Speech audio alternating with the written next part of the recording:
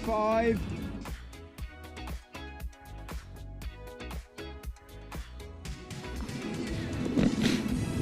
Well, good morning, ladies, gentlemen, and everybody else, and welcome to the Lee Valley Hockey and Tennis Centre for the Not Sports Schools Championships Finals Day.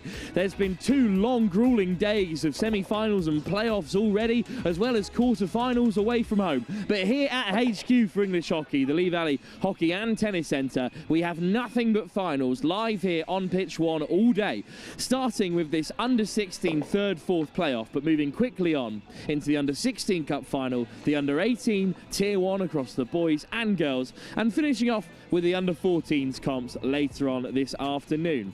I'm Wilf Kemsley, who will be bringing you through all the games alongside my co-commentator today, Anna Rose Gravitas. Anna Rose, thanks for joining us. Well, you're back at Lee Valley Hockey and Tennis Centre. You spent a lot of time here recently, but this is a huge day for these players. Yeah, exactly, and what a place to play as well. I remember doing it when I was at school so vividly. Best times of my life being here. Yeah, very excited for today. Well, it's a good time to bring up the weather today. It looks pretty bright so far, but the wind is howling across the Lee Valley Hockey and Tennis Centre as we approach centre pass in this Under-16 playoff game. It's going to have a big impact today on all of the fixtures. Yeah, exactly. I think just the noise of the wind as well is really hard when you're on pitch trying to listen to your players and also to the whistle as well. I can imagine umpires are going to be tense today as well. It's a huge team here at English Hockey that have put this together. It's been a massive finals day, and this is as big and as best that it's ever been. There's so many people involved, volunteers, umpires, and the team who are in that far office just at the top, making sure everything runs smoothly. They've already managed to circumnavigate one disaster this morning from the admin front. They're doing a top job, and we cannot wait to get stuck into our first game. It is the losers from the semi-finals yesterday in this Under-16 girls competition. It is, in our first game, Wellington College taking on Kingston Grammar. We're going to run up to the comms box behind you and get ready for this one. But Anna, just how excited are you for all of this top quality hockey? Yeah, really excited, and we start with an absolute bang. Can't wait to watch. So ahead of the Under-16 Girls Cup finals come at 11:30. Centre pass at 9:30 for the first game. In the cup, please welcome to the field of play your 2 sides, Wellington College and Kingston Grammar School.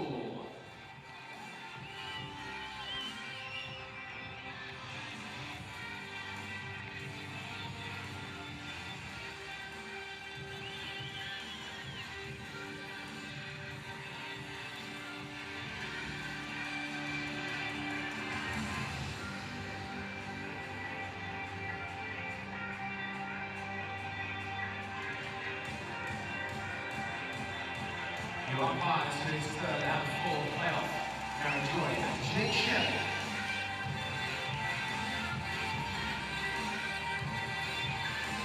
Let's run through the starting 11s to both sides, starting off with Wellington College. Number 1, Eve Williams. At 2, 6, Kitty Bryant. Number 7, Rosanna Kerr. 9 is Ava Franks Martin. 12, Cora McKay. 13, Alice Smith. 17, Captain Amy Blackshaw. 18 is Sophia Jeffrey. 19, Freya Liu, 21, Chloe Hu, and number 22 is Olympia Oman. Kingston Grammar, your stars Merlin, goalkeeper number 1, Iris Otting, at number 2. So there we have it, the 2 teams out of the tunnel. It's Wellington who will be playing in the light blue and black, taking on Kingston Grammar School in the white, fading down to the black shorts. And Anna Rose has joined me up here in the comms box. It's a tight squeeze for us here at the Lee Valley Hockey and Tennis Centre, but we've settled in for the morning and the afternoon. Big game for both these sides, a long, grueling season to make it to this finals day. Unfortunately, both beaten at the semi-final stage, but sides of great pedigree. Anna, and there's still a lot on the line here. Yeah, exactly. Actually, at this point, both teams have nothing to lose, and coming out with a medal is the most important thing here. Both teams will be super up for it, and yeah, really excited. And there are some big names to watch out for in these 2 sides. They've been read out here live on the announcements, the team sheets. There's a couple of England trial lists, a couple of players who have made their national debuts already, despite being at the tender age of under 16. So some very experienced hockey players amongst the competitors here today. It will be Kingston Grammar School playing from left to right in this opening quarter of 17.5 minutes. We begin in 10. And in 10 seconds, it'll be Joe Tasker, one of the two Tasker twins in this side, who will get us underway in our first game here at the Not Sports Schools Championships Finals Day at the Lee Valley Hockey and Tennis Centre. And Kingston are up and running.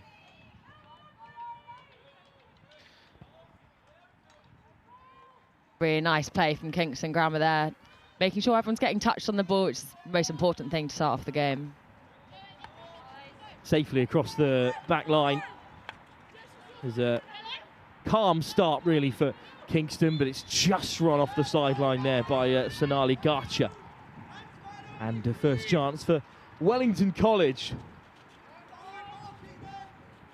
It's been a really successful season for both these teams to make it to this point, even if they don't have a cup on the line in this final game. Wellington, of course, a sporting powerhouse.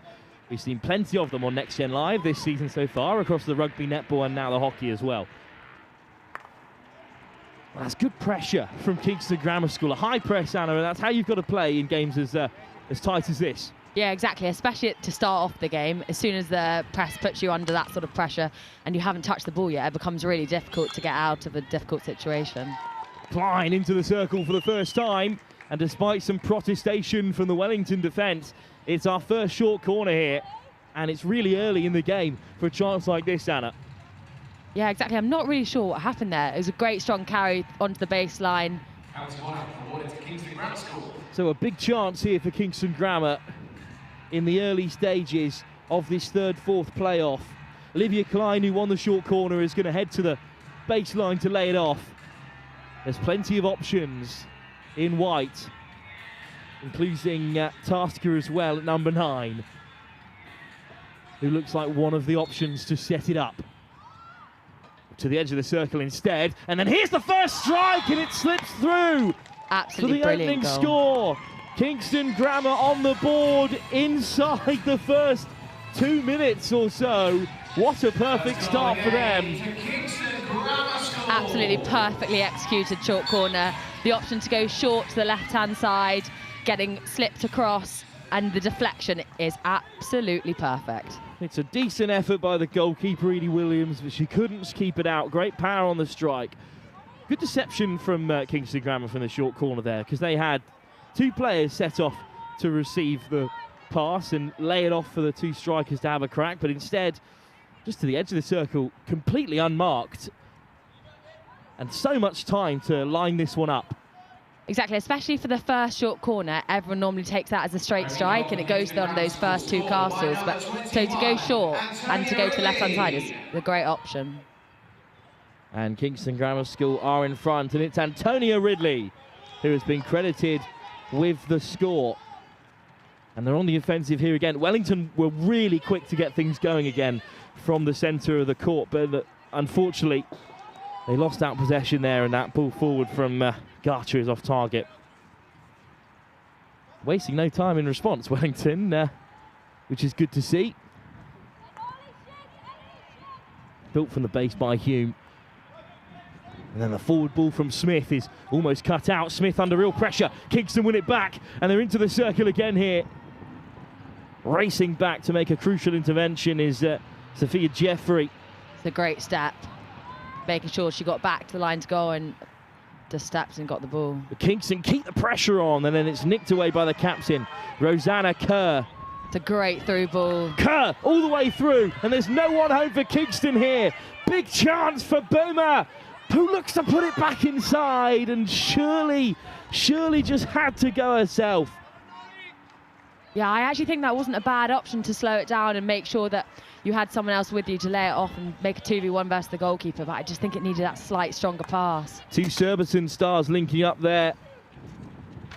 Burma and Kerr both on the books at that historic hockey club, but they couldn't get Wellington's instant reply through the gate. But, well, if it's going to be end-to-end like that all morning, we're in for a cracking opening game here at the Not Sports Schools Championships. And you're so right, Wolf, as the Kingston Grammar pressing so high, giving the Wellington defenders, the back line, no time at all. Long ball forward, really the only option at the moment. It's been nicked again by Kingston. And Klein waits in the centre of the circle. On the turn, desperate to win another short corner, and it's great work from Kingston Grammar School, and they will have another huge opportunity here to go further ahead. But you think here from Burma, she does well to draw the goalkeeper out, and if that pass connects, it's a tap-in. Yeah, exactly, but credit to the Kingston Grammar defender running back, making sure that she's marking that player, because it's so easy to give up in that situation. That's lovely work on the turn. Nothing much that Wellington could do about that. Contact with the toe, short corner it is. Klein looks to send another in here. And they'll be more wary this time of Antonia Ridley. But it comes back to Ridley on the edge. Oh, it looks like one of the Wellington players might have broken early, so we'll have to head to the halfway line and they'll have to defend with 3. Well, Rosanna Kerr was right up there. Just thought it was great pace off the line. But now Kingston Grammar handed a huge opportunity to go twice ahead. Again, it's Ridley. This time, a fantastic bit of defence, but the second effort is tucked away. A great block from Blackshaw, but it wasn't enough. And Kingston Grammar School, 2 up inside the first quarter. 2 short corners. It's clinical. Yeah, it's a great reaction off the first running defender, which is really good. She blocks it really nicely, and the Kingston Grammar girl, she's so good that she doesn't take a touch, just that backspace shot. Kingston Grammar School 2 ahead. And now here's Klein. They've won it back already here, Kingston. And Klein sticking to the sideline and making plenty of yards here, trying to get on the outside of Luke. Klein slips it into the circle again. Second goal for Kingston Grammar School, scored by number 11, Jemima Mack. And it's Jemima Mack, who's been credited with the Kingston goal as well. What a start for them. Up by 2 and still keeping the pressure on. One back in the centre of the park by Sophia Jeffrey. And it's going to be a free hit as well for Wellington. And Chloe Hume sends it all the way across. They've just got to have a bit more time in possession here, Wellington, as they give it away again. Kingston certainly dominating the stats at the moment in terms of possession, Anna. Yeah, exactly. And it looks like Kingston have also, they're swapping between the 4 and the 3 at the back, which is really impressive stuff for girls that are only under 16s. Makes it that much harder for Wellington to press against. That's such a clean finish as well, as you spoke about earlier. No need to take the touch, just sweeping left to right as she retreated back the Kingston forward. So what a start for them. But Wellington with the sideline hit, looking to keep some pressure on here. Just going back to that shot as well off the short corner, you don't even need anything that clean, because the defenders are off guard and the goalkeeper doesn't have a clear line of sight, so getting anything at goal, and especially with that sort of precision, is the exact right option. Well, Kingston were beaten by Repton, which many have been before. They've had an unbelievable record here at the Notts Schools Championship since it was first put on back in 2014. Yeah, I remember being beaten by Repton 1-0 in this exact competition at under 18, and I don't think I quite have got over it even yet. And their under 16s are through to the final to take on Marlborough. Now, free hit in a dangerous area for Kingston. It's patient from them to begin with here. Real battle forward on the edge of the circle, but Kingston drive towards the baseline again.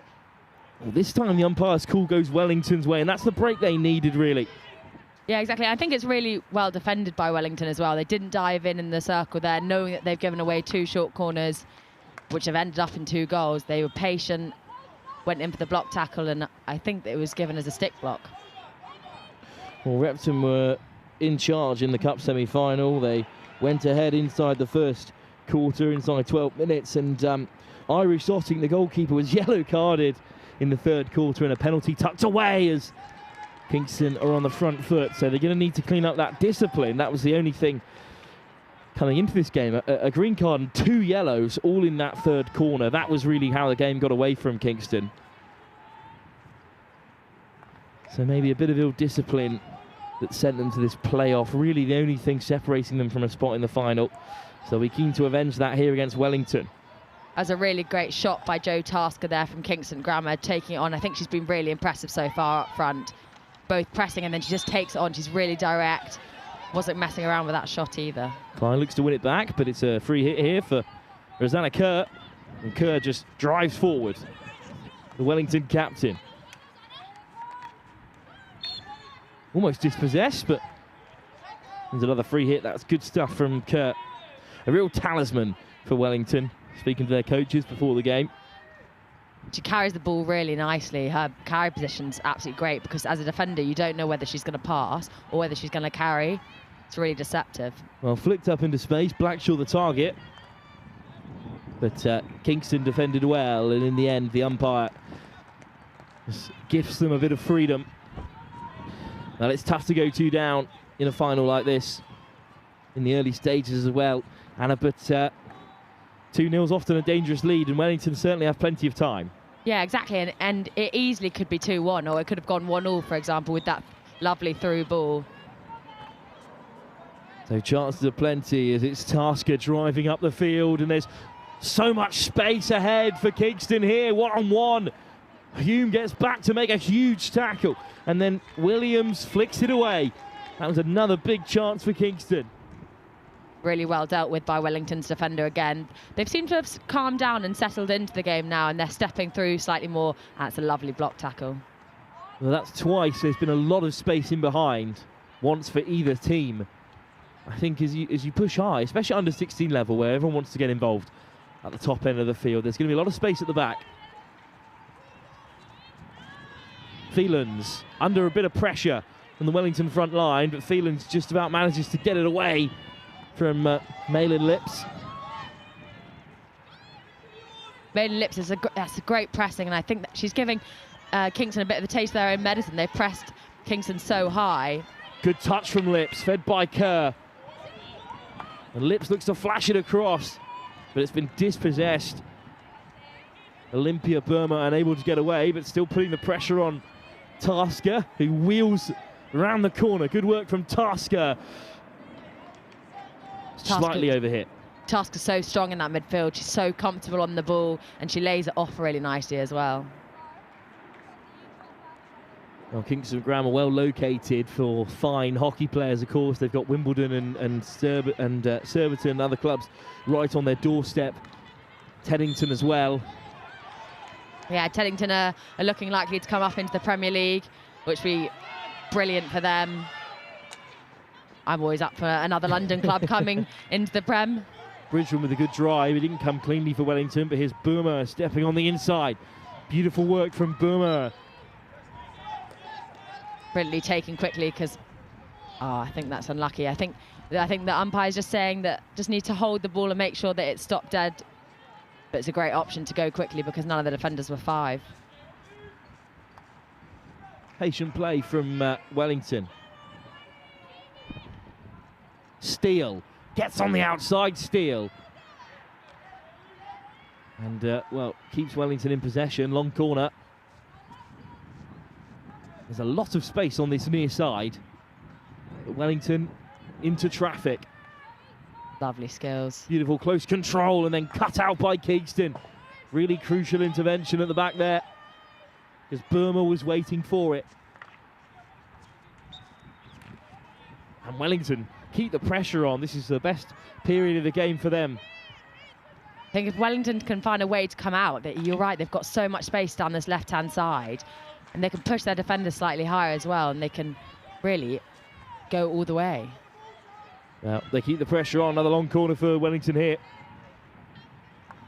They're disappointed to come away without a clear-cut opportunity from this attack at least. It's a deflection. It could go anywhere. It comes for Wellington in the circle, but there's just too much height on the strike. Almost a big chance there for Ava Franks-Martin. He's recently been in and around the England under-16 setup. Another Surbiton player in the Wellington ranks. Good connection, just too much on it that time. Yeah, she does really well not to rush it as well. I think she checks her shoulders and realises that no one's around her and waits for it to stop dead because it was bouncing and she got a clean strike at it. But yeah, just needs to keep her head down and keep that ball follow. Kingston looked very composed at the back. And even under pressure like that, they still managed to win the free hit. Yeah, it looks like Wellington are starting to press slightly higher. Well, in the under-16 comp, it was Wellington who went 4 from 4 in their B League. They were pretty impressive as well. They put 7 past Bromsgrove, 8 past the Purse, 6 past St George's, and 11 past Solihull before taking down Cranley in the quarter-final. So they've been really high scorers, and it's a good stop from the Wellington goalkeeper, but it will be another short corner. And to be honest, that started right from the back. They were under a lot of pressure, and it was just that pop through, and there was so much space for the Kingston captain to drive through, and she strikes it really, really well at the other end. Good Brilliant work. save by the goalkeeper, just came off and hit their own player, unfortunately. Good work from Le Hurray. Recently made her Division 1 South debut for Teddington despite being under 16. So may well be playing in the Prem next year. As we discussed, my point on those Wellington scores is that they have hit the heights. They've scored a bucket load of goals this season, so they'll very much still be in this game, but they have got to keep out a short corner if they want to stay in the fight. This time more traditional, and it was deflected in. Well, almost kept out right on the goal line there. It was tucked towards the corner. This is such a villainous deflection for Kingston. That is unfortunate, because it was almost a great defensive set for Wellington. Yeah, it's really nice from the deflector, because she stands right in the eye line of that defender who can't actually see whether it's going to get deflected or can't really see the ball. Well, Emily Parmenter scored. She's also been in her first look England trial, which is the start of the pathway at this age group. So congratulations to her. And Emily Parmenter, this great season continues. And again, it breaks for Kingston in midfield, and Wellington leave too much space at the back here. Le Hurray, one-on-one. Great save by Edie Williams. The Kingston captain denied. Connie Le Hurray is so comfortable on the ball. She absorbs that pressure really nicely, but she's got such a strong and direct carry. Could have been 4, and that could have been the game really in this first quarter.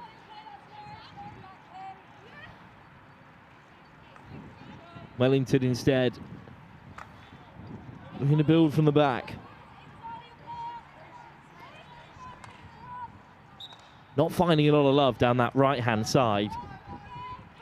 But Safia Chung has had loads of space on this near side to us from the comms box. Wellington might just have to switch up play a little bit here.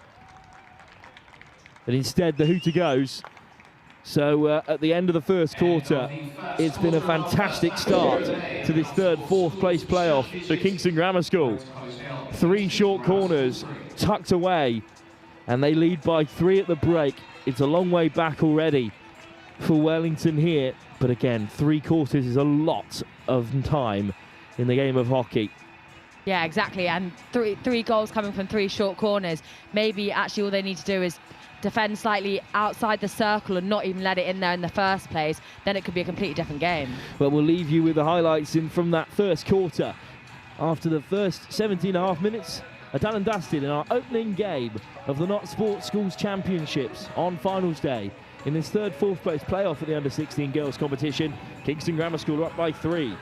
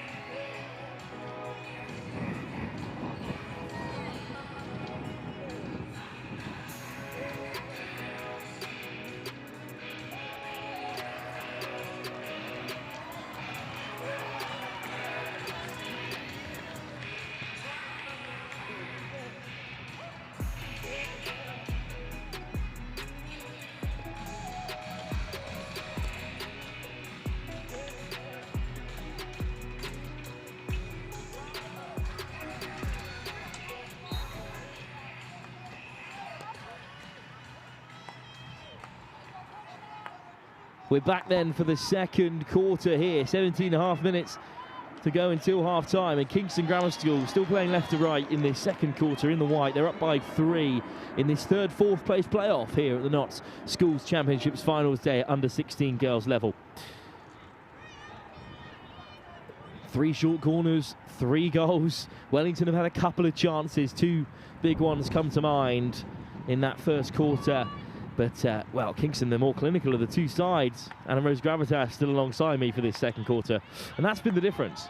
Yeah, exactly. And to be honest, 3 really well executed corners. You can't really argue with that as a defensive set and as a defensive unit. They've executed it perfectly and changed it up as well. But Wellington on the front foot here. It's Kerr racing away. And then that's a fantastic ball. What a strike as well. But it's off target from Wellington. Another big chance.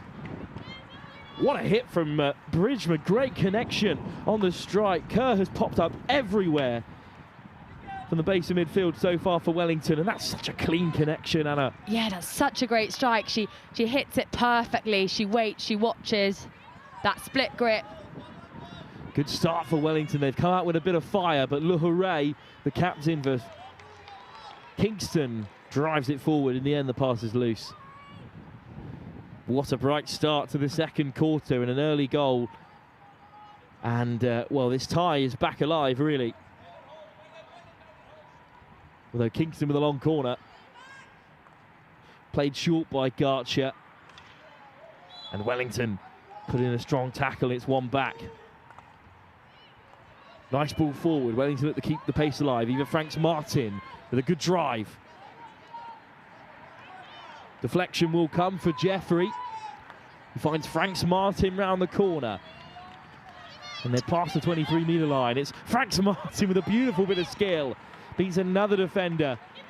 But there's 2 back for Kingston. Franks Martin. Oh, it just takes a deflection there. Advantage being played for Wellington. But what a run by Eva Franks Martin. She started on the halfway line on the far side. Ends up in the bottom left corner. Yeah, she received it in that screen position in front of the defenders, and she does so nicely. Her first touch is great, and we've seen 2 lovely spins from Wellington. Well, that could have gone anywhere. Just miscontrolled by the defender in the circle. But in the end, it's a free hit for Kingston Grammar. A lovely bit of skill. That spin, which is so hard to defend. Well, what a start to the second quarter for Wellington. Not a mountain, but a bit of a molehill for them to climb. Certainly at this early stage in the 3rd/4th playoff in the under-16 girls competition. Cut out again by Wellington. And they win the free hit from the umpire. Well, they'll take it from the sideline here. Good start. And maybe a chat at quarter time was about Wellington, how they press, because they've come out slightly differently, and they're pressing with one splitting the two full-backs, which is really interesting. Maybe they've identified that the captain for Kingston is a really strong player for them, but to stop her getting the ball back. Well, Tasker won it back for Kingston, and she's keeping the pressure on here. But Franks Martin with another daring run. Franks Martin skips through 3 players. Well, Franks Martin has really come into the game in the second quarter. Kerr, the captain, looks to slip it through, but Tasker cuts it out. Free hit, though. Franks Martin will take it quickly. Franks Martin looking to sneak it through. But look at that for composure at the back for Kingston. But it hasn't come off for them here, and it's a strike at goal. But it slid wide from Kitty Breyer. But Eva Franks Martin has turned this game around in the second quarter. The momentum is all with Wellington. And also, I think they've just had a bit more of the ball, Wolf. They've passed it around a bit, and they've backed themselves. It's always hard in these games, maybe in the first quarter, to get your confidence up. But yeah, they've come out in this second quarter absolutely raring. Well, Kerr cut it out, but Tasker's managed to get on the inside of her, and then Wellington have it again. That's a great pick from the Wellington defender. Now Kerr can flick it forward. Calmly collected by Kingston in front of the defence. Safia Chung from Wellington does really well there, because that would have been another one-on-one with the goalkeeper if Kingston had managed to connect with it. But she steps through really nicely. Chung loses her stick in the process. And that's beautiful work from Tasker to get around Kurt. Here's Parmenter. Goal scored already in the first quarter. Chloe Verdult. Kirk. One back by Wellington. Here's Breyer. But straight away, it's swept up by Lauren Kirk, who's been so stable at the back for Kingston so far. Possession changes hands a third time and then a fourth. In the end, Wellington with a free hit. They had advantage from the umpire there. That's wonderful work from Tasker again. Izzy Tasker this time. I think stability is the exact right word that you can use to describe Kingston. They've been so calm at the back and they're happy to keep the ball rather than rush, whereas I think Wellington are desperate to go forward, potentially because they need to, because they're 3 goals down, but Kingston very calm over the ball. The high press from Kingston Grammar School still in play, and here's Tasker. Some pressure from Lips, but evaded by Kingston very well. Stolen back, Franks Martin. Lovely step through.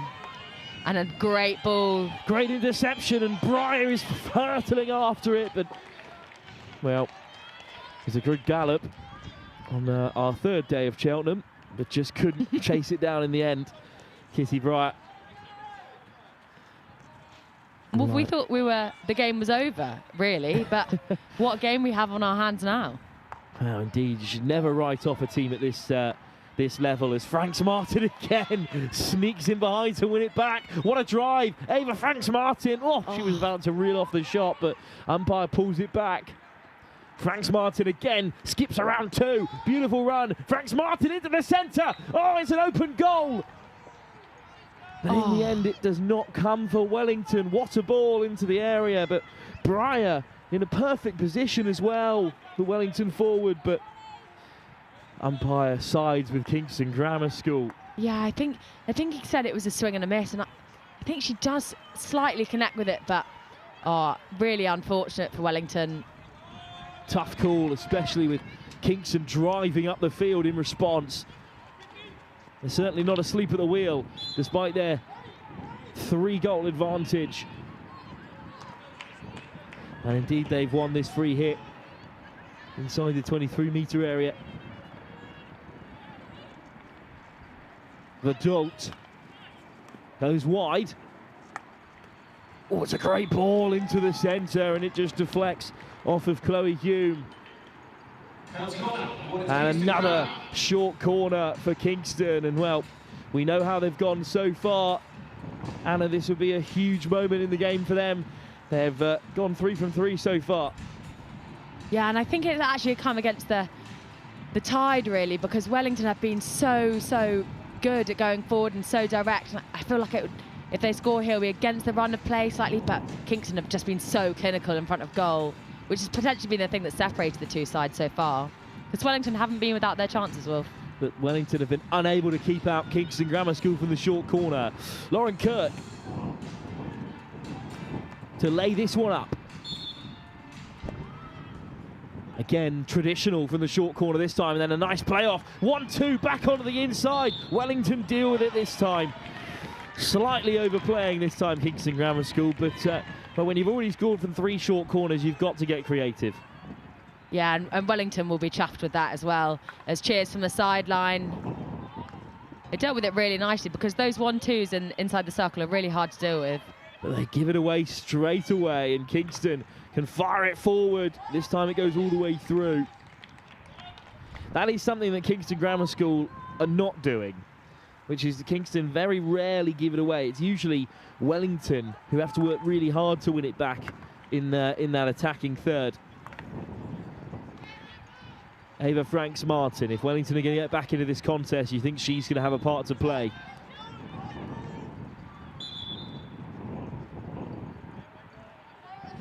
Yeah, she's been reading the game really nicely. She just has been stepping through when they've needed her, and she's turned over a lot of the ball in that midfield. Another of the Surbiton members along the Wellington ranks. No wonder she's a talented player. Oh, Chung wins it back. High press for Wellington. And that's a beautiful touch. And this could be a chance for them here. Driven into the area by McKay. perfect touch on that reverse. Not easy because it's bouncing, but she deals with it really nicely. Plays a hockey at Reading as well. Another good club and another local one for Wellington. The best club, actually, Will. Slid all the way through from the long corner, so Kingston again survive, and that had a hint of panic about it, just because I think they know they've got to rush. They've got to get back into this game. But as soon as the first one goes in, I think Wellington will be right back into this. Yeah, exactly. And I actually don't think they do need to rush. I know it's really hard when you're 3 goals down in a third, fourth game, but there's so much time to play. There's still a whole second half to play. So, and these games aren't short either. But it's another through ball for Kingston. They've been very good here. Great pop. But cut out by Wellington. Slid all the way through. Kingston Grammar really applying the pressure.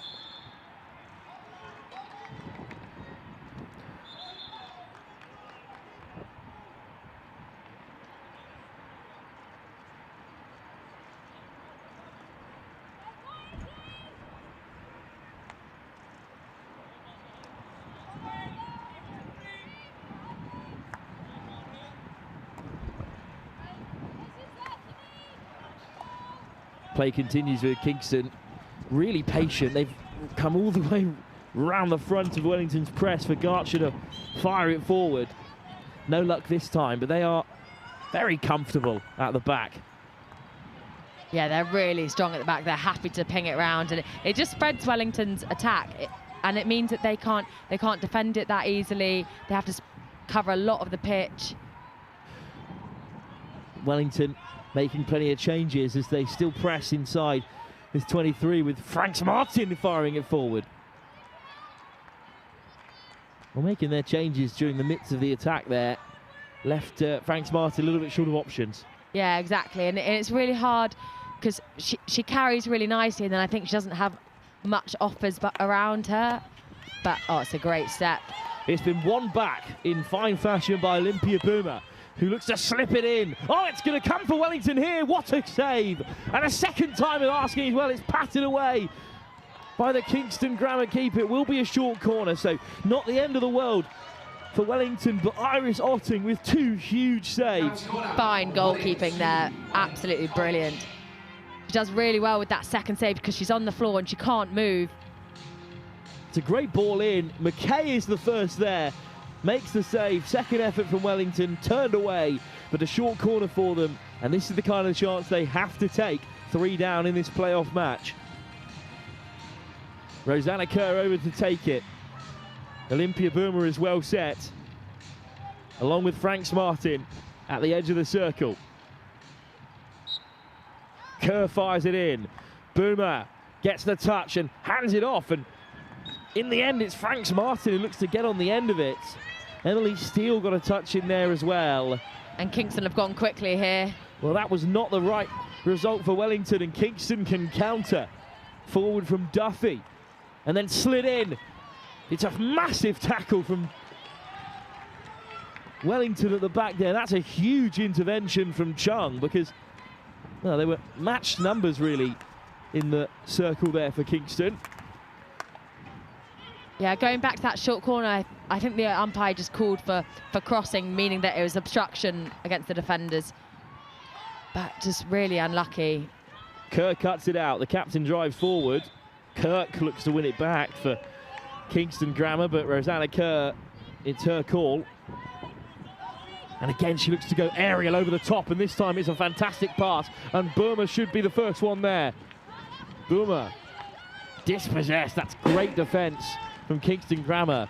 She's gone for that flick a few times, the Wellington captain, but that time it really worked out. Yeah, the aerial in and behind the defence is exactly what Wellington need, because I think they're trying to go really direct, which is fine, but Kingston Grammar defenders are really good at anything through their body space, so going over the top is a great option. Chung with a long ball in, and Franks Martin making a mess of things, for the free hit's going to go Kingston's way. We talked about how much space that Chung's had on the far side, and again, once the ball came to her there, she had so much time to take it forward. Down the right wing for Wellington. They're knocking on the door here. No scores as of yet in this second quarter, but Wellington have perhaps been the better side of the two.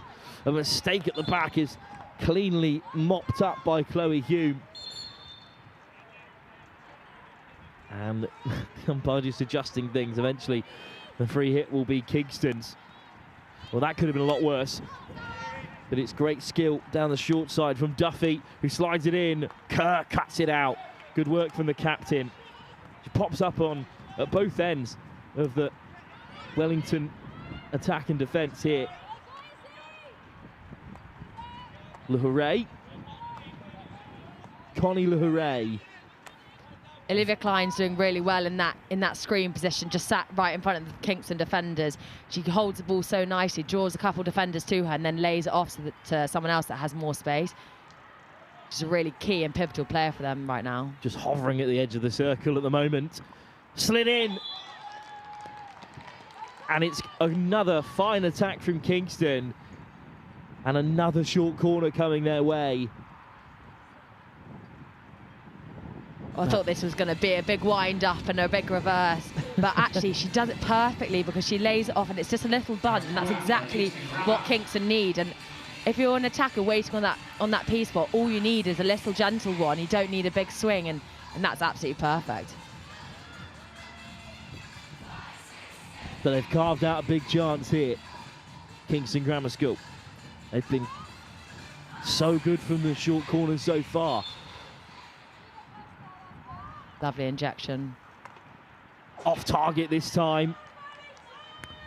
But every time they set up those short corners, they look dangerous. Wellington at the moment, not sure whether to come or go. That time it's the captain Lahore, which just hits it wide. Or it's Tasker, sorry, I should say, who was there to strike it for Kingston Grammar School.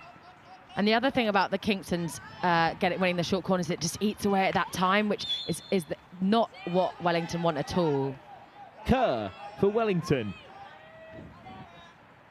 4 in white surround her, but Kerr brushes against the sideline and just runs out of time in this second quarter. Well, Wellington much improved as we head into half-time. They had some big chances to cut the deficit. At the moment they remain 3 goals down, but if you're in the Wellington coaching staff, I think you're delighted with how the side have reacted. Yeah, exactly. They came out, pressed more aggressively, they split the 2 full-backs, and actually they've had way more opportunity and they've had way more time on the ball, which is exactly what you want. Still 2 quarters to play in our first game of the day here at the Not Sports Schools Championship Finals Day, live from Lee Valley Hockey and Tennis Centre in this under-16 girls 3rd, 4th place playoff. It is Kingston who retain their 3-goal lead that they built up in the first quarter through 3 fine short corners, I should say, as we head into the half-time break. Plenty of time still for Wellington to get back into this one.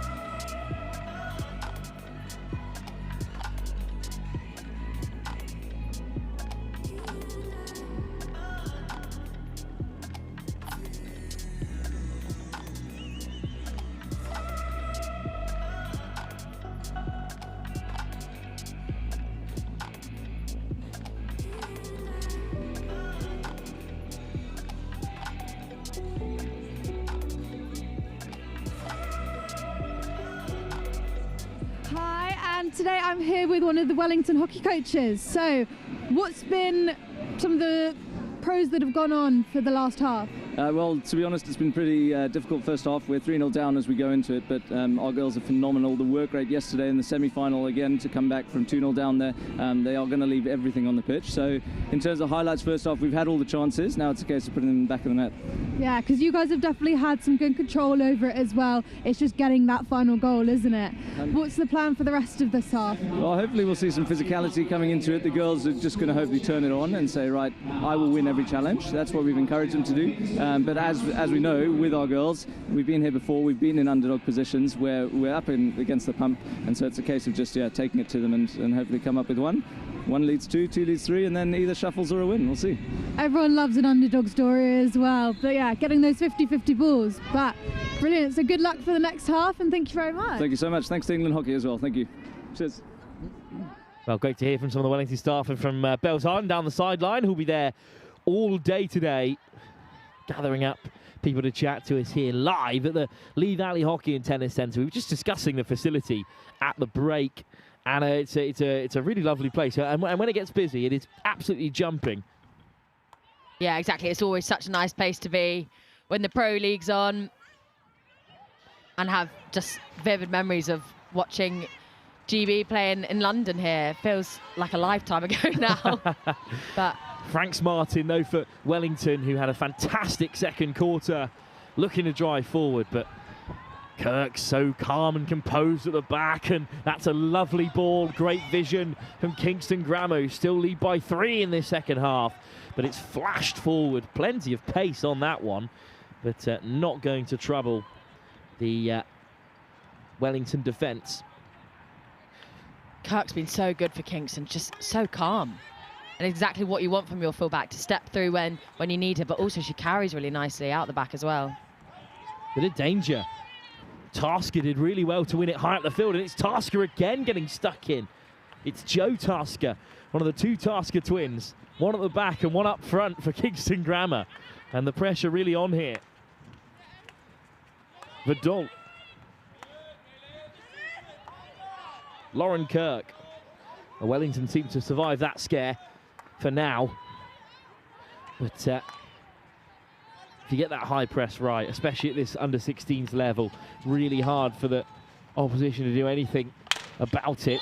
There's plenty of power on the strike. Yeah, and great defending, to be honest, because all you want to do in that situation is move out the way of the flying stick, but she does really well to stay calm. Well, you're talking about catching GB here at the Lee Valley Hockey and Tennis Centre. You can catch England men and women who are back in action in the FIH Pro League from the 13th to 28th of June. Tickets are on sale now at the England Hockey Tickets website to book yours. Some of the best teams in the world will be live here at the Lee Valley Hockey and Tennis Centre. Can't wait for international hockey to be back here at HQ. Yeah, they're out in India right now for the World Cup qualifiers. Well, the women are. And they've been really successful so far. Lots and lots of goals. It's been a brilliant watch.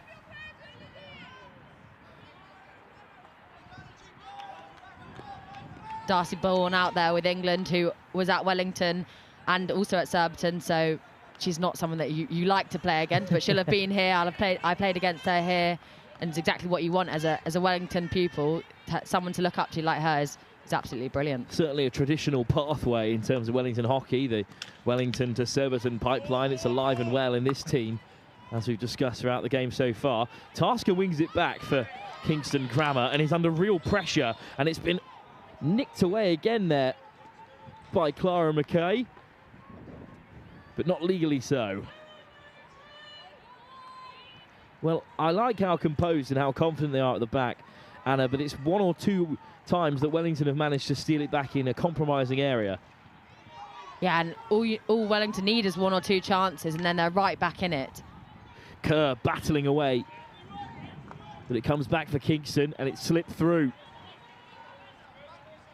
Well, they're racing back in blue and black here, but a slight trip, and Kingston have driven so deep.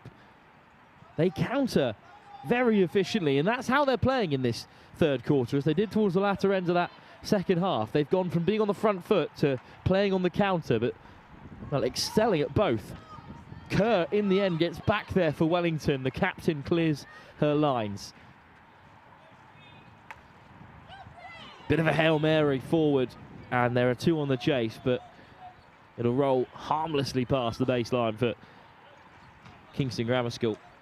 Yeah, Wellington are so good when they have the ball. I just like them to have a bit more of it and to keep hold of it for slightly longer. I think potentially because of the scoreline, they're trying to be really direct and trying to go quickly, but I just want them to keep the ball for a bit longer because they're more successful when they do that. And it's interesting to see this Kingston Grammar School side who are able to play very different styles of hockey. Firstly, with the high press, winning it back, short corner on short corner, and now they're sort of biding their time and waiting to counter, just like this, as they slide it forward again. Cutting back on the inside comes Barker, and then beautiful control round the goalkeeper and slotted home. So composed, so nice. He does really well, moves the keeper, takes it, drives really hard left and moves the ball so nicely around the keeper. Very, very hard as a goalkeeper to do anything about that. We were just saying how quick Kingston can hit you on the counter, and Barker perfectly weighted pass into the circle, and I think it's Tasker who slips around. Joe Tasker it is this time, on at the break, and it is the number 9 who has Kingston's 4th, and that is a really tough one for Wellington to concede. We were talking as well at the break about how Wellington needed the next goal, and they haven't got it. And I think Kingston's number 7, Olivia Klein, has just been shown a green card, so she'll be off for 2 minutes. Well, that happened in the thick of things, didn't it, straight after the goal? So maybe a way back for Wellington with Kingston down a player for the next 2 minutes. Although they have swept it up again at the back. And how about this for a break? Beautifully played forward. One touch round the last defender. Mack, stolen by Kerr, but then it deflects Kingston's way again. Kingston move the ball so nicely. They two-touch hockey, they play into space. It's really fast and free-flowing. Good defence from Chung. Swept away towards Jeffrey, who's marshalled off-field. Watching this goal again, so nice. Does really well, because one-on-one with the keeper, everyone thinks that's an attacker's dream, which it is, of course, but it doesn't come without the pressure. Great finish from Tasker. Kingston still looking to press here. And the call does go Kingston Grammar School's way. Well, both Taskers have had a part to play in this game, and they were both part of this amazing Kingston Grammar School cricket team. This under-15 girls group, as they were last season, were national champions in 3 separate competitions, and so many of the players in this hockey team were part of it. Great ball by the captain, Connie Leharay, but it runs harmlessly wide. It's always great to see a fullback driving through, because it really messes with the press. As soon as a defender drives with the ball from their outlet, it makes it really hard, because you have to step off and you have to do something slightly different. And again, Kingston keep the pressure on. They are not settling at all in this third quarter. Tasker couldn't be controlled. Well, again, back on this unbelievable success for Kingston Grammar School last season at under-15s level. Sonali Garcher, Klein, both taskers, Mac Price, Ridley, who's also scored. Antonia Ridley scored the opener. They were all involved in that cricket team, which had such unprecedented success at under-15 girls level. Great to see some multi-sport athletes at this age group. Yeah, exactly. And it's so transferable. That hand-eye coordination and the control that you have is so important, and we can see it now in the GB women's squad. Both Hamptons, Olivia and Sophie Hampton, both cricketers, tennis players. It's so important to be able to play multi-sports. Klein slides it back. Verdalt takes it beyond halfway. Klein looking to get away from Kerr. Much easier said than done. Kerr tracks her all the way. Cut out in the end by Sophia Jeffrey. But Kingston, they are dominating possession across this third, fourth playoff. Tasker has her pass intercepted. Maybe a chance for Bulmer to break. Lovely control, but needs support here. Bulmer loves a right to left drag, goes in that reverse. Very, very nice. And unfortunately, when Wellington lose possession, the break is on for Kingston. It's 4-on-4 at the back at the moment.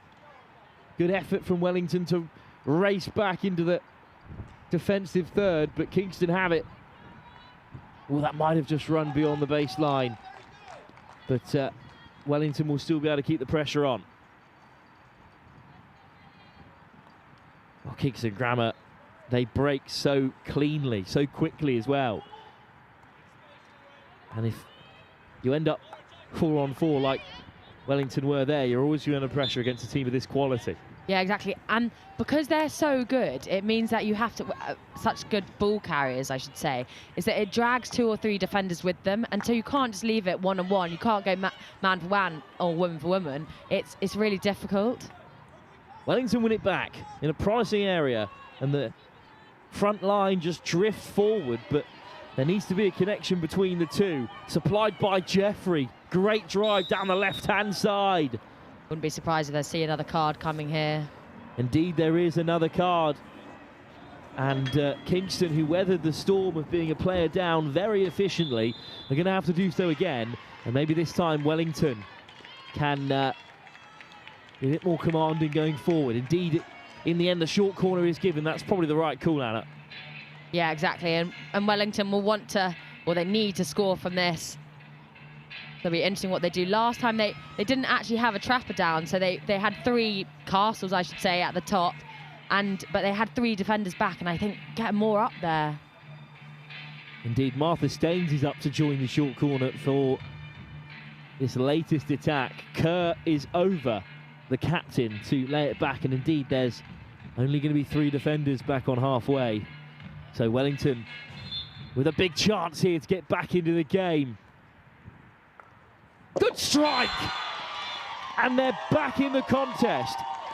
Very calmly collected by Clara McKay, who found the pass, and it reached the bottom corner. No chance for the goalkeeper. It's really nicely held by the person right on the top of the D, drags that first runner and slips it to the left, and it means she's got time to strike it so cleanly. Sophia Jeffrey, the right goal scorer as well. She won the foul that led to the card and to the short corner, and Wellington on the board, and who knows, another goal perhaps before the end of the quarter, and we have a real contest on our hands heading into the final 17.5. Oh, I thought Rosanna Kerr had won it back in a fantastic position.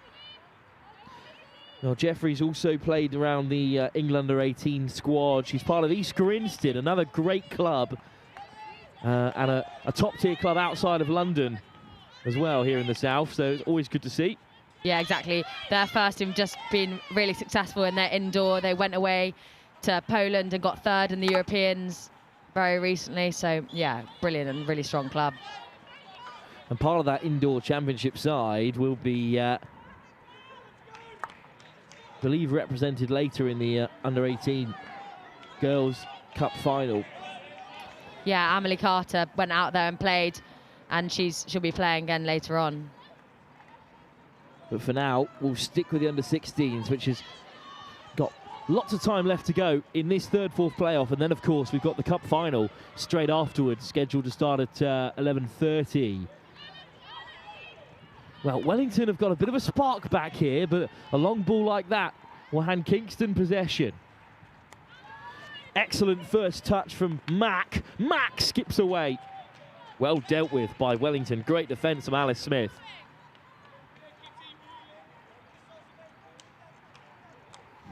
Welling trying to go really quickly. Hume. Almost away from Smith. Press is the call from the Kingston midfield. But Smith with a good carry and wins a free hit as well. Take it quickly. Oh, that's a shame, Anna. Forced back by the umpire. I love the option to go quickly because that's exactly what Wellington need. They need to break that first line defence, and then it's then creates 2v1s all the way down the pitch. You're after a little bit more flow from the umpires, I think, today. I can sense it. Always. Let the girls play. Does so well to control it to begin with, but misses out in the end. And again, across comes Wellington's covering defenders. That time it's Jeffrey. Still a player down here, Kingston. Still playing really well. Still on the front foot. Connie LaHouray, the captain. Harag still going. Winds it up. Oh, it's off the post. It's a brilliant strike. It's gone in. Well, it was off the inside of the post. And from our angle, it looks like it's deflected straight out. But instead, Connie LaHouray with an outstanding strike. Let's have another look at it here. It glances off the inside of the left-hand post and then shoots back out, but over the line first. What a hit from Connie LaHouray. And despite being down a player, the Kingston Grammar School captain has settled the nerves, really. Yeah, you'd be absolutely delighted with that. Both the carry and then she had the time. She winded up early. I thought Kingston might get her. No, I thought Wellington, might get a stick in there, but she knew that no one was around her and strikes it so cleanly at the near post. LaHouray, as we said, has been playing senior women's hockey this season for Teddington already. What a bright future in the game she has. It's been commanding at the back, but that was such a great drive forward. Wellington had everyone behind the ball. Yeah, I think it'll be a busy weekend for her. As I think if Teddington win this weekend, they get promoted. So good luck to her.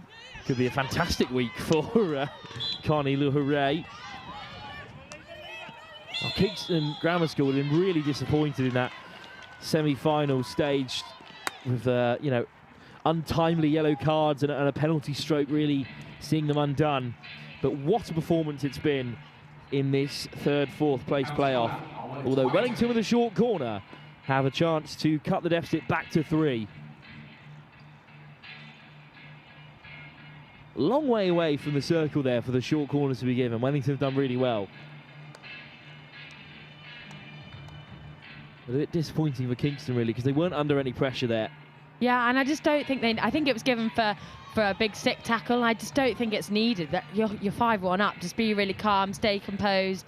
But having said that, they've defended brilliantly all game so far. So Chung, and it's Jeffrey who looks to find the pass, but it's intercepted. It's a really good high press, and it's Connie LaHouray that won it back.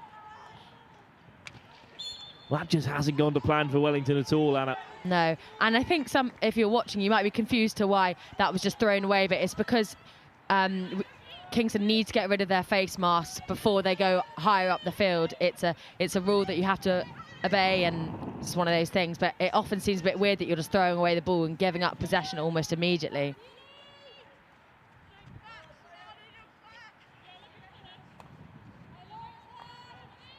LaHouray.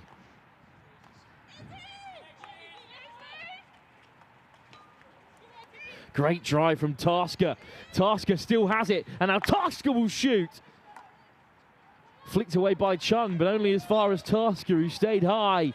And that's fantastic work from Izzy Tasker.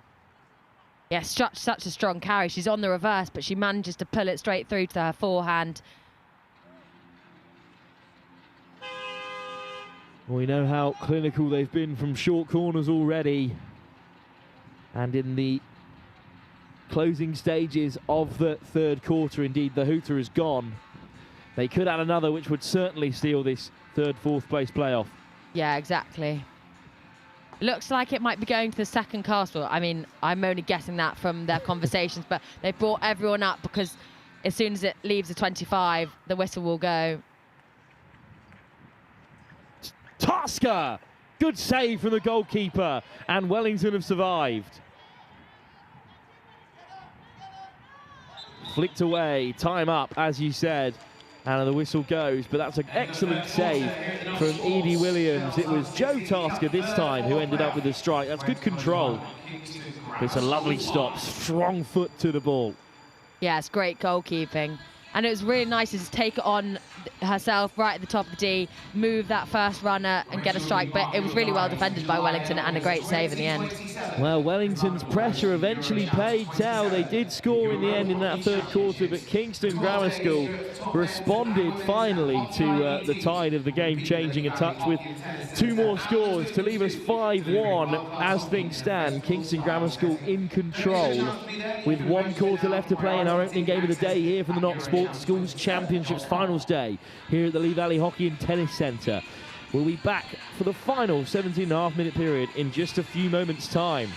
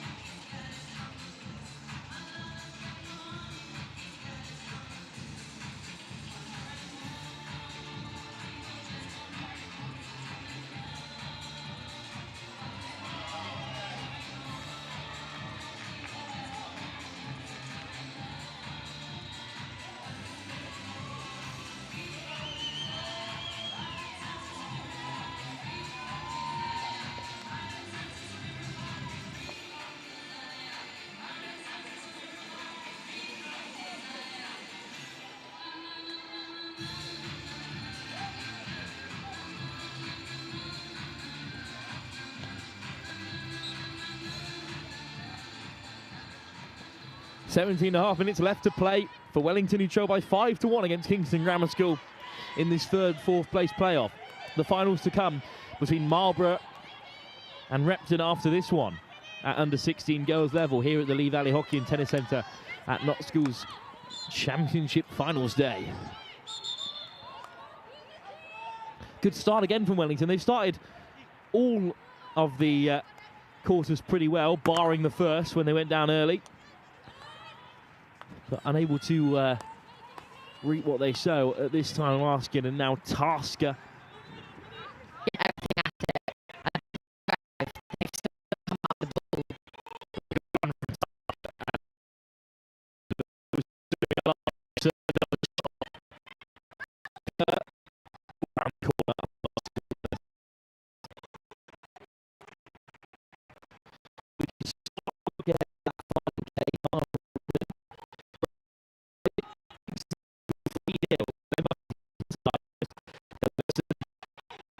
Moments in that game, like for the goalkeeper, which led to a penalty stroke, which really lit that game up. Marlborough beat this Wellington team 3-1. I think Repton are slight favourites in that final, as they often are on finals day, although they haven't made the last game of the under-18 girls all-boys competition. Very loose in the circle there, but Wellington break. And they're flooding forward here, the blue and black. Unfortunately, the out ball just isn't there for them at the moment. Yeah, it's really unfortunate. I think they just need to connect in there. And if they want to play long, that's absolutely fine. But the forwards just need to be slightly more aware of it and just try and get their best to get on the end of it. Kingston back in control. Cut out by Chung and flung forward. Chance for Wellington to counter here. That's a great first touch. Lovely first touch. And Wellington should be on here. What a drive it is for Wellington. And a lovely spin as well. She had 2 players on her, and I think she managed to get it just in between the 2, and as it goes for a long corner. That's a brilliant drive from Clara McKay, who got the assist for Wellington's goal as well. Kept in play by Blackshaw.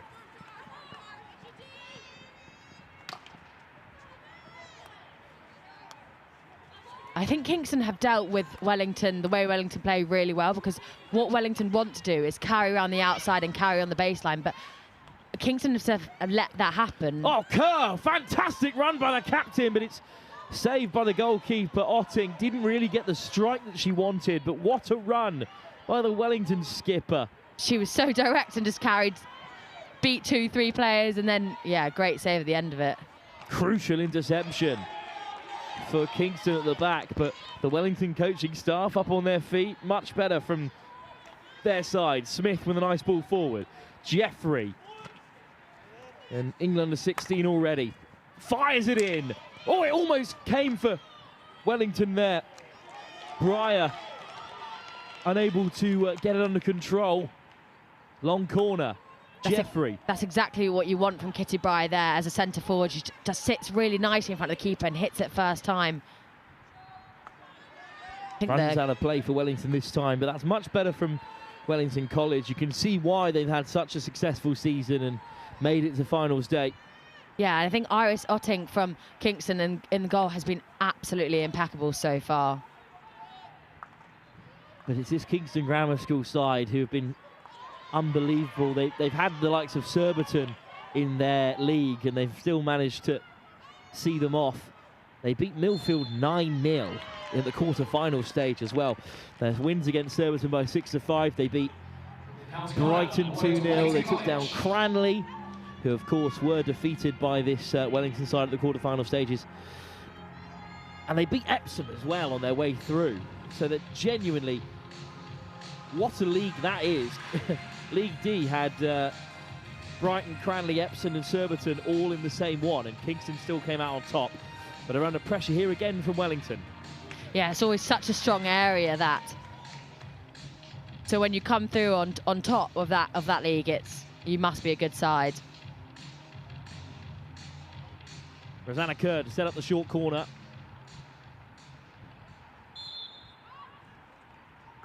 Jeffrey flicks it to the near side again, and it sneaks in at the near post, but in the end it's just wide. Oh, that's so close for another score for Wellington. Looks like it took a deflection off that first runner. And a crucial one as well, because the goalkeeper was beaten. Great effort from Wellington, but they still have possession. Great touch. What a touch from Jeffrey, who wheels it in. Oh, it's a fantastic touch to begin with by Kitty Breyer. So unfortunate there, just nicks it onto her foot, but that's exactly where you want her to be, right on that P spot for the deflection in front of the goalkeeper. Hooray to the far side. There's a real battle out there, but Wellington have won. Still playing to the very end here, Wellington College.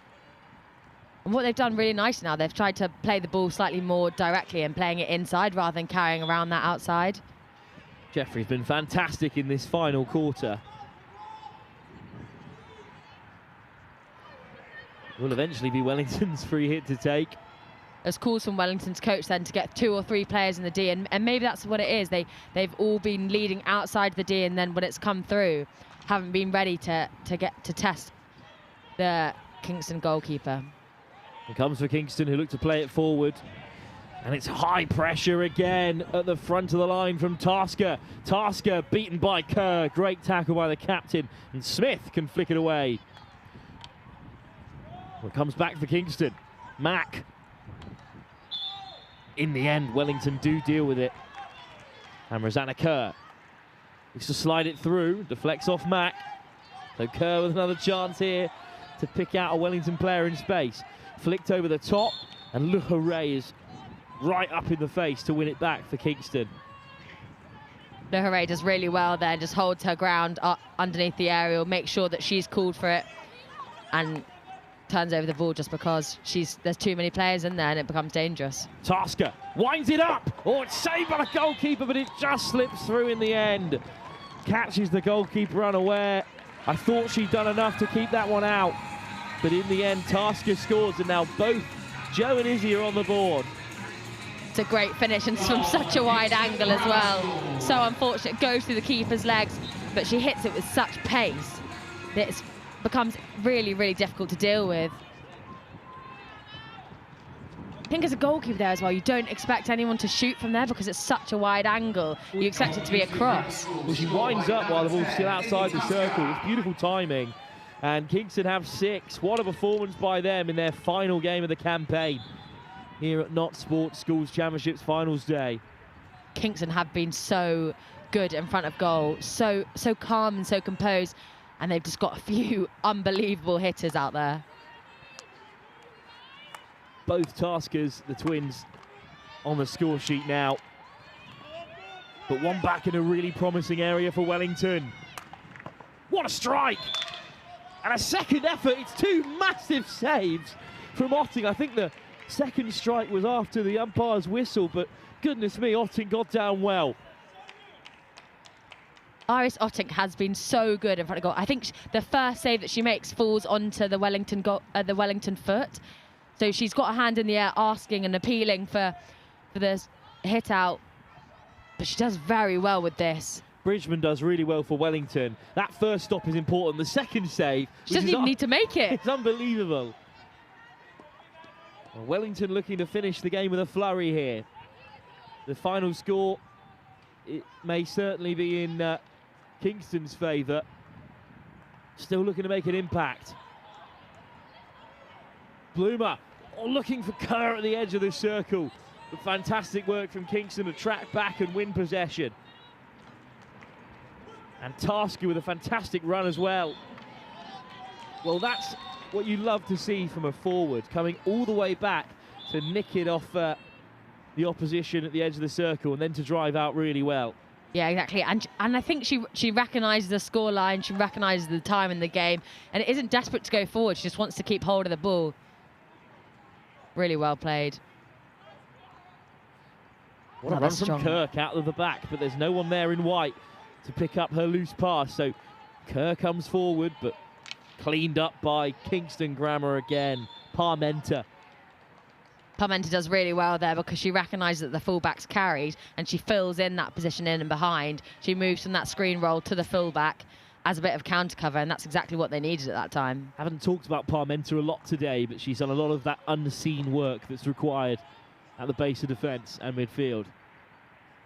Yeah, to recognise that there's a big gap in your back line at this point in the game when you're 6-1 up, it just shows how crucial and how good of a player she is. Le Hare out for Phelans. Phelans under pressure from Wellington, and Lips almost wins it back. Lovely ball from Parmenter. Maiden Lips has been relentless for Wellington, just pressing, making sure that the Kingston defenders have, especially their halfbacks, have no time on the ball whatsoever. Kerr. Oh, that's wonderful from Kerr to battle her way through a crowd of white and black. She's been excellent today for Wellington, even at this stage with her side 6-1 down. Jeffries as well has come alive in the latter stage of this one. Jeffries, oh, it deflects off a Kingston defender and goes straight through. Unfortunately, because that was hit from outside the 25, it doesn't count as a goal. If she was inside, then it's play on, and the goal will stand, but Wellington will be unhappy with that. Just a long corner instead, but again, fine work from Jeffries. Carr tries to pick her out. There's good cover on this near side. Kiara Duffy. Well, this is great work from Jeffries, and you can see it's running all the way through for Breyer, who again finds herself in a great position. Deflected in, but obviously just a long corner. Smith playing a lot higher in the end of this fixture. Here's Lips. Into the circle. Looking to slide it across. Watch Blumo, who's won it back, and Boomer has a strike. Dealt with by the goalkeeper, Otting. Came a long way out there to clear her lines. Yeah, Wellington have started and have gone all the way through this quarter really, really strongly. Kind of wish that they'd have had this sort of passion the whole way through. Well, they've certainly had moments. That second quarter, after going 3-0 down, they were certainly on top of that stage, and they were unable to score. We went into the break 3-0. If they had nicked one back then, maybe the game would have come differently. Because in that third quarter, they were also excellent, but Kingston hit them on the counter a few times and managed to score 2. Yeah. Make it 5-0, at 5-1 at that point. And then at that stage, the game is getting away from you. Exactly, and I think it's testament to Iris Otting as well, the Kingston goalkeeper, who has been so good in goal. Just any sort of sniff that Wellington have had at an opportunity, she's rebutted and said, absolutely no way, not in my home. Jeffrey's been fantastic, and it was great control from her again there. But here's the Kingston captain, Connie LaHaray, who scored one fantastic finish already so far. Klein back on after a couple of cards. Saw her take a long rest in this second half. Klein teasing Wellington. Kerr gets the stick down well and makes the stop, and maybe the break is on for Wellington. Great through ball. Here's Lips. Looks to flick it away from Parmenter. Wins a free hit. Kerr assesses her options. Kerr looks to go down the line. You can see what the vision is there. Looking for McKay, but didn't match her run.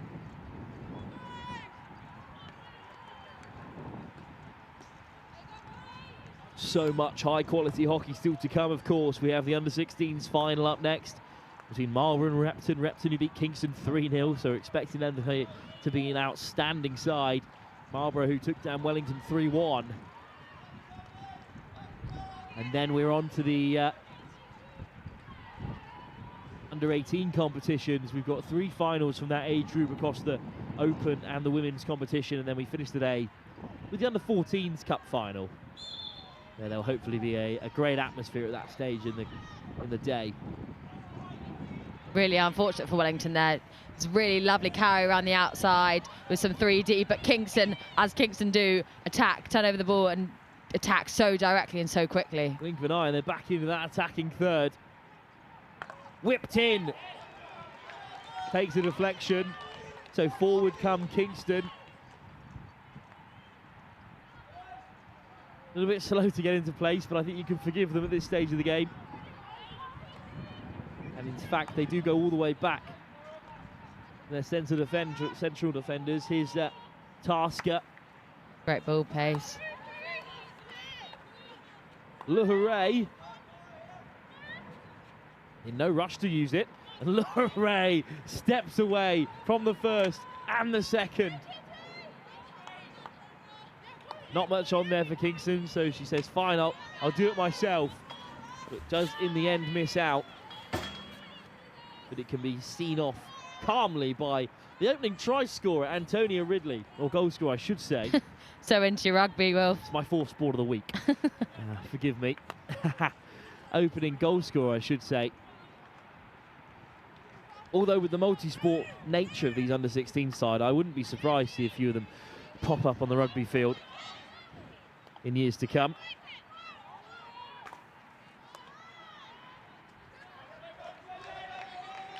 Deflected off of Ridley. Just speaking about there, of course.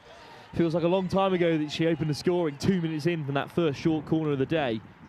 Yeah, exactly. And I have a feeling this might be the last attack for Wellington in the game with only 1 minute to go. Kerr searching for a path through. Strong carry on the reverse. Jeffrey with 2 for company. Jeffrey does so well. What a final quarter she's had. Jeffrey's really come alive here, Sophia Jeffrey. And I was thinking that was going to be a short corner because one of the Kingston players goes to ground, she puts her knee on the floor and tries to defend with her body on the floor, which you're not allowed to do. It's an automatic short corner, which is great umpiring. Well, Jeffrey won the last short corner that Wellington scored from. She tucked that home herself. And maybe right at the end of this third, fourth place playoff. They'll have another chance here. Well, they look pretty disappointed there, Kingston, to give the short corner away. That says a lot about the side. 6-1 up and still upset with the decisions not going their way. Kerr will take as the buzzer goes, so this will be the last action of the game for either side. Kerr. Cara McKay doesn't get the close control she's after, but there's still space for Wellington here. And Jeffrey gets her second right on the final moments. Full-time action here at the Lee Valley Hockey and Tennis Centre in the Knoxville School Championships. But it won't matter for the overall fixture. Kingston Grammar School are victorious by 6-2, but well, this is good recovery from McKay. Jeffrey's in plenty of space. Tucked home for Wellington second, and she deserves that after a fine final quarter. I think it actually might go wide. I don't think it actually goes in the goal. Well, I was going off the in-house announcer who gave it, but that's a real shame. Yeah, I think, and also I think from the reaction of the Wellington girl, she looked upset with herself, and she had a bit of time, but she struck it so well. But I think it just goes past that far right post. Well, that is a real shame for Wellington, but regardless, some good performances from them before we move on to Kingston Grammar School. Rosanna Kerr, the captain, was great throughout, and especially towards the end of that game, Sophia Jeffrey, she was outstanding. She came so close to grabbing her second score there.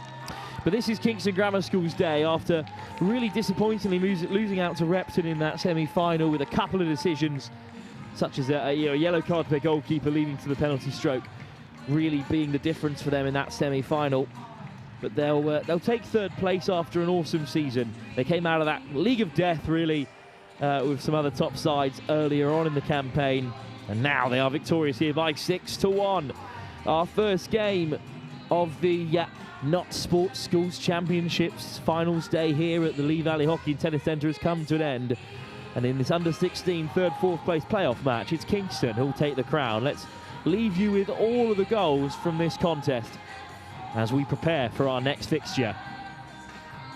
We've got a bit of time until then. It's about 40 minutes until centre pass, where Marlborough take on Repton in the under-16 Girls' Cup final.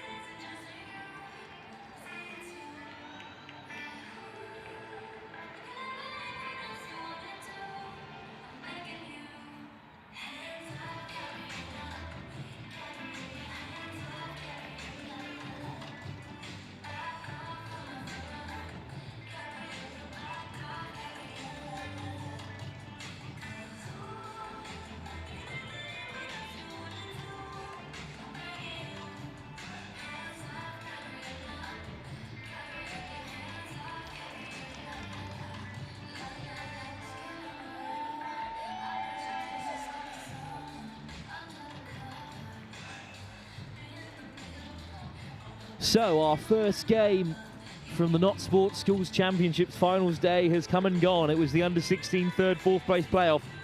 And as you can see there, Kingston Grammar School are victorious, and their head coach has the honour of handing out the medals as well, which is great to see. Kingston take bronze. And based off their performance, I'm terrified about the under-16 Cup final to come, because Repton saw them off 3-0, and they've just put 6 past a very good Wellington side. I'm a little bit worried for Marlborough College, hoping that we get a hotly contested final. Yeah, I'm sure it's going to be a close one and a close fought battle. I'm really excited about it. Really not a bad Wellington side at all. And that's a great success for Kingston Grammar School, this group who've already had such great sporting success already.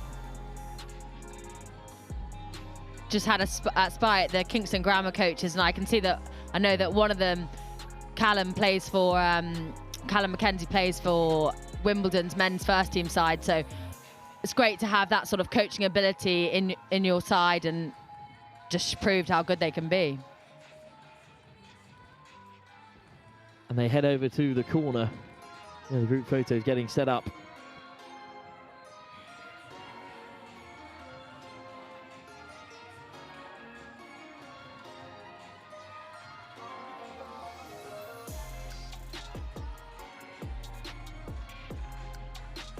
I think Kingston are going to the corner to have a photo in front of the 6-1 scoreboard.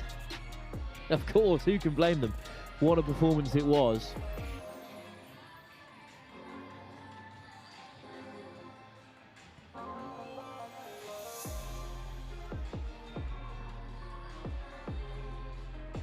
And after they get their photos done, we will indeed have a quick interview with the Director of Hockey at Kingston Grammar. So stick around for that one if you're a Kingston Grammar fan, before we take a short break ahead of the Under-16s Cup final, which is due to get underway at 11:30. Perfect. So that's all from myself, Will Kemsley, and Anna Rose Gravitas for now, because we will throw you down to the side of the pitch where Bells Harley is back in place with the Kingston Grammar coach.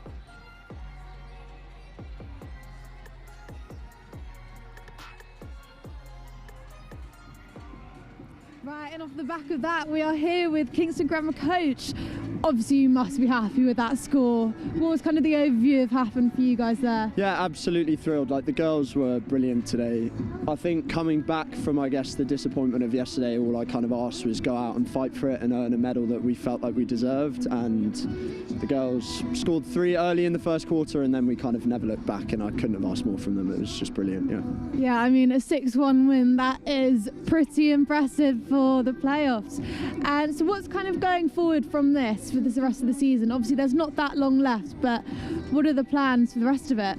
Yeah, just build into next year. Half of the girls will go into the first team, so kind of getting them ready for that speed of game and getting them up to speed, and then starting to try and move the younger girls into more of a leadership role to kind of bring the next year's younger girls up to speed.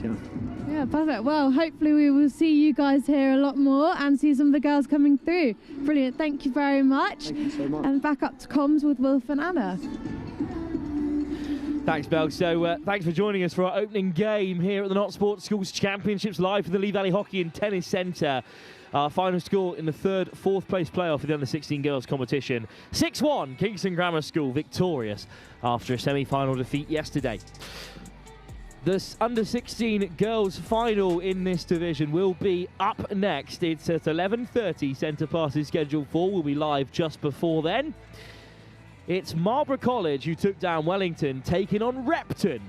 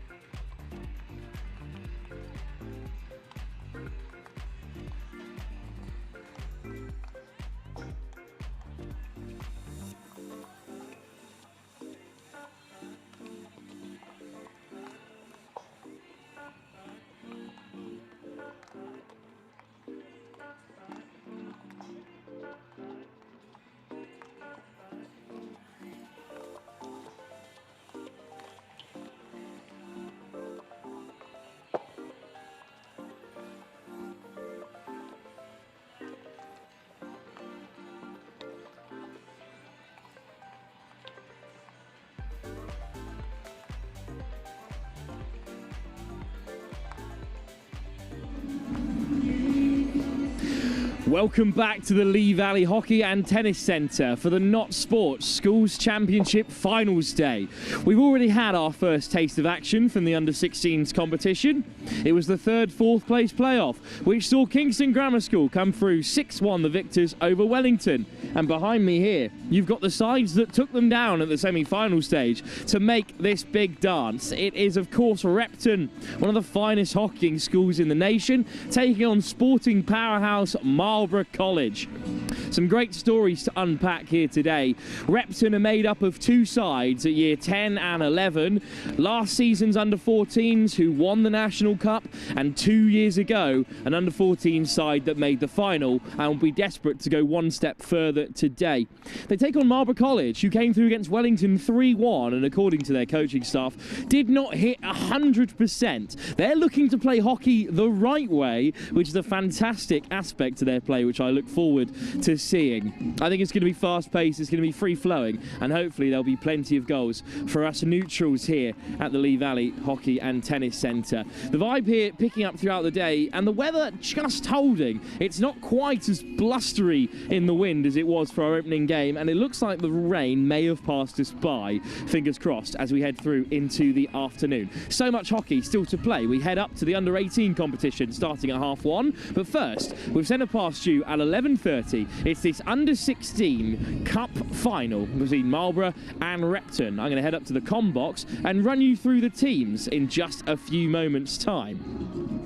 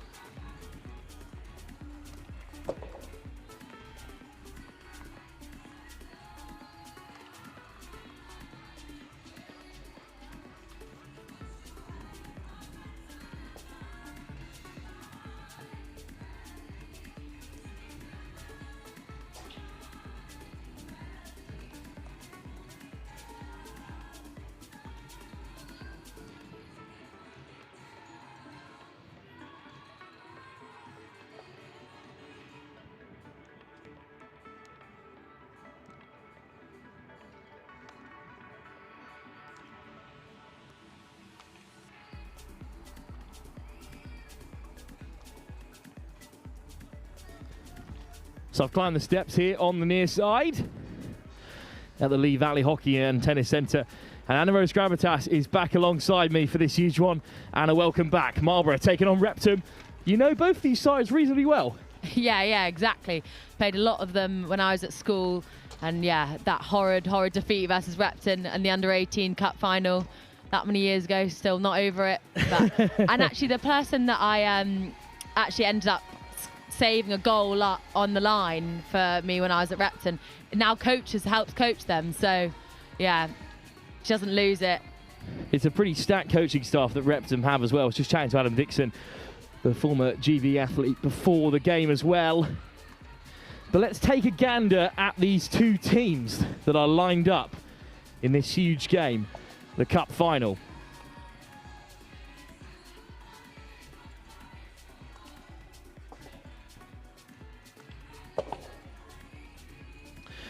Well, let's start with Marlborough College then, who have a tough task on their hands against the Repton team that were 3-0 the victors against Kingston Grammar, who then went and put 6 on the eventual third place side,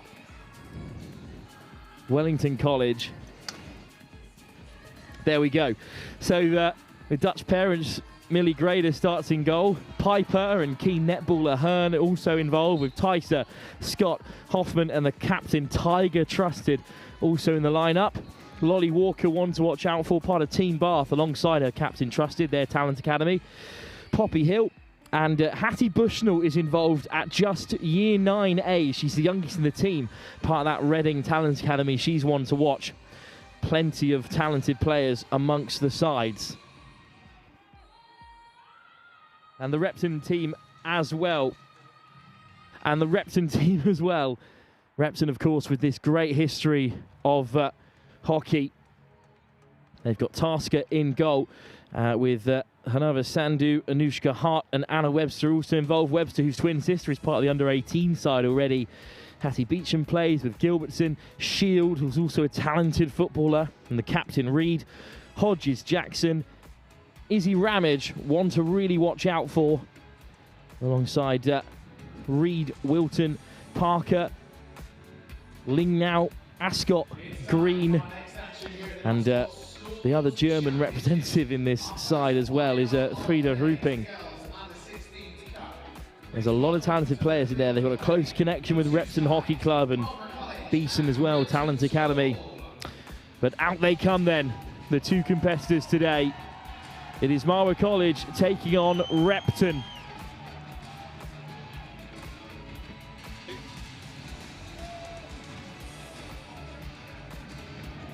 So there's Repton, of course, in the all-white and the yellow trim, taking on Marlborough in the blue stripes as they line up here at the Lee Valley Hockey and Tennis Centre.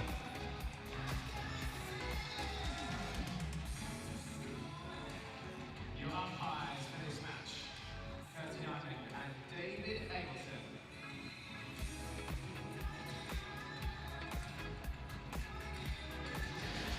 Anna, what are you expecting from these two sides? Repton have a way of playing they try to embed throughout the age groups, throughout the girls and boys hockey, and Marlborough, though, just talking to their coaching staff, are very keen to play, again, as it was described to me, hockey the right way, which I love to see. They want to play on the front foot, they want to be aggressive, and that's exciting to hear. Yeah, I think that's exactly what's going to happen. Both sides are going to be aggressive. Both sides are going to be very, very skillful, athletic. I think it's going to be a great game. Well, Repton have only conceded twice this season in the under-16 Tier 1 league. Once to Kirkham Grammar and once to Oakham, and other than that, clean sheets across the board, including in their quarter-final against St George's Weybridge, whose under-18s have made the final in the Boys Open. Marlborough, on the other hand, they had to come through again in penalties at the quarter-final stage against Brighton before taking down Wellington 3-1. They have been unbelievable up to this stage. It's one of their best performing sides at under-16 level for a number of years. And a tough pool they were drawn in as well to begin with. The under-16 League C against Clifton, Millfield and Taunton. Should be a close game. Marlborough didn't reach 100% in their semi-final, but still came through against Wellington. Repton, an almost unstoppable force at this level across the game of hockey. And it will be Repton moving left to right in this first half in the white and navy shorts, taking on Marlborough in the navy and white stripe, going from right to left. Centre pass for Repton. 17.5-minute quarters, just like the third-fourth playoff we had this morning. And as we are seconds away from getting underway, Anna, let's see who can start the farthest, because there was a goal within 2 minutes in our previous game. I know, and it's already heating up. I think on the sideline, Repton have obviously got their boys here as well, just cheering the girls on, but I'm sure it's going to be a big, big game. Yeah, that is great to see that Repton's boys side are stacking the sideline as they look to transition up the park early here. There's lovely work from Wilton on this short side. Betsy Wilton is a multi-sports athlete. She's nationally ranked in athletics as well. Great spring to her step, and she carved her way forward here for Repton, right to the baseline. Marlborough defence called upon early here. Comes loose at the edge of the circle. Still a chance here, and Repton with the perfect opener. Peggy Ascot did fantastically well, just battling away on the loose ball, and Repton have fed off the scraps, and it's a huge early chance for them. And just like Kingston Grammar School, who scored from their opening short corner within 2 minutes, well, Repton have started even faster, Anna. Yeah, exactly. And Betsy Wilton on that carrier down the right-hand side. You said she's nationally ranked in athletics. Does not surprise me. She was going at such pace down the wing. I think she's going to be one to watch. What a start then for Repton. Unbeatable on the circuit so far this season. It's going to be the captain, Anna Webster, who plays it in. And they're going to lose a defender as well, Marlborough, unfortunately. And it's the captain, Tiger Trusty, who's going to have to head to halfway. So a big opportunity now for Repton. Call for Betsy to go to the right-hand side. But instead, it's a strike from range. Oh, what a block on the line. Exactly what you want from your left post player. Calm, collected. Ramage with a big opportunity early for Repton. She was picked out as one to watch in the build-up, and they've called upon her early. But what a stop on the line. Very casual with the strike.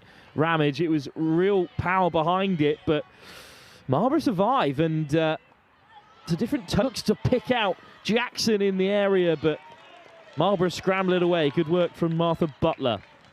Yeah, she was really strong in that tackle. Made sure, because Repton were attacking at such pace, she did really well to slow them down. Flicked in field, but intercepted. Ramage, really skillful.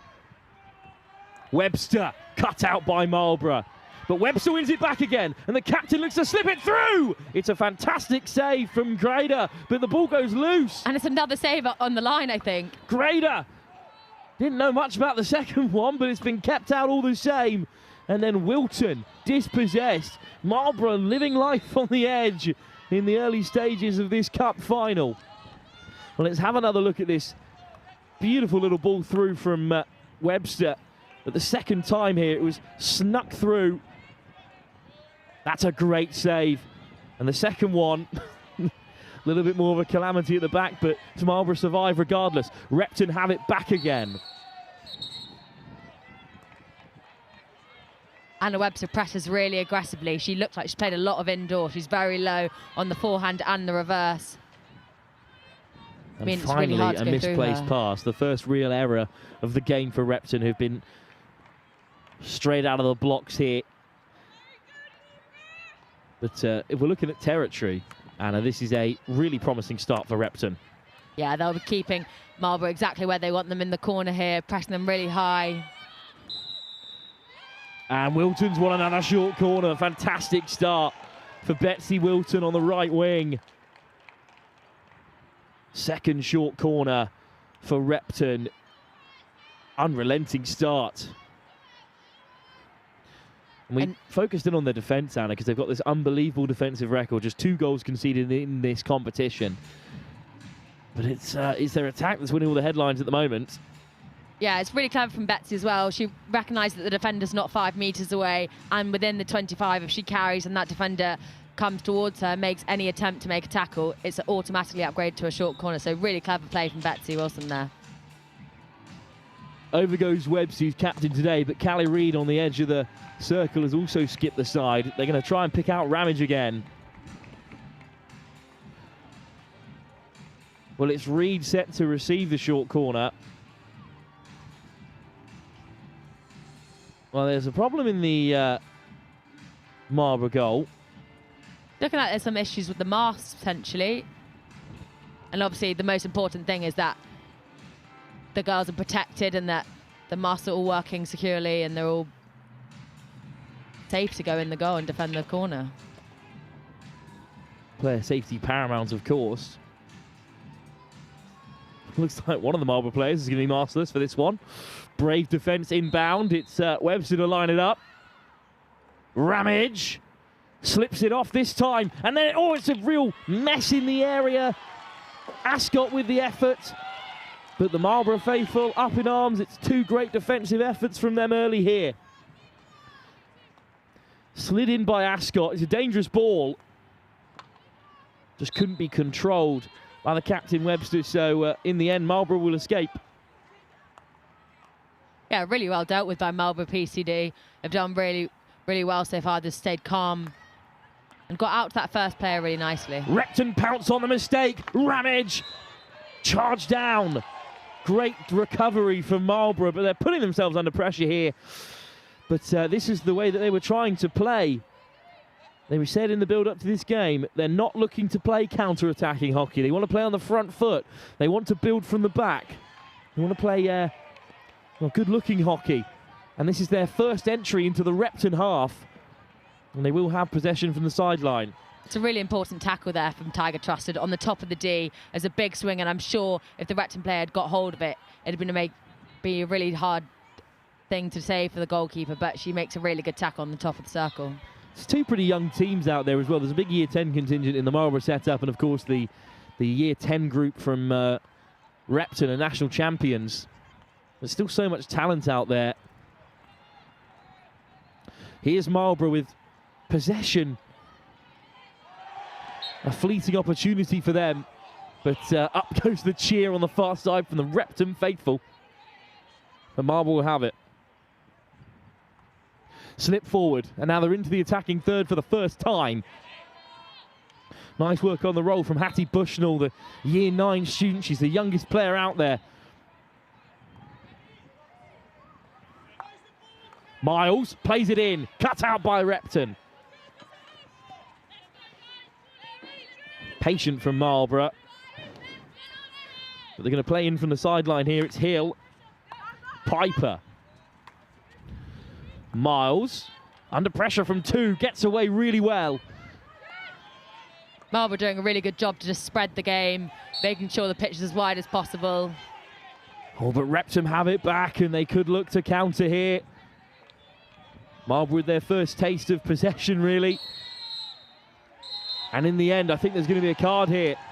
It's a green card for young Hattie Bushnell. So for the next 2 minutes, Marlborough down a player.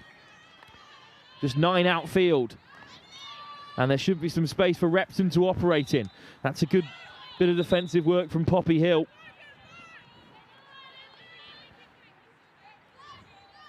Well, what do you make of that call then, Anna, at this early stage? Yes, it's bold to go give a green card this early on in the game, but I think the umpires just try to control the game as early as possible, because otherwise if you let stuff go, it can become scrappy very quickly.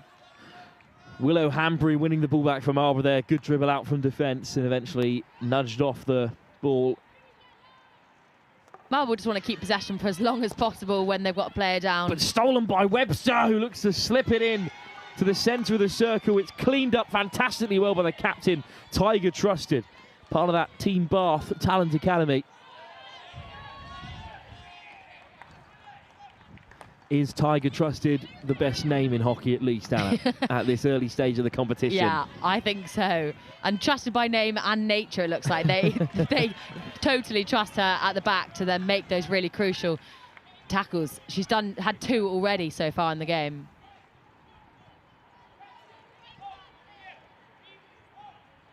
So Repton certainly with momentum in this first quarter, but nothing to show for it yet. But again, it's nicked back in a dangerous area.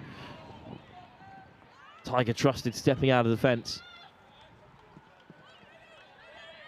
Hill.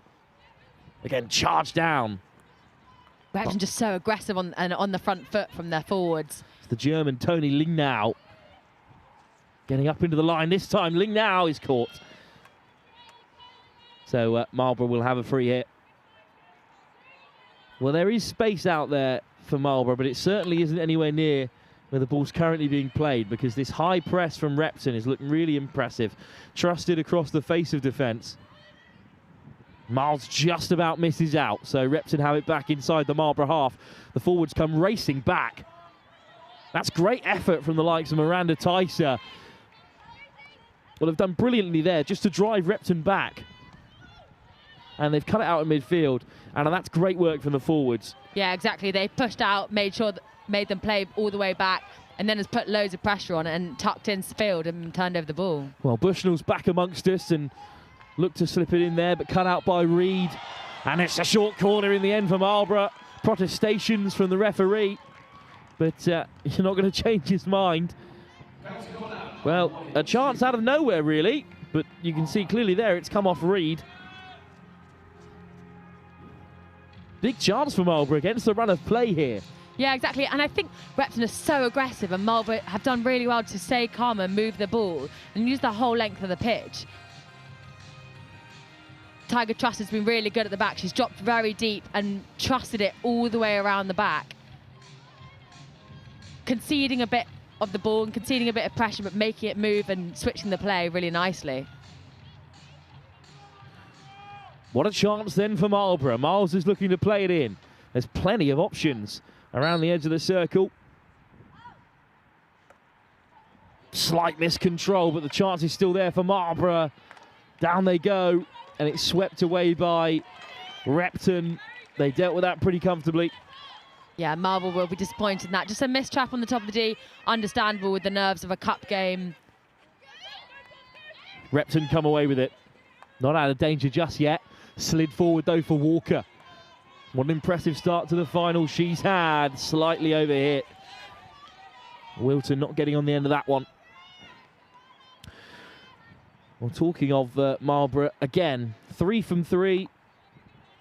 They came through a really tough part of the nation, beating the likes of Millfield, Taunton and Clifton on their way through to this stage. Webster fires it forward. Oh, it should fall here for Repton. It's a good spot by the umpire. It's off the toe. So Marlborough with perhaps a slightly tougher but a slightly smaller group at the under-16 level, League C. Less fixtures in the run-up to this final. They're playing such nice hockey. They're playing in to out, 2-touch. And they're winning another free hit here. And this is the hockey that they are looking to play.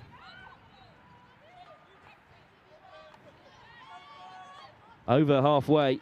Marlborough really growing into this final. They've looked much better in the last few minutes or so. But it is Repton who have it back. And Marlborough have to stay really sharp in these kind of moments, Anna, because it's when Repton look most dangerous. Yeah, exactly. And Repton have actually dropped slightly deeper in their press. They were obviously really aggressive to start, but they've dropped slightly deeper, and their forward line, their front line of defence, has dropped deeper, so they're not actually pressing the full-backs and the half-backs. They're dropping and pressing the midfielders instead. Long corner for Repton. Be taken by Callie Reid. Reid looking for Wilton. He gets it under control.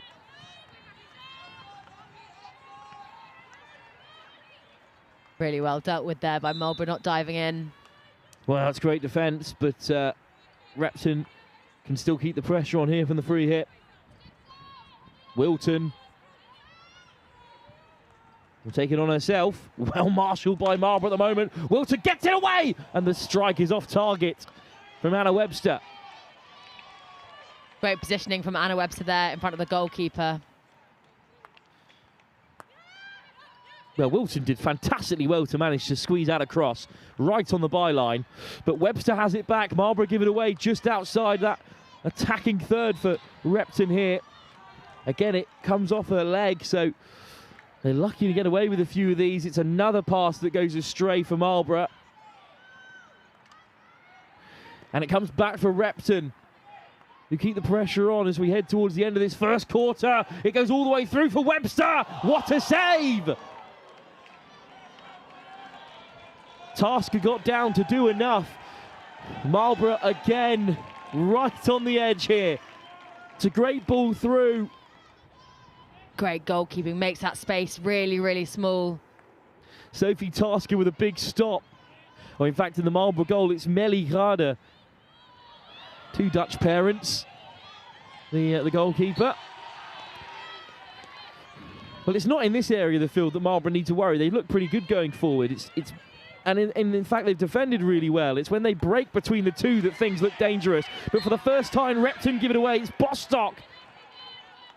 Umpire's call goes Repton's way. That could have been a chance, Anna. Yeah, exactly. I think it just was a back stick, unfortunately. But yeah, they were through.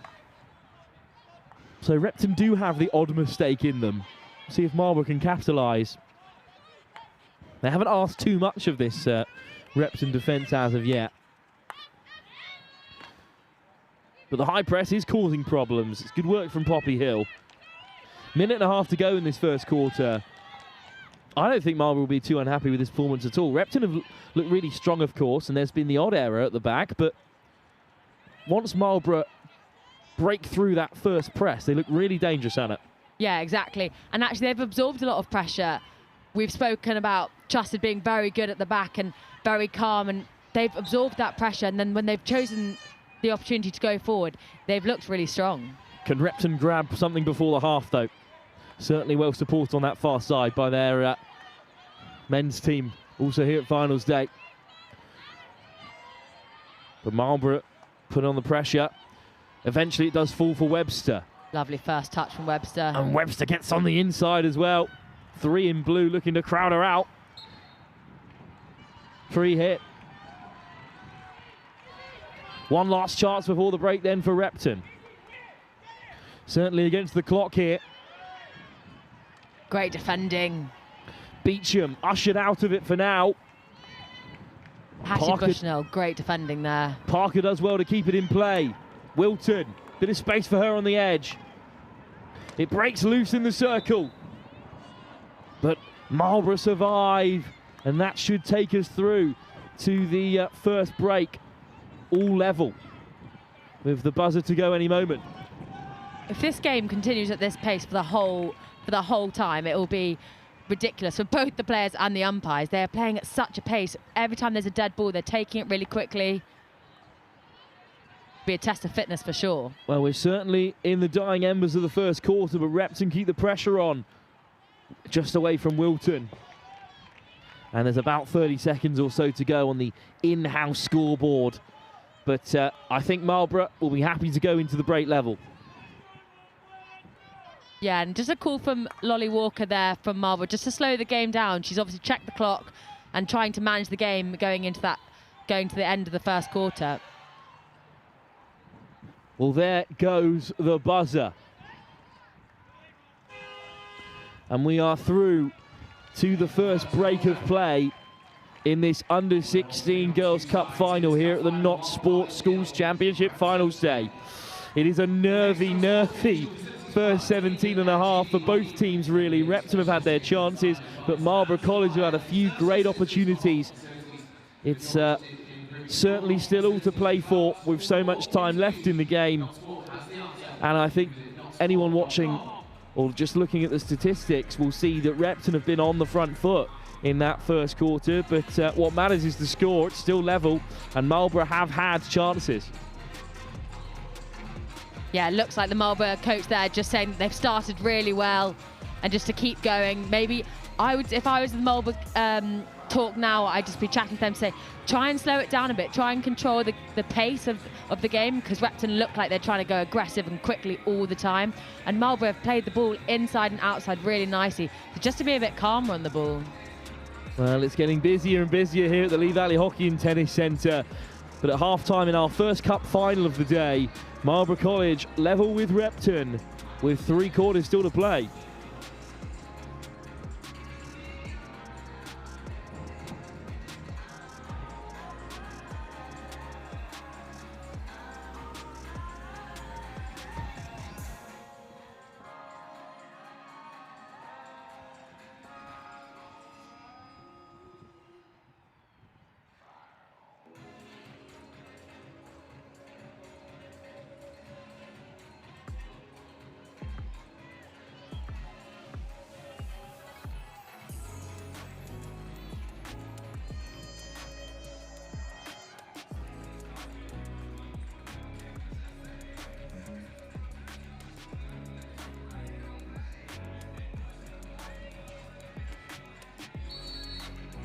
So in the second quarter, it's still the white of Repton going left to right. 17.5 minutes for them to get on the scoreboard. They have certainly been on top in terms of field possession, in terms of time with the ball at their stick. But Marlborough, full of talent, full of quality. But just a couple too many loose passes like that in the first quarter separate the sides, really, in terms of the momentum of this game, Anna. Yeah, but when Marlborough get in and behind the defenders, they look really good. Well, cut out by Marlborough. That's a really good stop. But Webster wins it straight back for Repton. And the captain is rolling forward here. Jackson gets away from one and wins the short corner. Great work from Jackson. It's Martha Butler penalised in the end. But if you give the ball away like that, against a side like Repton, you're always going to put yourself under pressure. And again, Marlborough backing themselves to play from anywhere. Yeah, and just anything through Anna Webster's body space is going to get taken. She's so low, she's so available. And so anything, and she's rangy as well, so she's got good length either side on her forehand and reverse. I think you've got to play much wider around her. Ramage came very close to opening the scoring from the first short corner of the day. Webster lines up the second. Here comes the strike again. It's a great stop in defence. Annabelle Piper this time. Very calm, very controlled in the circle. And Ramage with a sideline hit. It's intercepted straight away. Marlborough's defence holding firm. Yeah, Marlborough's defensive setup has been brilliant so far. They're so calm, as you said, and just so unfearful. They're so good at blocking that first shot, getting their body in the way of it. So both short corners dealt with by Marlborough. And that's a lovely ball forward and a chance really for them to get on attack for the first time in this second quarter. It's a good drive from Hattie Bushnell. A great first pick on the reverse It's only as well. a year 9 in this team, so she's so young. She's playing 2 age groups up on finals day. Such an achievement. Yeah, she looks like such a gifted technical player as well. That first pick on the reverse, so nice. It's bobbling and she's very calm and collects it perfectly. Well, Repton Reedy at the edge of the circle, but the clearance catch is one of their own. So Marlborough with Miles. Umpire calls the stop to it again, so Lolly Walker can collect. Another member of this Marlborough team, part of that Team Bath Talent Academy. Miles to the edge. Oh, it's a great ball in. It just deflects the way of Marlborough, but Balding couldn't keep it under control. So Repton will break. Those are the sort of chances, even half chances, that Marlborough need to take in this second quarter. Yeah, exactly. I think those bobbly balls that they're putting into the circle are really hard to control because the defenders, all they need is a bad touch or a bad nick off their stick, and it could easily be a short corner. Good control there from Hoffman onto the field as well. Another Bath Talent Academy member in this Marlborough team. That 7, 8, 9 of Hoffman, Trusted and Walker, they're all going to have a big part to play today. Emily Hearn plays MPL netball for Team Bath as well, so a great multi-sport athlete. But loses out this time, and off goes Jackson. Great energy since entering the fray. Webster wins it back again. Webster. Looking to slide it through. Well read by Hearn. You know, Webster reminds me of when you play sport at a slightly lower level or a slightly younger level, you kind of just put your best player up front. And it feels like that's what Repton have done. They've just put their best all-round player. Fine, we'll put her as a forward. But she seems to be able to play anywhere on the field. She pops up really deep for Repton. Yeah, exactly. And to be honest, if you're a strong defender and you play up front, it's perfect because that's their first line of defence. But Marlborough win it back in a dangerous area. There's Navy shirts flooding forward. Repton race back. It's dealt with by Ascot. That was a nervous moment. Again, it's Hattie Bushnell who wins it back. Just a heavy touch, and that's all. And Bushnell pounces on it. Slid in towards Bushnell again, but it deflects unkindly for Marlborough.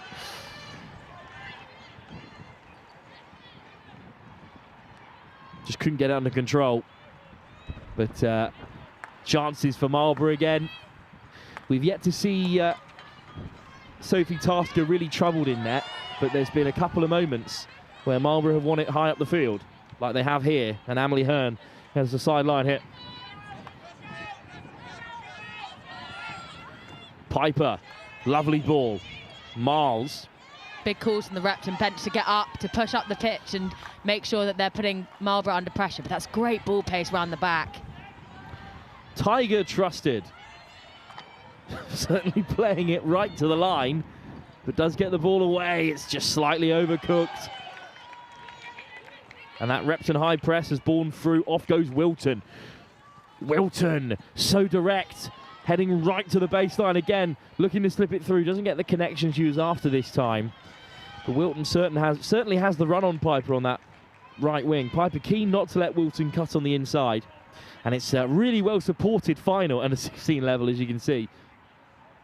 But I think Wilton is going to have a part to play in the first goal of this game, it seems. Yeah, definitely. And Repton have opted to go down the right-hand side a lot, finding a lot of success down the wing. Stolen back, this time by Hattie Beecham, who's also popped up in important areas for Repton today. Beecham to the right-hand side. Forward comes Sandhu. Great defending. Well, is that a 25 or is it a 26 that's been is it 25 that's been modified into a 26? I think so. For Tony Ling now. Reed just misses out, but wins it straight back again. Top work from Callie Reed. Slid into the area and hooked away with real aggression by Trusted. That's a deft touch round the corner to 3 Marlborough on the counter, and they're racing away on that far side. Flicked ahead, beautiful ball into the path of Bushnell. Bushnell! Well, it's deflected off of a Repton leg. I mean, they are disappointed with that decision. Marlborough is so good when they go forward. They chuck the ball into space for their players to run onto. Such free-flowing hockey. It's really nice to see. And I think because Repton are so aggressive going and attacking, it's really good because then they're so high and they can play it in and behind. So a short corner then for Marlborough College, their second. Their first one was not particularly threatening. So I think they'll have to buck up their ideas here, but wonderful work from Bushnell. Miles will feed it in. Trusted, the captain, is right up there as well. It's left for Tiger. Trusted! Deflects it. Miles couldn't get connection on it. It's a good bit of defensive play from Repton. Long corner for Marlborough. That's a great block from the first defender. Yeah, exactly. I'll be really interested if Marlborough go ahead here because they're playing, Repton and Marlborough playing two very different games. Marlborough waiting for their chance and putting it in and behind on the counter-attack, whereas Repton are more consistently attacking. Florence Balding with a good little drive, but can't whip it in to a dangerous area, so Sophie Parker at the back for Repton. Lingnau, the German, with good pace down the right wing. Under pressure from Hearn. But Lingnau wins a free hit. Good work from Tony Lingnau. Reed. Well touched. Lovely 1-2. Reed still going. Beautiful work from Reed. Oh, it's just flicked up by Repton, but they miss out there. Well, it was Tess Reed that time. Not to be confused with Callie Reed. Different spellings between the number 20 and 45. I think Isadora Ramage is going to be one to watch for Repton as well. She looked very skillful there, nicking it over the Marlborough defence. No nonsense from Miles. Right option, I think, because Marlborough were almost playing themselves into trouble there. Well, a hooter went, not to be confused with the hooter. It was coming from the Repton supporting area.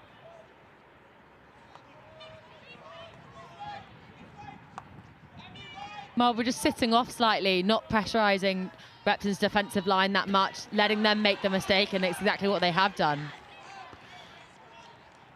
An error building from the back should allow Marlborough possession. They've done amazingly well to keep out Repton for this long. They have really stunted Repton's attack. I think Repton are probably used to their little deft touches carving out clear-cut opportunities, but it's not really been the case so far, although that misplaced pass might allow Repton in. Straight to the baseline. Rushing off goes Lingnau, but it's won back by Marlborough and it's cleared away. You can see how Marlborough are in this final. They defend so well, and then as soon as there's any sign of danger, they push the ball out, and they're purely playing on a counter-attacking style of hockey.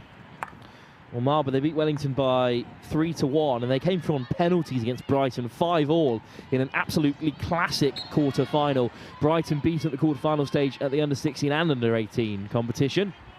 But, yeah, defence hasn't been their strong point. They've been high scorers. That is compared, of course, relatively to Repton, who have only conceded twice all the way through to this final stage after coming away 2-0 and 3-0 in the quarterfinals and semi-finals respectfully. Couple of changes being made. Umpires going over to speak to the coaches on the near side.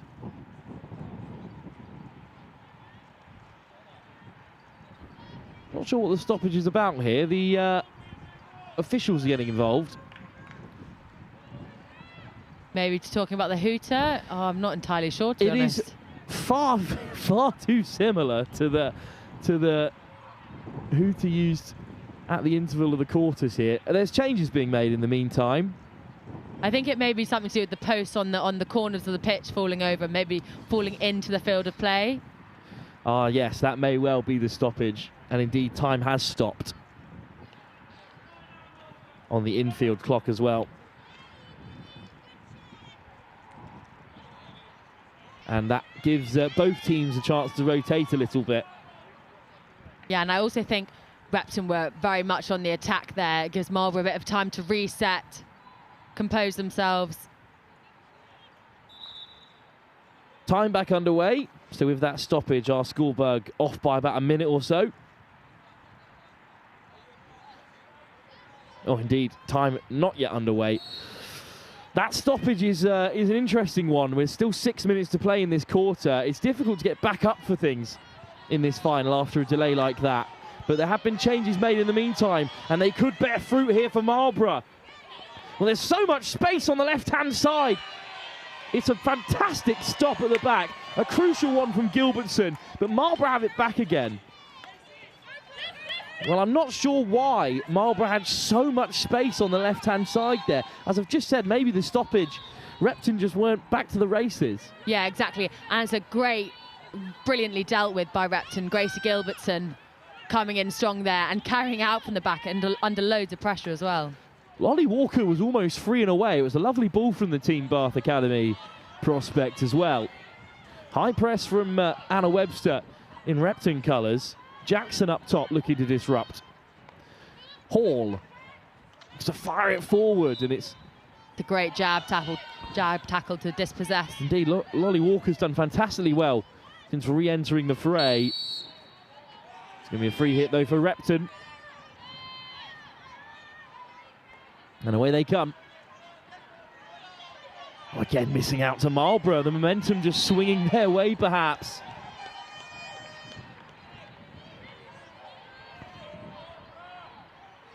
Bit of confusion there about whose ball it was. In the end, it is Repton's.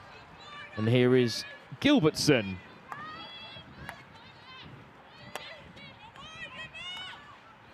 Wilton. That just about gives the foul away, so Wilton has free run here. Just off to the sideline, though. Still came off a Marlborough stick. Beecham's looks so strong at the base of midfield. Looks to find Wilton. Slightly overhit that time. It'll break in midfield for Marlborough. I think Marlborough have recognised what a key player Wilton is for Repton. They've dropped slightly deeper on her and they've let her have the ball, but not let them beat her. Long ball forward. Gilbertson sweeps it up. Oh, lovely from Gilbertson. Such good close control, but now needs a bit of support. Sandhu back there as well. Finds Webster. Dealt with very well. Great strength from Webster to wheel away on the inside. And then played through towards Jackson. Jackson steaming forward for Repton. Has Ramage on the inside. Wonderful touch from Ramage. Slightly too heavy. And away comes Walker. And Marlborough maybe could go end to end. Bushell looks to go long. It's just miscontrolled. Marlborough got away from Sandhu there up top. What an end-to-end game this is. Have a look at this. From Gilbertson. Great skill from the defender. Slightly miscontrolled at the back. And it will be Marlborough possession. Asking too much of Gilbertson that time. Long corner. Walker. All the way back for Tiger Trusted. Marlborough looking to drive forward. Webster stands firm. We've spoken a lot about Anna Webster's pressing, and she does press exceptionally well, but she's also very good going forward. She carries the ball nicely, but she always, I think her first instinct is always to lay it off. Delphi Scott on that far side for Marlborough. What it would mean for them to nick a score before the break. This second quarter has been far more evenly contested. Bushnell just about loses out for Repton that time. It's great defence from Sophie Parker. And the Hooters go again, but there's still 2 minutes to go in this second quarter. What a nervy final we've had. Repton have perhaps been challenged more so than at any other point in this season. Marlborough, who again were not completely happy with their fantastic win in the semi-final over Wellington, have played to another level, I think, here. Yeah, at the start, when it looked like Repton were putting a lot of pressure on them, they were playing counter-attacking hockey, but then they settled into the game a bit more and started to build play. Lovely Touch from Beecham, who fires it in, a hopeful ball, but no one there in white to get on the end of it. Beecham, a fiercely physical figure at the base of midfield, but can't get in the way this time. Here's Bushnell. Bushnell, good ball forward. Very clever play by Lolly Walker in the middle. She checked her shoulders and noticed that there was a defender on her and took a first touch to spread the ball. Sandhu Gilbertson. Parker. Wilton. Wilton skips away and wins a free hit as well. The call of quick from Repton down there. Wilton just progressing her way up the field here. And that's a final warning, I think, really, for Chloe Bostock, who's impeded Wilton one too many times, is Beecham. In fairness, I think Bostock did the best that she could to get out of the way, but the Repton player just running straight towards her, knowing exactly what to do to win the foul. It's a battle on the far side, but it's Repton who still come away with it. Finally dispossessed by Marlborough, forced to clear their lines again. That is something you don't see a lot of from Repton. They're very rarely forced to scramble the ball away like that. But I'm not sure Marlborough will be too fussed how they clear their lines. The fact of the matter is, at half-time, Marlborough remain level with Repton. Well, Repton, this hockeying institution, whose last two under-14 sides have made it to the final and been crowned champions respectfully. It's those two under-14 teams that make up almost this entire Repton side, looking to go that one step further this year for their senior players and win the cup at under-16 level. Marlborough College holding firm and having a few chances of their own, Anna. They will be delighted with how this final's going so far. Yeah, exactly. They defended brilliantly, and when they picked their chance to go, boy, have they gone. They've gone in and behind the defensive line, and they've won a few corners for it.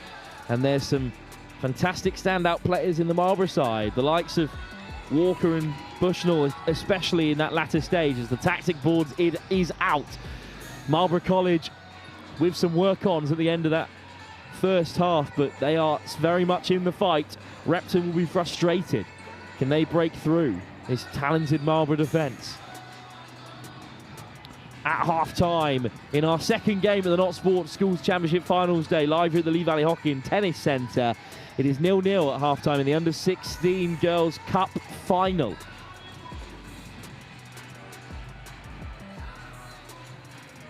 We'll be back in just a few moments' time for the second half, as the messages are imparted by the coaching staff.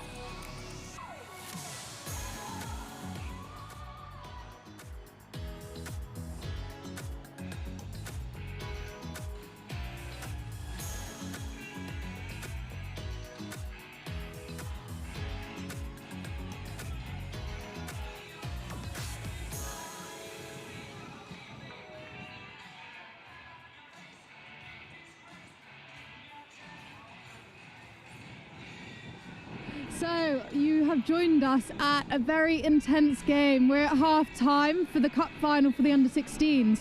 What's been going on with the first half? Well, I think it's been a case of both sides just trying to work each other out. I think there was an early flurry of chances for us at Repton. Some amazing defending actually from Marlborough, putting their bodies on the line on a few short corners. And then Marlborough have started to get a foothold in the game. So I guess for Repton now, we've got to really just try and capitalise on those opportunities when they do arise, be a bit more ruthless in the attacking circle. Yeah, I mean, some of the opportunities your girls have been crucial for the game so far. What's your plan for the next half to get that win, to change from the 0-0 to hopefully a 1-0 to Repton or more? Well, I'll leave the specifics to the head coach, Mikey, but I think it's just going to be a case of just keeping their nerve and not letting the occasion get to them too much. It's just a game of hockey. They've been doing an amazing job all season. It's just a case of replicating it one more time when the pressure's arguably a bit higher, but these girls are capable of it. Yeah, and hopefully we will see that in the next half. So thank you very much. And I will send you back up to Wilf and Anna at comms. Thanks, Bells. Back up in comms. Anna alongside me for this one. So interesting to hear from Repton that they're not losing it just yet. There will be some frustration, especially from some of their top players up front who might have been starved of opportunities, but it's good to hear them acknowledge just how well Marlborough have defended so far. Yeah, and I think they were spot on that Repton probably started the game slightly better, and then Marlborough got a foothold in the game and really turned the tables. It'll be interesting to what the second half brings. 2 green cards, though, so far as well for Marlborough. So twice they've gone down to 10, and they've still not conceded. But we'll clean up that discipline a touch, I think, in this second half. Third quarter about to get underway. Marlborough College with centre pass in that navy blue, now going left to right. Repton with the first block of defending to do.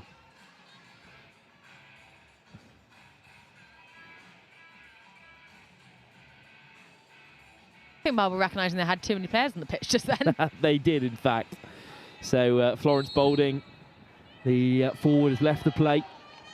And Miles has it for Marlborough. We're back underway in this Under-16 Girls' Cup final. Miles, just a slight miscontrol, but it will come for Repton or for Marlborough on the far side. Hearn, wonderful ball forward. Lovely ball and lovely first touch. And a short corner early here for Marlborough College. That's a fantastic pass by Amelie Hearn, but great control, as you said, Anna, on that far side. Yeah, this touch here is so good. She pops it over the Repton defender's stick. Forcing the error out of Sophie Parker. Well, Repton are certainly going on the offensive here. They only had 3 players back, and those 3 players are still going to stay inside the Repton half. They're on the front foot here.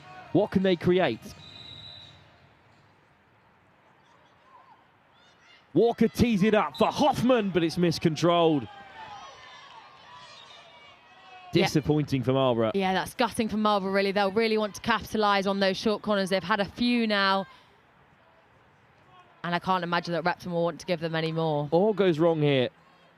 It's just miscontrolled, but... Yeah, it's just a mistrap. I wonder if they... Because they've had a couple so far already in the game, they just take that trapper out and let someone receive on the forehand. Ramage out of a phone booth to move Repton forward. Jackson looks to go around the corner. Right option, but Wilton wanted it ahead of her. What I've noticed as well is Repton play with only 3 at the back, which is quite uncharacteristic for lots of under-16 sides and lots of school sides generally. Indeed, it's Beecham and Callie Reid who sort of sit at the base of midfield. One back by Ramage. And Ramage fires it through. Fantastic control by Jackson. Jackson looking ahead into the circle. Again, brilliant defending by Marlborough. They've stacked up, made sure that there's no chance of even entering the circle. Free hit right on the edge of the circle.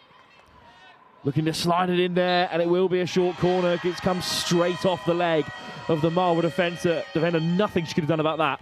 No, exactly. And I think that's what Marlborough have done previously. They've done so well. They've stepped out of the circle to defend, so that even when they commit the foul, it's on the outside, but just unfortunately there, hit the foot. And yeah, as you said, nothing they could really do about it. Peggy Ascott with good work to win the short corner, and over goes the captain, Anna Webster, whose twin sister is playing up at under 18 level as well. So they're a very talented pair. And it's Anna Webster to take this short corner. Back to Webster, who looks to slide it through, but it was off target. Although the Marlborough clearance goes straight to Beecham. Beecham slides it in. It should come for Jackson. Umpire's call saves Marlborough this time. Well, that was a really good bit of play to find Webster in space, but then the shot was off target. But what a ball this is from Beecham. Yeah, I think in the phase before, they've obviously played back to the injector, back to Anna Webster. I think she just hasn't got hold of it quite well enough. And I think if she has that chance again, she'll want it to be obviously on target, but just to catch it slightly later. Marlborough playing in close quarters and losing out. Jackson, Webster. Webster slides it in. Ramage! What a stop! Kept out by Millie Carter again. She's had a few huge saves, the Dutch goalkeeper, and that's another one. What a chance that was. She had time to take a touch, I think, but did really well to just give it a go. One back by Ramage again, right on the byline. Ramage slides it in. That's a fantastic block. And a legal one as well from the captain, Tiger Trusted. What a save this is. It's wonderful one-touch hockey to carve out the opportunity. It's a great ball.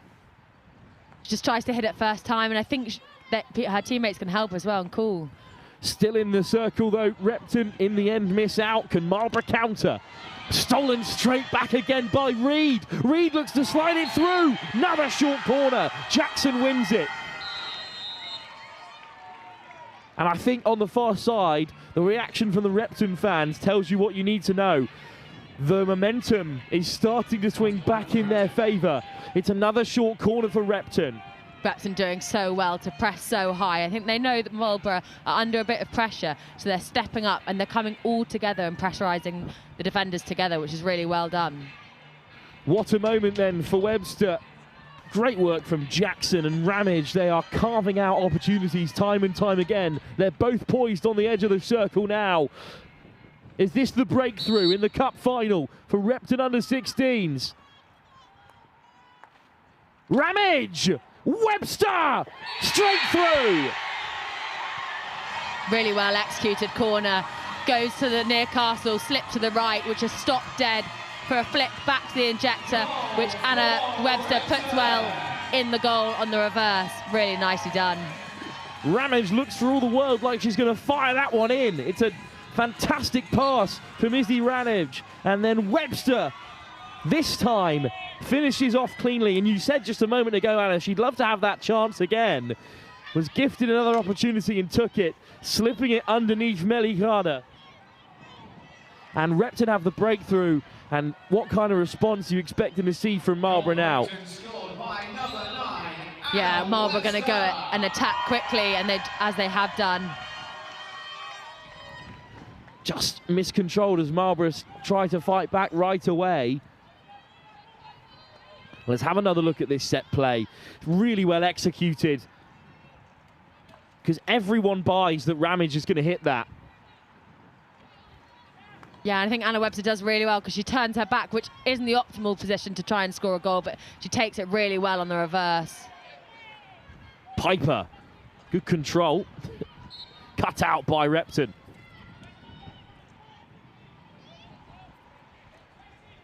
Umpire there, just blowing for the no advantage. So it will be a second free hit for Marlborough, who now are forced to respond against a Repton side who, as we said, throughout the entire schools championship run at under-16 level, have only conceded twice.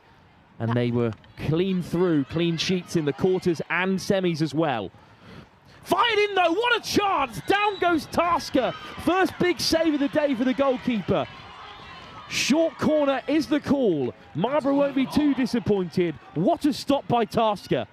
Yeah, Sophia Tasker, who's only in under 15 as well. I think we can now see why they have only conceded those 2 goals. She went down so convincingly.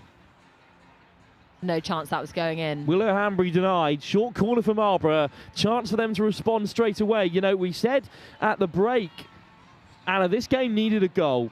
And now it's had one. It's really lit up here. Over goes Emily Hearn to take the short corner.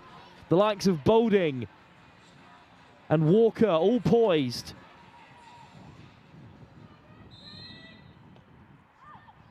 It is teed up by Boulding. Walker to the edge. A long swiping strike from Tiger Trusted, but a great bit of defensive acumen from Repton. Marlborough keep the pressure on. Well, in fact, it's going to be Repton with the sideline hit. Good defence from them. Anna, that's how you deal with a short corner. Yeah, exactly. I think Marlborough will be kicking themselves. They've had a few opportunities, those short corners, and none have really come off. So I maybe think when they go in at quarter time, they'll be having a chat about what to do next. Oh, but Bushnell's won it back again. Good recovery from Gilbertson. Repton still looking for a way out here. Gilbertson. We know how classy she can be with control at the base, but Marlborough won it back a little bit too keen. Harneva Sandhu. Gilbertson. Marlborough pressing high.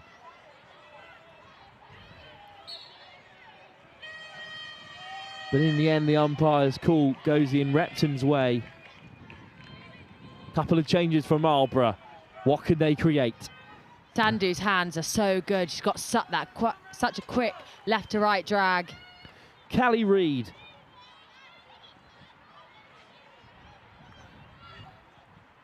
Well, it's gone all the way through, back to halfway, but been collected by Minty Hoffman, another Team Bath Academy member. Good control from Hill, but ushered out of play by Ramage. You can really tell the way that Marlborough are trying to play. They're trying to play it into their screens, their midfielders, and then pull it back wide to move the Repton defenders. It's a really nice style of play. Marlborough pressing high. It will still be Ling now, looking to drive forward. Beautiful work by the German. That left to right drag again. Tony Ling now with a lovely drive.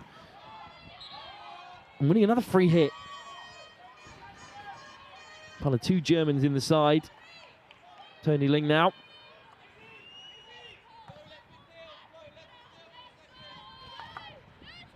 Really well defended. Impressed from the Marlborough players. And Bushnell manages to keep it in as well.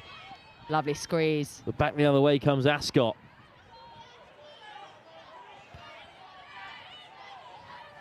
Boulding.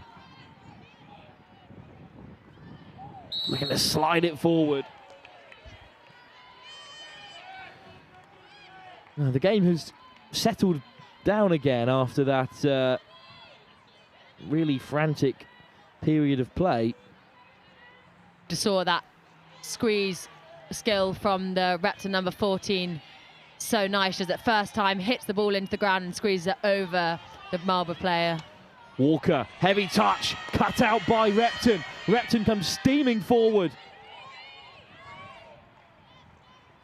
Peggy Ascot not waiting around at all there after winning it back, and then the goalkeeper called into action again.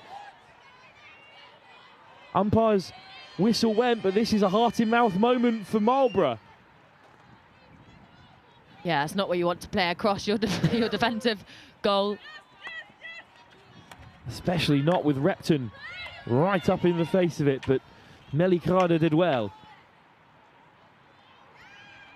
And Marlborough have done well on this near side. Hill looks to fire it forward. It might break for Repton. Umpire's call doesn't come their way. Marlborough, so they're back on defensive duties again. Callie Reid, part of that two-player pivot in defensive midfield. Beecham amongst them, looking to fire the ball forward, but it leaves the field. been really impressed with Peggy Ascott in the last 10 or so minutes. She's been very, very good in defence, turning the ball over and immediately moving it out of that really congested area into more space. It's fair to say that this third quarter has absolutely flown by. There's 5 minutes left to play, and Repton nick it back again in this final third. Cleaned up by Marlborough, but the umpire hands Repton a free hit. I think Marlborough, are lucky not for that to be a short corner. Lingrau slips it in for Webster, doesn't connect cleanly, still a chance. Oh, it's just slipped in. Can you believe it? It's Phoebe Hodges, who since coming on has been really impressive up top. Just checking with the umpire there. Hodges has been given it. And they're absolutely delighted, Repton. I'm not sure how much Hodges knew about it to begin with, but it was a brilliant touch to get it under control. And look at that beautiful moment between herself and the captain, Anna Webster. And the goal is finally given. And it's Phoebe Hodges on the end of it. Well, who cares how they go in? What matters is they do go in. Repton, 2 goals up in this final. It won't be the prettiest goal that Repton have scored this season, but it might be one of the biggest because Marlborough was still in this contest, but now they've been tasked with scoring twice against Repton. And Anna, no one has done that this season. Yeah, with the defensive efforts of Repton and the goalkeeping that they've got, I think it's going to be a tough feat for Marlborough. Phoebe Hodges has the score. And that's what you want from your forward, really. Yeah, just, exactly. Poaching it, really, through a crowd of Marlborough players. Yeah, you were exactly right. Doesn't have to be pretty as long as it goes in the back of the goal. That's all that's needed. Did have a really nice first touch in there as well to flick it past the first defender, and then goalkeeper came rushing out. She's still got enough on it to score. Now a free hit for Marlborough. Trusted. Sitting very deep now. Well, that's good defence. They were just letting Marlborough come onto them, and Lolly Walker unfortunately misses out. Well, can you see a way back into this game for Marlborough with 4 minutes left to go in the quarter? You think that they would love to have at least one more big chance before the end of the third quarter. Yeah, and I definitely wouldn't write Marlborough off. They've been very, very good. And as soon, even when it looks like everything's going against them, they get one through ball and they've got attackers waiting for it. And I really do think they can get back into it. Again, it's Peggy Ascott. What a third quarter she's having. Reed, good work to play it back. Cut out by Marlborough. Chance for them on the front foot. Great carry. Bostock, wonderful run, slides it in. And goalkeeper lets it run all the way through. It's confident for the keeper to leave it. Yeah, I think she knows what she's doing. Recognised that it was miles away, lets it go in. Lovely first touch. And this is a beautiful run down the right. Well, she had a fantastic first half. Betsy Wilton, haven't seen as much of her there, but what a run it was. But this is good control from Walker. You're right, Anna. Repton are sitting so much deeper now. They're inviting Marlborough onto them, and there's pros and cons of that approach. 2-0 is a dangerous lead, they always say. Yeah, and I think Marlborough will just continue to attack. They'll be so aggressive. And I don't know if Repton will want them to invite them to attack higher.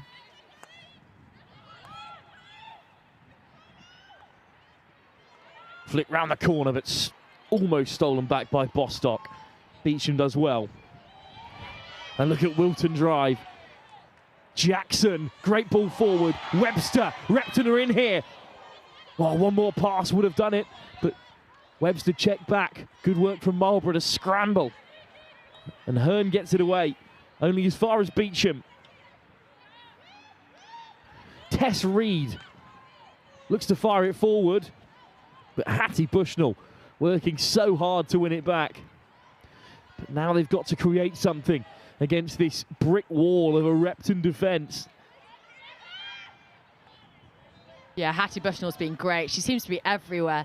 She turns over the ball and then also goes to attack really quickly. Been a key player for Marlborough so far. And she's one of the youngest on the field, certainly the youngest in Marlborough colours. Driving forward those, Lonnie Walker, pass into midfield is intercepted by Reed. Good work from Reed since coming on. Beecham on the turn, puts it through the legs of Walker. And now Wilton, such a dynamic presence on the right. Marlborough played some really nice stuff, but it's just that last pass that is like slightly off or slightly not to the attacker's stick. I think if they just took slightly more care over that last pass. Trusted, put under real pressure by her opposite captain Webster. It comes from Marlborough. Here's Bushnell. Umpire's call goes again. This latter stage of the third quarter has sort of descended into frantic play. No one really stringing anything together, but Repton don't need to. 2 up at this stage. Yeah, Repton, a few players just looking at the clock there and realising they've got 30 seconds to keep the ball. Callie Reid does really well to evade the Marlborough press. Intercepted, maybe one last chance. 15 seconds to go. Can they fire it forward? That misplaced pass will bring the third quarter to an end. And what a quarter it has been for Repton School. 2 massive goals in a final that looked like it might go all the way through to penalties. Finally the breakthrough, an excellent short corner routine played under real pressure. Izzy Ramage with the dummy, picking out Anna Webster. And then some drama in the circle. Phoebe Hodges off the bench to tuck home a poacher's finish to put them 2 up. Marlborough College with a lot of work to do here in the final quarter. No team has scored twice against Repton in the Not Sports Schools Championship this season at under 16 girls level. Can they be the first to get back into this final? We'll have to wait and see. We'll leave you all the highlights ahead of the final quarter live here from the Lee Valley Hockey and Tennis Centre in this Not Sports Schools Championship under 16 Girls Cup final.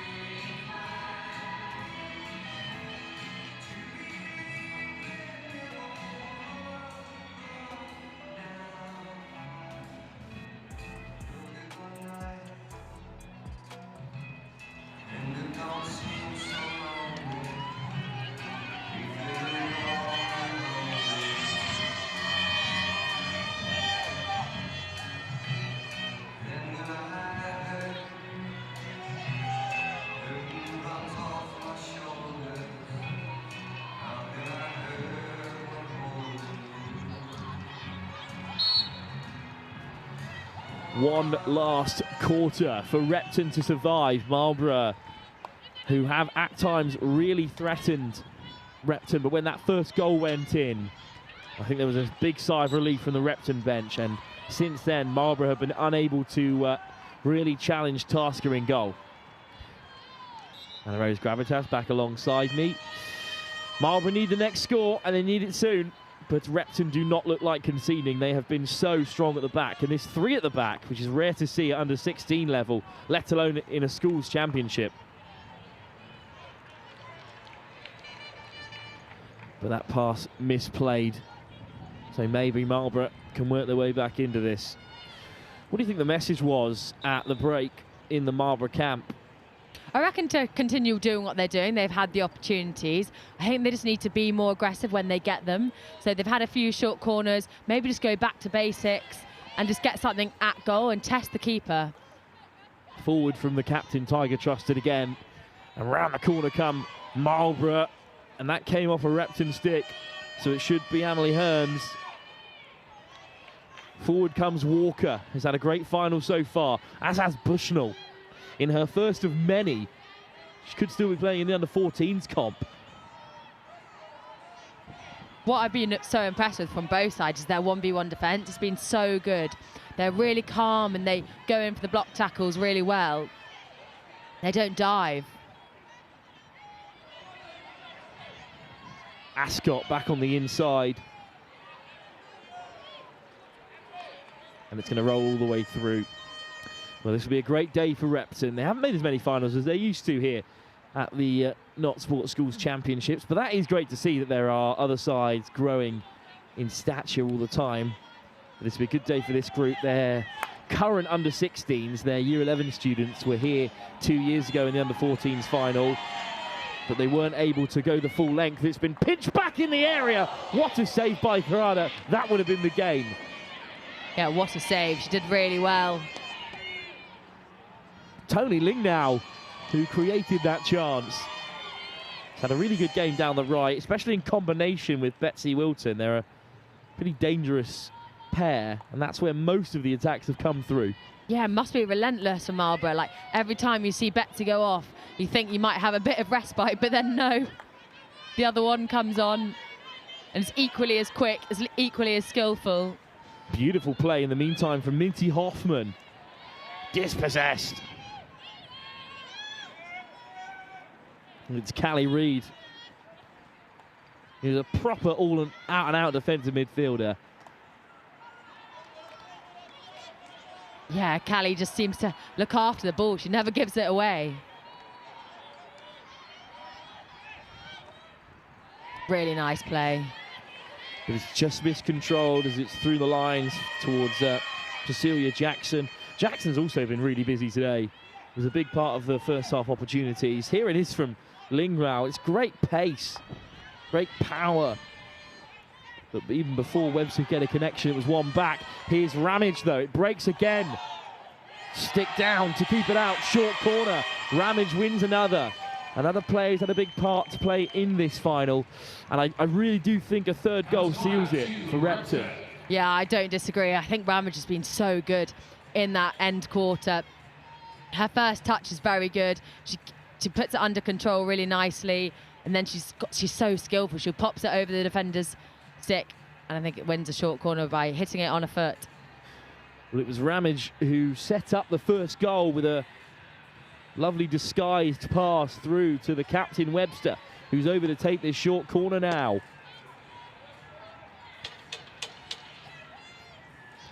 Could this be the game for Repton? A short corner right down the end in which they scored their first. Reid all the way across. Lingnau, what a hit! Oh, it's Ascot who's tucked it home. What a strike from Peggy Ascot. She deserves that as well. She's played so well in this game. Down the right-hand side and through the middle, both defensively and then turning it into attack. And what a strike that is. In so much space, into the far corner. Not much that anyone from Marlborough can do about that. Well, they might have had to tape up their numbers, Repton, but there's nothing half-baked about that shot from Ascot. The goal for Repton scored by number 44, Emily Shield. Well, that's an interesting call. It may well have been Emily Shields who tucked it home. Again, there's tape all over the shirt. I'll be upset if Shields' contributions have been misportrayed throughout the game. In-house call has it as Emily Shields tucking it over, and a round of applause went up from the Epsom bench. The Repton bench, I should say. Long corner for Marlborough. Let's not dwell on it. Regardless, it's a third goal for Repton. In fact, it's a free hit from right at the edge of the area. Here's Miles. Looks to just fire it in and hit something. Really interesting that I heard Callie from Repton there, who's playing right in front of the defenders in that midfield position, screen position. She was telling the Repton players, slow down, let's keep a bit more control of the ball and a bit more control of the game. We're 3-0 up. I'm not letting this go. I think the tape just signifies a 4. It's an interesting one. So it may well have been Emily Shield who tucked it home and has been playing so well in the pink trainers. Also a fantastic footballer for Repton. And also, if it is her, it's a birthday goal for yesterday. What's important is that Repton are 3-0 up in this cup final.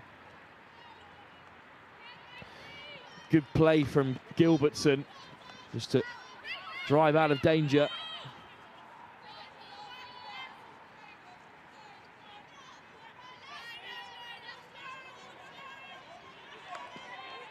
Cut out by Marlborough. They'd love to take at least a goal in this final after such a good season, and they win the free hit. Taken quickly by Bushnell, fired into the area, just looking to deflect off someone from Lolly Walker, but it will break instead for Wilton.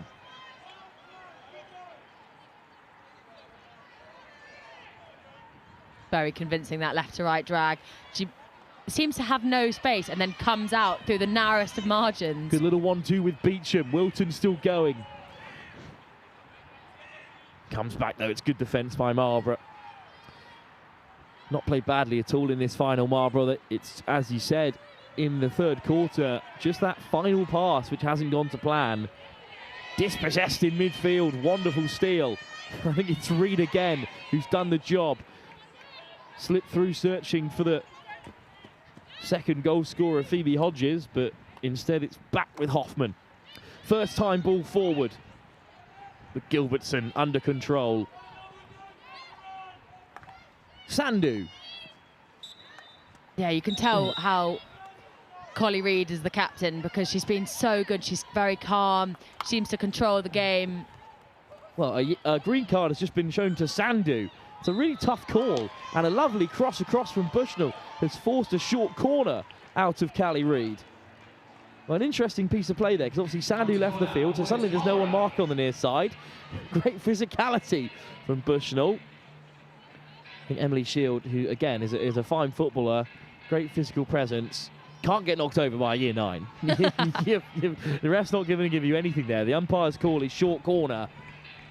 Chance for Marlborough to take something away from this final. They've only left one back. Well, they've now sent 2 away from the 23-metre area. Yeah, I think it'll be really interesting if Marlborough managed to convert this. And I think they deserve it, to be honest. They definitely deserve a goal for their efforts. Here comes the short corner. They've had 3 or 4 already in the game so far, yet to break through. Deflected away by Gilbertson. What a work. What a piece of work from the defender again. Still alive here for Marlborough. And then Shields gets it away. Cleared by Anushka Hart. Very good defence from Repton. It's a great touch from Anushka Hart to give her a bit more space. Gilbertson has been fantastic today. No wonder Repton have the best defensive record of any under-16 girls side in the Not Sports Schools Championship. Webster playing a lot deeper at the latter stage of this one. I think she's just come on at fullback to a place where Sandhu was. Yeah, it's brilliant for her to be able to play out front and play, at that left half position. It's so good to be versatile, especially at this age. Turn from Wilton into traffic. Free hit goes Repton's way, to the dismay of the Marlborough bench. Marlborough bench looking gutted about that. And a green card shown, upgraded to a yellow for Poppy Hill. So most of this game, for the next 5 minutes or so, Marlborough will be down a player. Well, it was a green card and then it was upgraded to a yellow, unfortunately, Anna.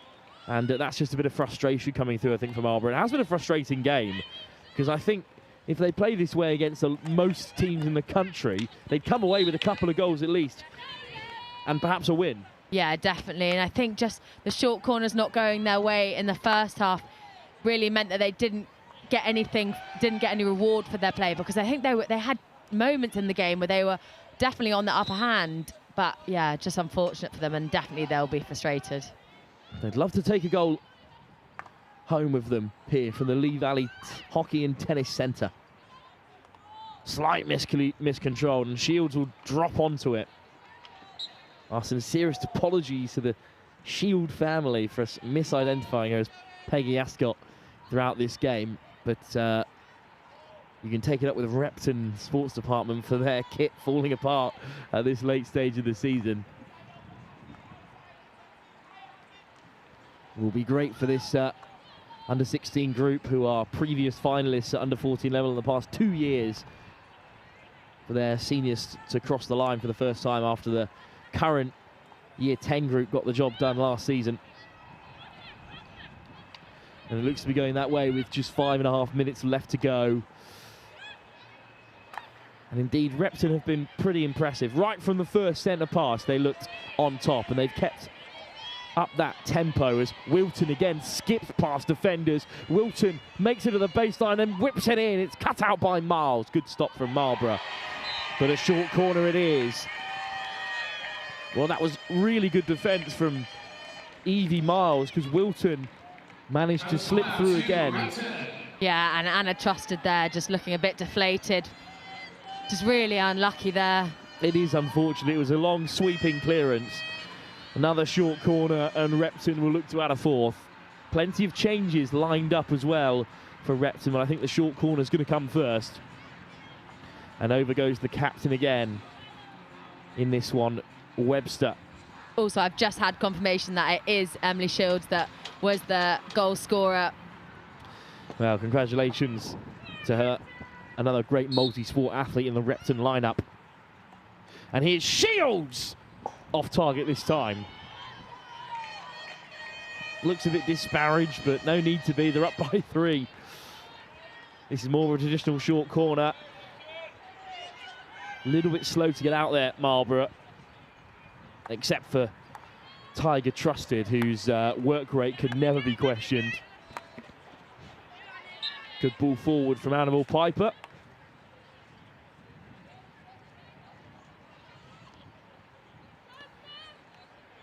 And Marlborough will play out the last 3.5 minutes or so. Repton pressing really high again. Goal hungry, I think. Well, look, we did tip Repton early doors when we saw that Kingston Grammar School performance in the 3rd, 4th place playoff when they put 6 past Wellington. And you think, gosh, Repton beat that side 3-0. We thought Marlborough might be in real trouble. But in all fairness to Marlborough, they said they didn't play at 100% in that last semi-final. They've certainly played better today. And I think if they played, like, as I said earlier, if they played like this against most teams in the country, they're getting a good result. Unfortunately, as it stands, 3-0. Because this unbelievable Repton defence is on track to keep another clean sheet and finish the season with just 2 goals conceded in the Not Sport Schools Championship, which is a frankly ridiculous record. Yeah, it's unbelievable, really, especially because they commit so many numbers forward. So they either must be ridiculously fit or they've got a very good back line and goalkeeper.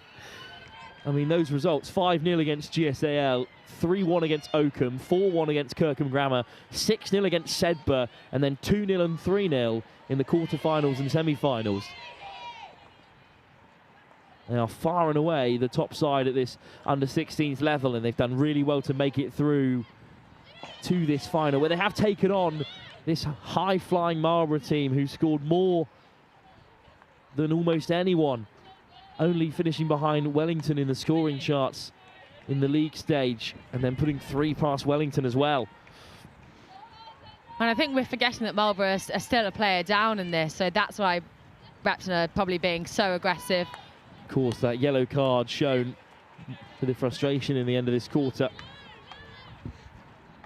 Oh, it's a lovely drive.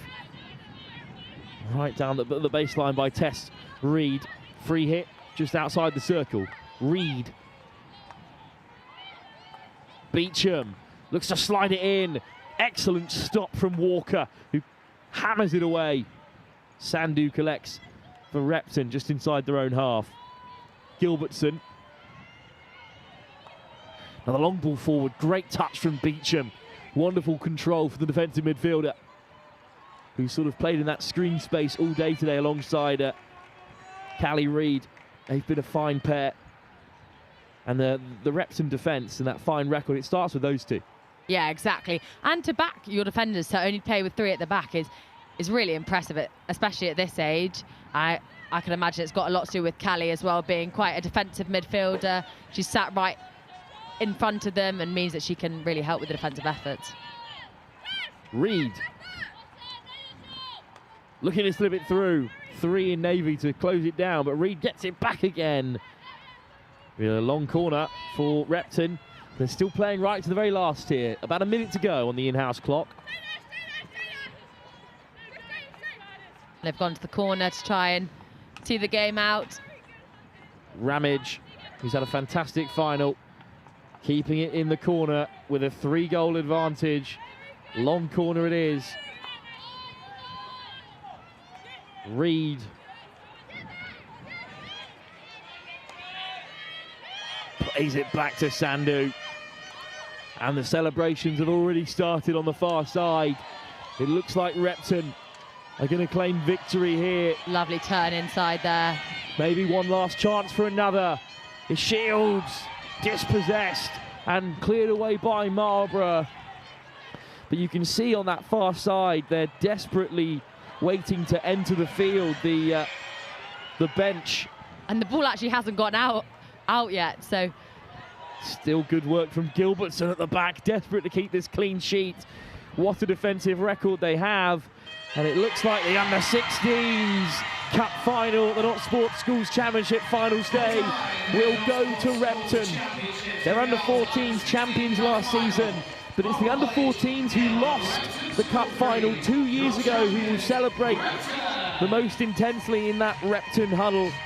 What a performance by them, and we have our first champions of the day. It's Repton, who are the under-16 girls winners at the Not Sports Schools Championships Finals Day.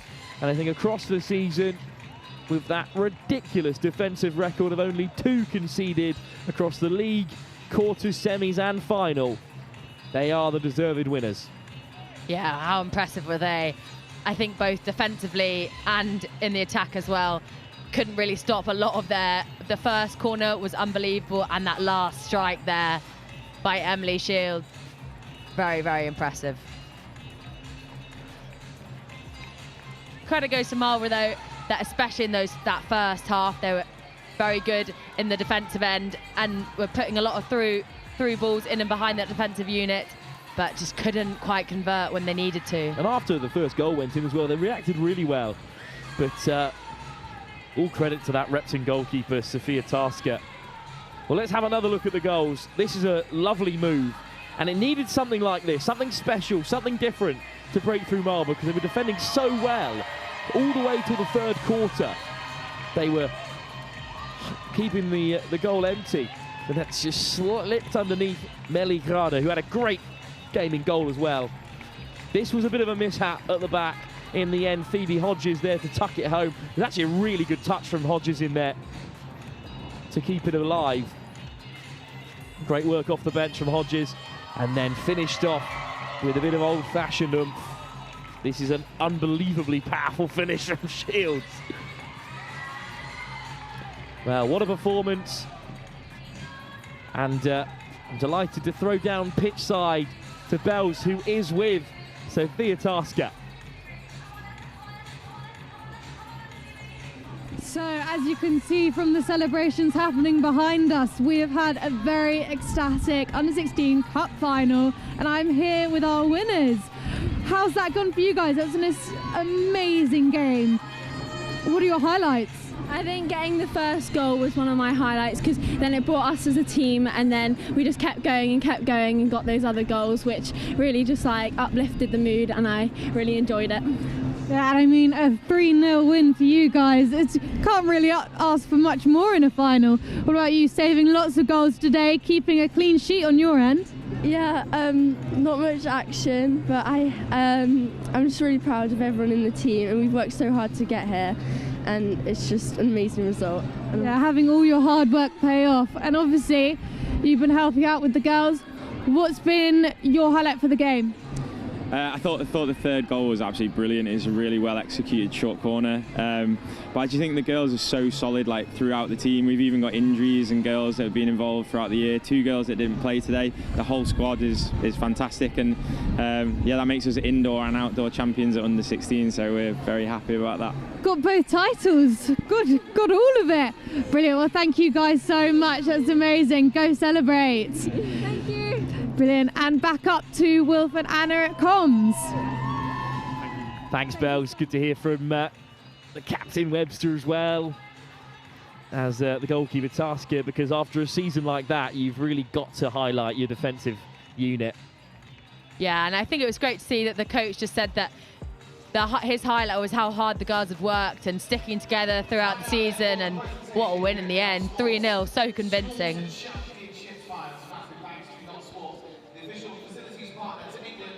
Wow, what a game here at the Lee Valley Hockey and Tennis Centre. There's so many more big games to come, of course, as we head into the summer. Anna, we were talking just about how excited we were for international hockey to return here to the Lee Valley Hockey and Tennis Centre. We've got the FIH Pro League back from the 13th of June.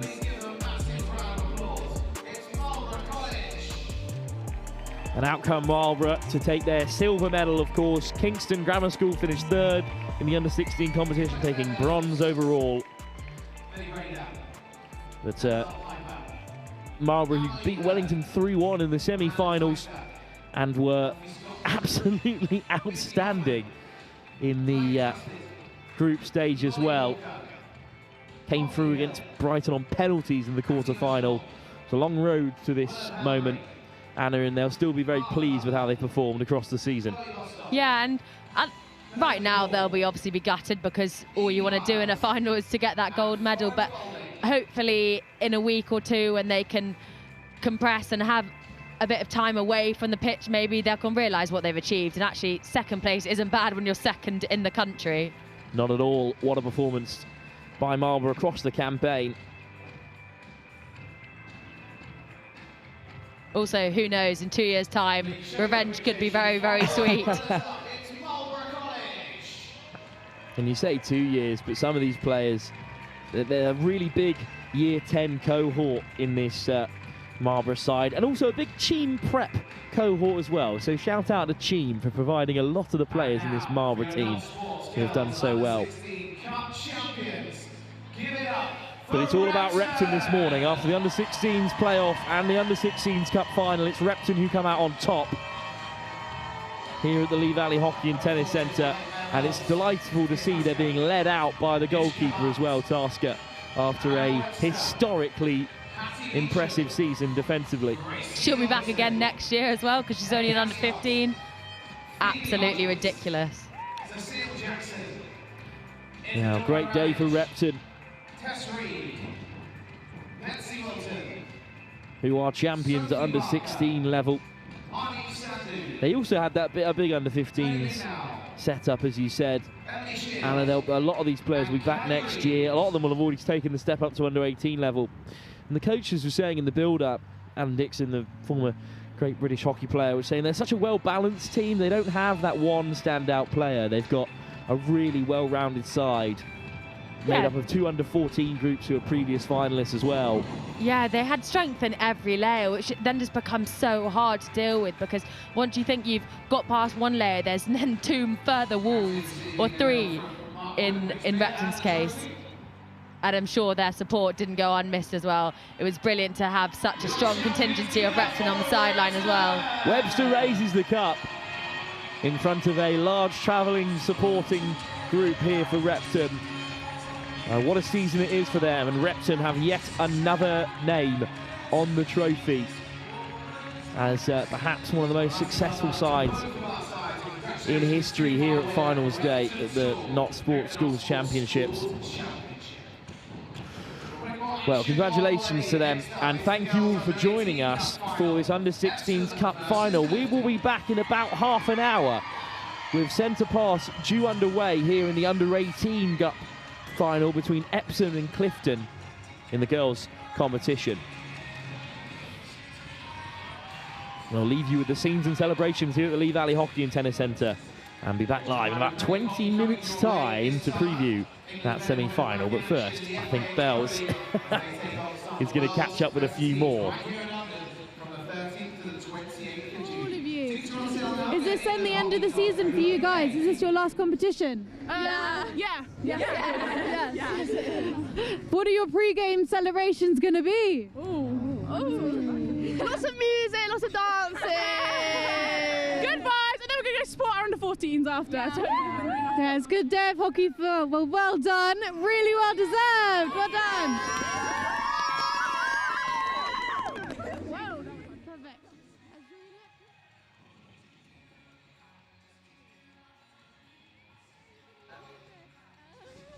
In the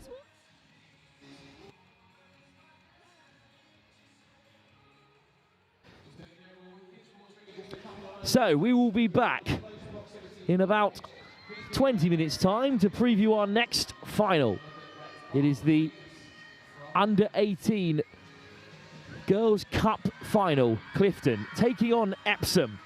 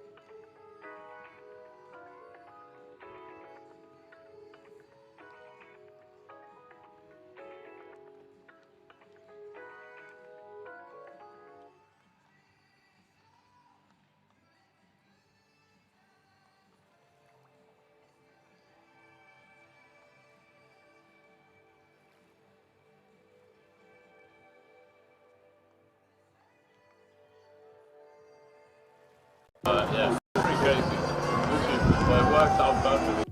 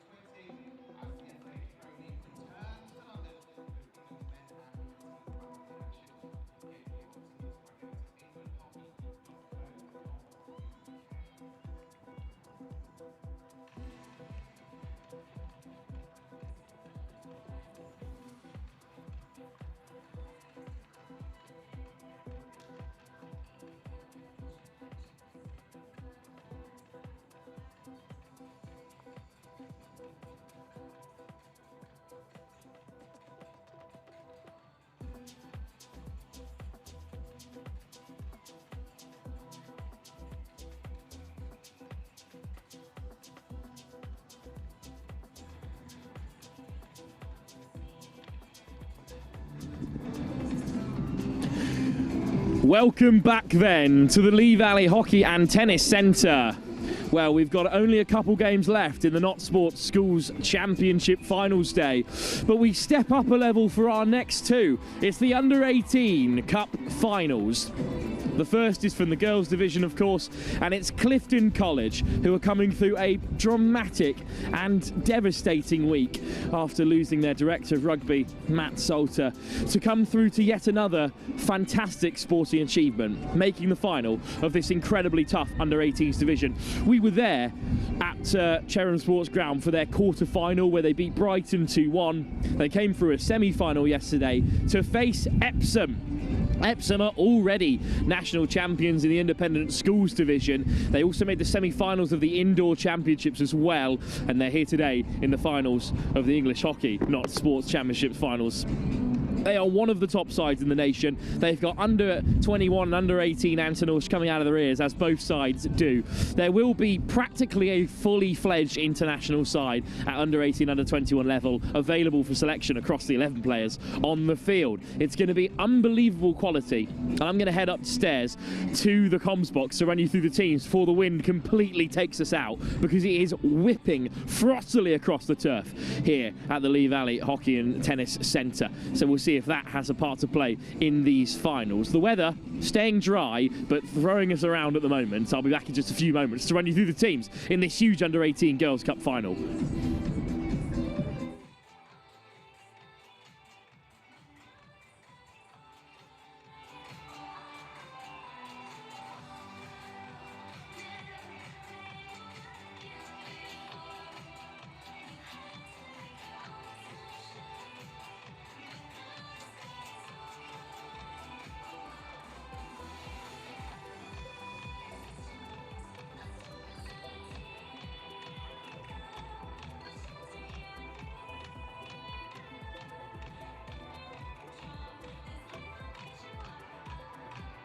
So I've ran up the steps into the comms box. Anna Rose Gravitas back alongside me as they're about to enter the fray. Brighton in the blue and white on your left of your screens, and Epsom in the navy on the right. Epsom College take on Clifton College. It's a game of such pedigree, a game of such quality, and we can't wait for it to get underway in just 5 minutes' time.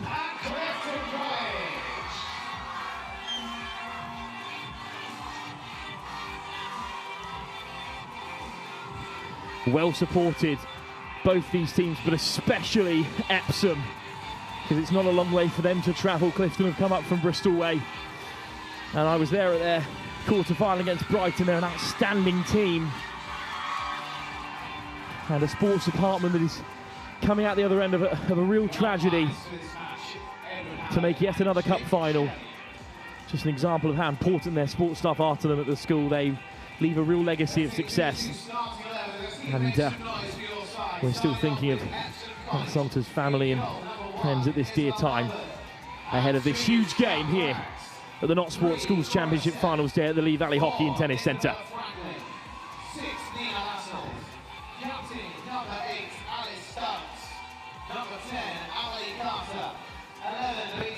So let's take a look at the two sides. For Epsom College, they've got the likes of Isabel Melbourne's, Scout Craggs, Cora Seth and Isabel Franklin at captain. Lascelles, Stubbs, Wood, Carter, Nelson, Heel and Perkins all out there alongside the likes of Wheel, Howe, James, Bryant and more. There are internationals aplenty across the side, including the likes of Lena Lascelles, who's already in under 18. And Alice Stubbs is already a Welsh under 21 international. While the number 10, Emily Carter, is already playing for East Grinstead in the Premiership, as well as England at age grade level. They are the players to watch out for, really, in this very talented Epsom side. But there's representations from Surbiton, Wimbledon, East Grinstead, and all the top clubs across the team. Clifton College then. Phineas Schultz is a German under-16 international, starts in goal, with India Kandavan and Lovell in the side as well, with Taylor, Windows, Titcombe and Davis, who's also been on the books at England under-16. Grindle, the number 9, is the real star to watch out for, a double in their quarter-final win for the England under-21 international. Herring also out there with Shields down as their captain today. Darcy Shields, an Irish under-21 international. Puddicombe also on the books at England alongside Murray. And then India Rose Murray, of no relation to Sophie's, also out there alongside Holt. Another German, Ida Dreher, Grabham, White and Prickett finish off the lineup today. We are underway for our biggest game of the day so far, the Under-18 Cup Final. And it's Epsom with fantastic home support. Their side completely sold out here at the Lee Valley Hockey and Tennis Centre. And Anna Rose alongside me. We know all about Epsom and Clifton. They are both sporting powerhouse of the highest order. Yeah, I'm really excited for this one. I think it's going to be a big step up from what we've seen previously, just because of these two sides and how strong they're going to be. So Epsom in the Navy will move from right to left in this first half. With the goalkeeper in dark red. Another England international, under 16 level this time, the keeper for Epsom. And every time they head to that far side, you're going to hear the roar, Anna. Yeah, what a difference it makes to have a big home crowd. Indeed, they are practically the home team at this competition. Although Clifton win it back for the first time. You see Clifton's... I'm actually not sure that's Clifton's senior men's side in the background there. I think they're just opposition to Epsom, which I don't have a problem with at all. Just made friends while here at finals day. That's great to hear. It's Puddicombe battling away on the near side. She is a key to this Clifton effort throughout. Tough semi-finals. The third place already been decided. Haileybury victorious against Repton after extra time. While... Clifton beat that Haileybury side 5-3, and Epsom came up against Repton, beat them 2-1. What a game.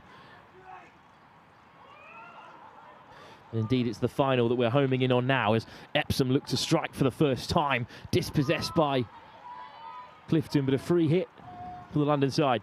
Yeah, Epsom have had all the possession so far. They've moved the ball around the back really nicely. They look like they're playing in a 4, but then move to a 5 at the back as they move high up the field. But Clifton look to break. Strong stick from Alice Stubbs. And Clifton calmly play across the back line. Can Davenham Lovell just about keeps it in play, but not quite. And every decision that goes Epsom's way will be met by that roar on the far side. A strong boo from that male chorus, who are yet to be identified. Great aerial in there, just a little pop. Lovely flick. And again they go to the skies. Who will it bounce for here? Epsom on the turn. Clifton get the call. It's a nervous start for both these teams. Yeah, exactly. I think Epsom have probably got the better of the start of the two teams, but... Cut out by Clifton, heavy touch, and into the midfield. Beautiful drive from Bella Herring. And a strong carry out of the back from Epsom's captain. Into the circle, racing for the strike, but it's been charged down. Phoebe Howe denied.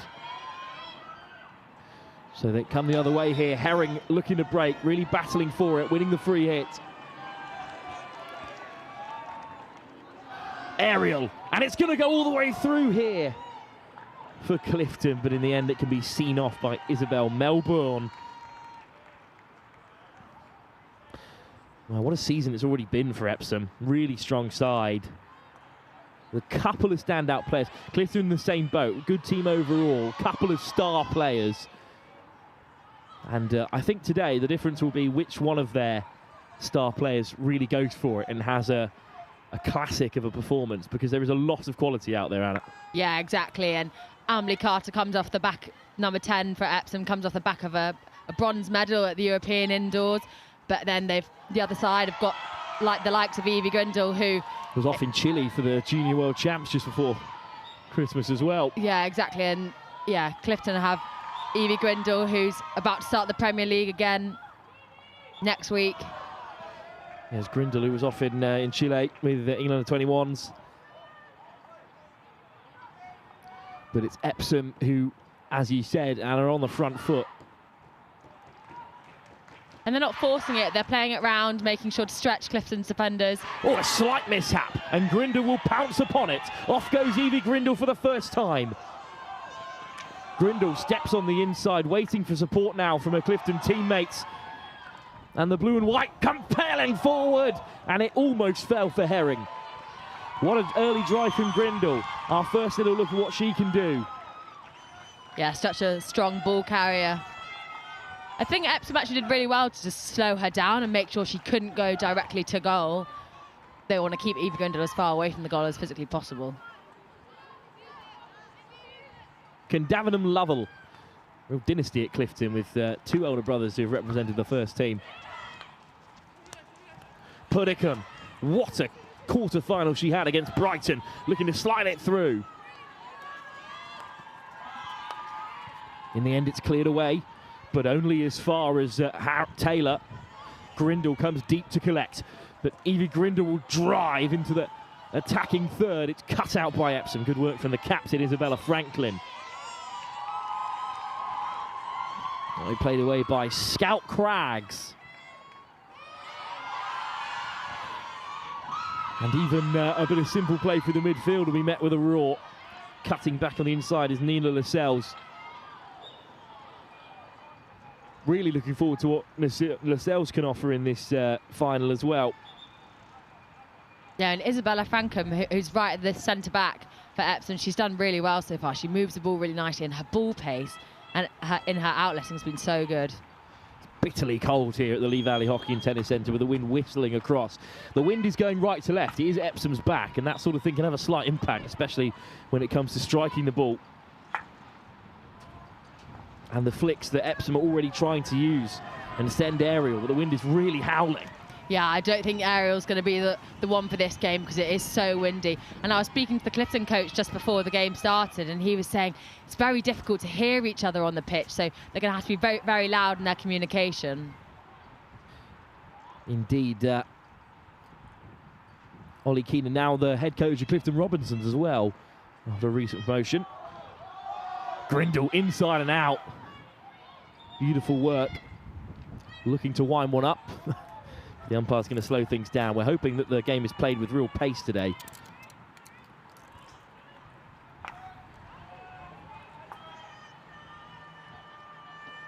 Well, when will it open up here for either side? It's been such a nervy start. As you'd expect in a huge game. Epsom already independent schools champions, but this is really the big dance.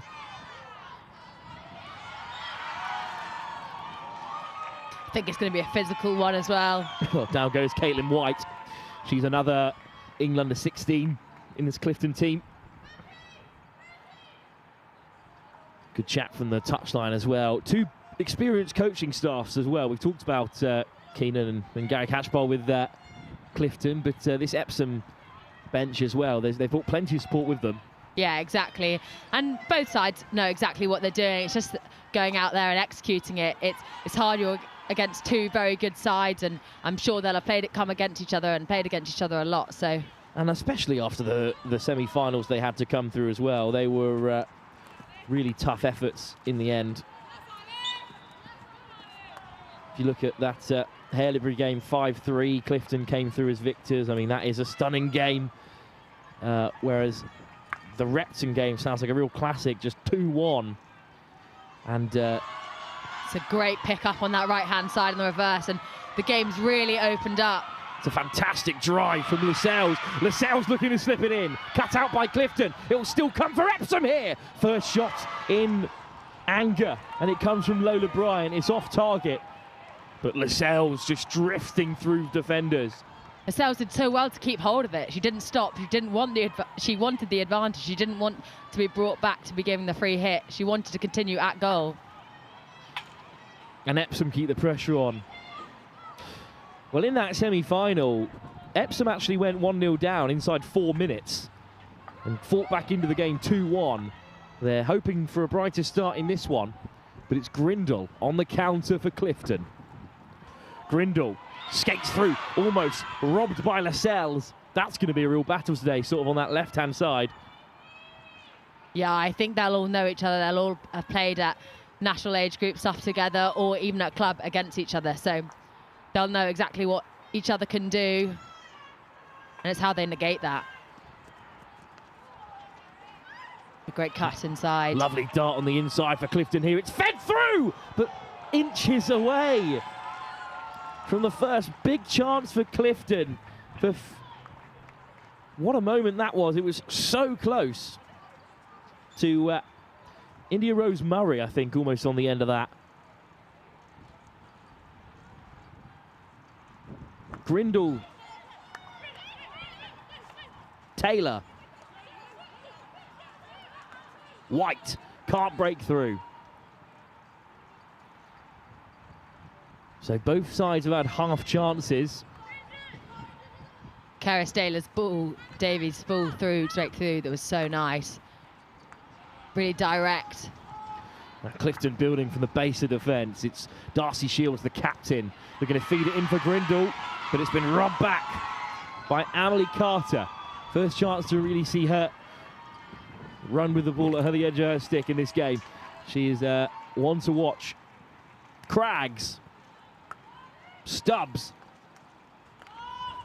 Very confident to play out of defence, but Stubbs goes gliding through. Long ball, important cutout from Clifton as well. Well dealt with there by Epsom. Indeed, it's both sets of defences on top at the moment. All the way back for Stubbs. Here's the captain, Franklin. Pace across the defence, really impressive, Ava. Nicked by White. And finally, one side has blinked. It's Epsom who give it away, but Clifton, well, it's the safe option, but it's the mature option as well to build from here, Ava.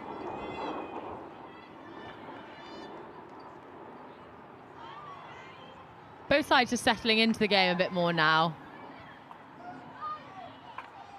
And both presses are sitting off a bit. Oh, what a touch touch it was by Davis. Umpire lets it play. Almost slipped through again. Clever by Franklin just to commit the foul outside. Grindle skips past one. That is good defence, Anna. Yeah, I think Epsom have just been really calm at the back. They know that they're going to be faced with a lot of very skillful, technical players. 17.5-minute quarters, as it has been all day so far. There's only about 5.5 minutes left to go. We had a stalemate all the way up to half-time in the under-16s competition, but this game hasn't played like that at all. This is very much an even affair. Yeah, definitely. I think there's going to be goals in this game, but I think it will be, the first one will be hard to get, and then after that they'll flow. Look at the drive through midfield by Carter, sending Clifton scrambling back. Beautiful ball into the path of Perkins. Isla Perkins on the outside for the first time, but Puddicombe there for company. The brilliant ball by Emily Carter to carry through and then back herself on the reverse to hit that cleanly. Craggs. White again looking for a high press, but this time skinned on the outside. And it might open up here for Epsom. Shot across the face! It doesn't come cleanly at first. It deflected off of Bryant. But it's going to be the first short corner of the day for Epsom. Well, that was a bit of a madhouse in the circle there. This is such a dangerous ball in, Anna. Yeah, she does really well because she brings about 4 players in and she backs herself to hit it on the reverse. Perfect. Well, this is good play down the left-hand side to begin with. The first bit that opened up the defence, but then a counter-attack by Clifton. It didn't come to anything here.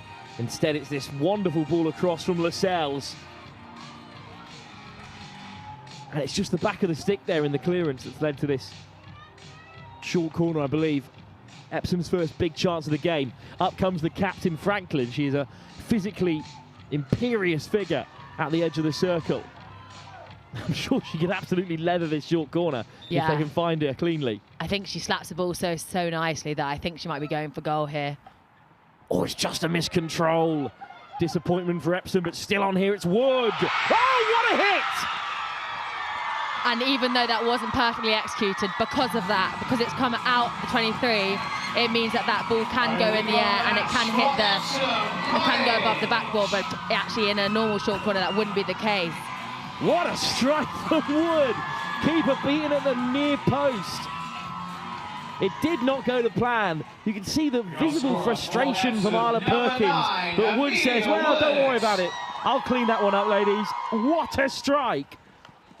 Yeah, you see that actually in the men's game a lot, where they don't, obviously, they do it on purpose. They mistrap the ball on purpose and then let it go, leave the 25, and then they can roof it. Well, let's just say that's what Isla Perkins was doing. What a start to the final. And all of a sudden, Epsom are in front before the end of the first quarter. They go ahead, unlike they did in their semi-final, I should say. They went behind early. This time they take the lead. And that will change the dynamics of this game, Anna, because it's been really tight up to that point. Yeah, exactly. And both sides have been very in it, and then not much has separated them. So I think all it needs is a bit of luck or a bit of well execution. And would you believe it? First short corner of the day. First real chance, and it's been taken. Here's Grindle. Just can't control it there, and Carter weaves away. The ball is intercepted, though. Carter annoyed with herself there. Gives it away. Davis, though, hustled out of it by Craggs. What a break from the defender. And Craggs pulls the handbrake. She does very well there to slow the game down because she knows that her forwards need to get back into it. Wheel dispossessed, though, and Craggs races back into position. Possession changes hands again, but the free hit will be Clifton's. Grindle looks aerial, looking to cause some problems here. Almost ran for Caitlin White. Well, let's take another look, Anna, at this strike. It is fantastic from Emily Wood. Yeah, she's leant back and she's undercutted it really nicely. And I think as a keeper, you're not expecting that. And as a defensive unit, you're not expecting that in a short corner because you know it can't go high. It was a shot just above the backboard, in the final play of Clifton's quarter-final against Brighton that denied Brighton College a shot at extra time and penalties. But they won't be saved that time by such a ruling. And Clifton go behind early. Grindle. She comes really deep to collect. I think there might be a card shown here. And indeed, the umpire is going to pull a green card out. Yeah, I think in this game, because there's going to be some technical ability, some really high technical ability, I should say, so that defenders need to be very careful when they're throwing their sticks in because you're going to get done and it's going to be very obvious. Long ball, excellent ball for Puddicombe, who's so dangerous on the edge. Puddicombe drives to the baseline. Well defended by Epsom, now down to 10 for the next 2 minutes, of course, and that is the right option in that situation. Anna, just get rid of it.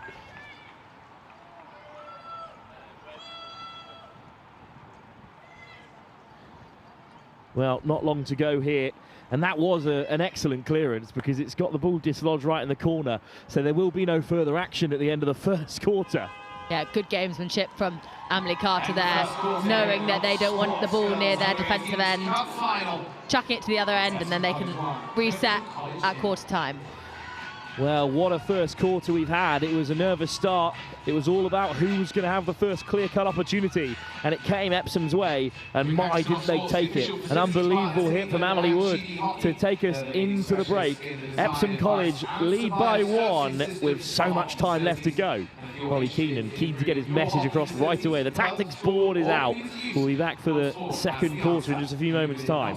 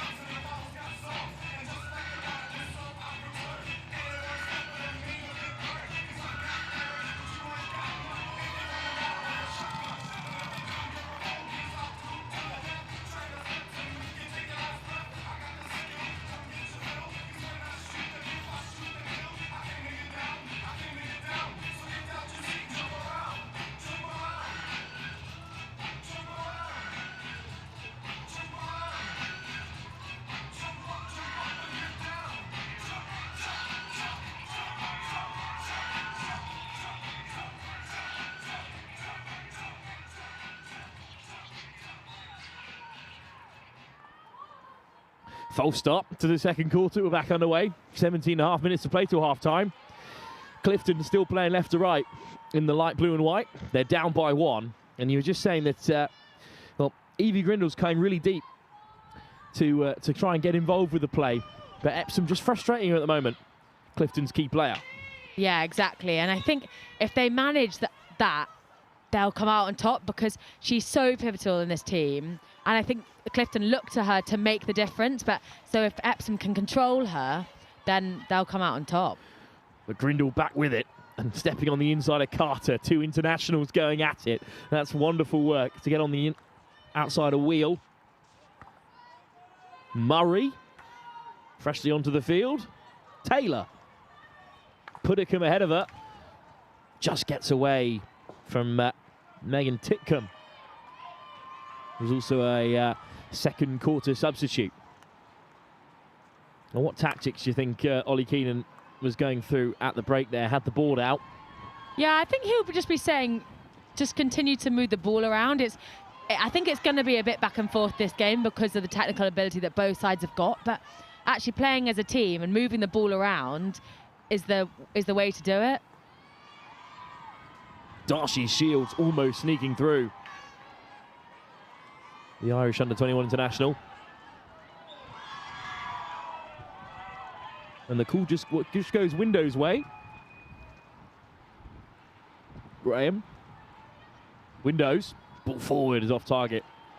Well, Darcy Shields seems to have shifted further up into midfield to try and get her involved in the game. It's a good call, really. Trying to cut off Epsom before they reach that attacking third. Ariel.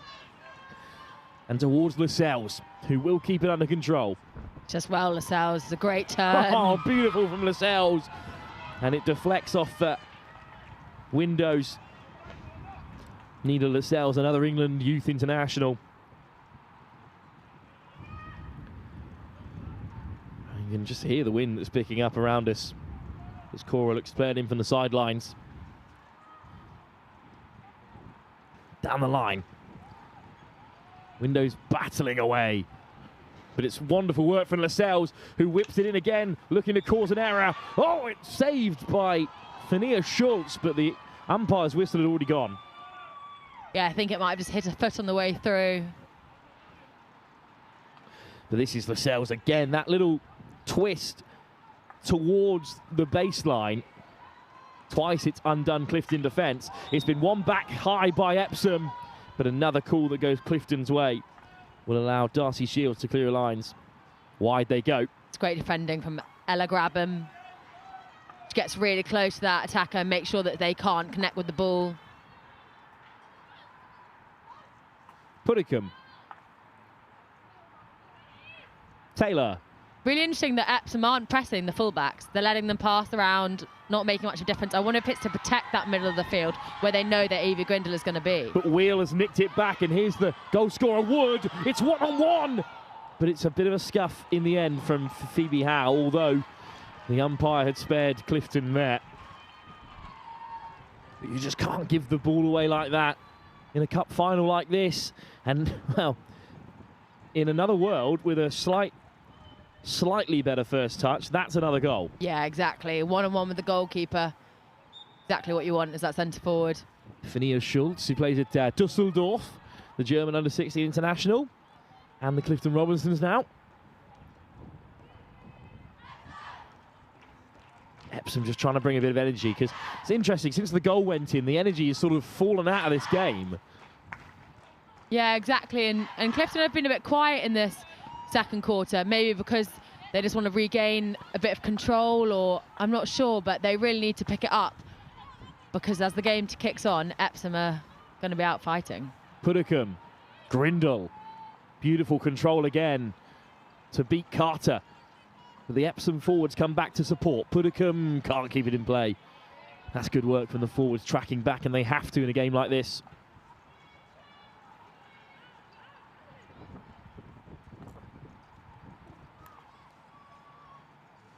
It's very stable at the moment from Epsom and from the captain, Isabella Franklin.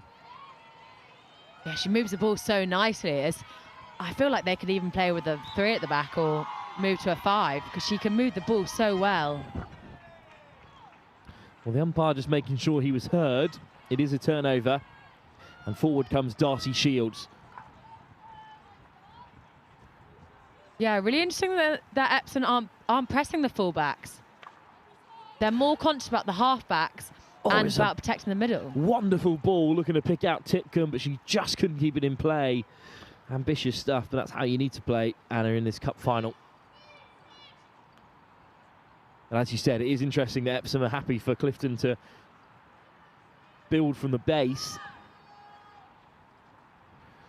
I think Epsom have recognised that their strengths are potentially in their halfbacks and in the middle of the park. They're trying to negate that as much as possible, force it to be not where Clifton want it to be. Cut out by Shields, great control from the captain. Grindle, dispossessed by Carter. They're having their own little game out there. And then Shields wins it back. Grindle skips around Carter. Grindle's still driving here. And it's going to be a free hit right on the edge of the circle. But Epsom are compact. It was actually a great steal by Phoebe Howe, the forward, back to support. Shield. First time ball into the circle. Can they get the shot away? Titcombe. Desperate to get a shot off there, but good defence from Epsom. Lovely one-touch pass. Yeah, it was really well done. She had obviously pre-scanned, knew that her player was free in that area. Epsom survive and even look to break here. One back by Clifton. It's a great jump back. It's all those small wins that can happen all over the park. It just makes such a difference, and it stops Epsom going forward so quickly. Well, that's back for Shields. Skips away from the pressing forward. Murray. Epsom have it back. Lovely run from Nelson. Nelson. Oh, it's a big interception. It was almost through for Perkins. And Puddicombe comes flying forward. Bit of a coming together on the near side. The umpires will play on, and Craggs has it back at the base for Epsom. Good to see Howe and Perkins back to their feet. Heel. Eventually gets it away under pressure from Keris Davis.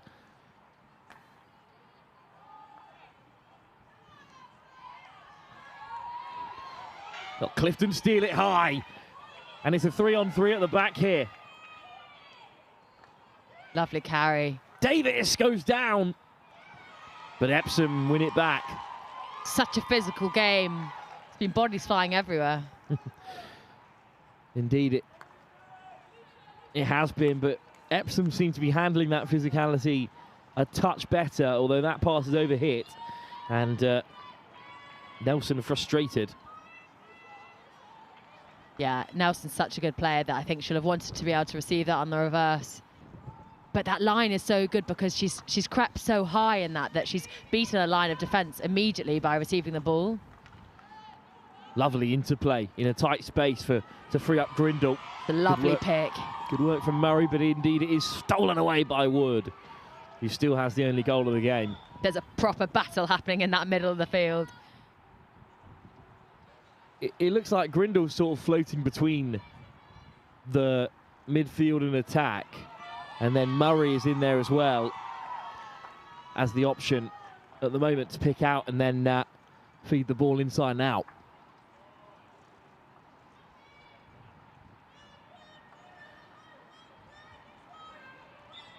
Good control again from Shields, even though the umpire's call was already going Clifton's way. They just haven't really had any clear-cut chances yet, Clifton College. Lovely touch. Grindle forced to retreat between two players, somehow comes up with it. And wins a free hit, sending Carter back. Grindle looks to go to the left-hand side. Another free hit. All the way across for Taylor. Yeah, good option to spread the game. Got a bit congested in the middle. Puddicombe skirting through, but dispossessed. Great defence. Can Epsom break?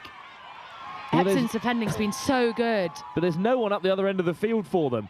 And it's been won back by Murray. Top work from Sophie Murray. Yeah, that's the thing, that I think Epsom drop all their players behind the ball when they're defending it. So when they turn the ball over, they've got half a pitch to make up, and they've got no one in it. Shields, good ball for Murray, who heads to the baseline. It's into the circle. It's cut out again by Epsom, but as you said, there's no one up there towards the end of this second quarter.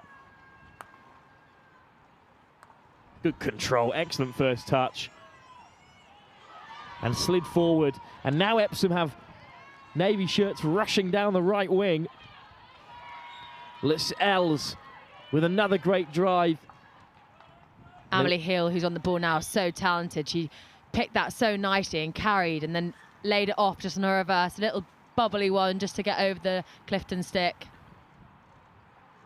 Carter accelerates away, but just can't get the cross in that she was after.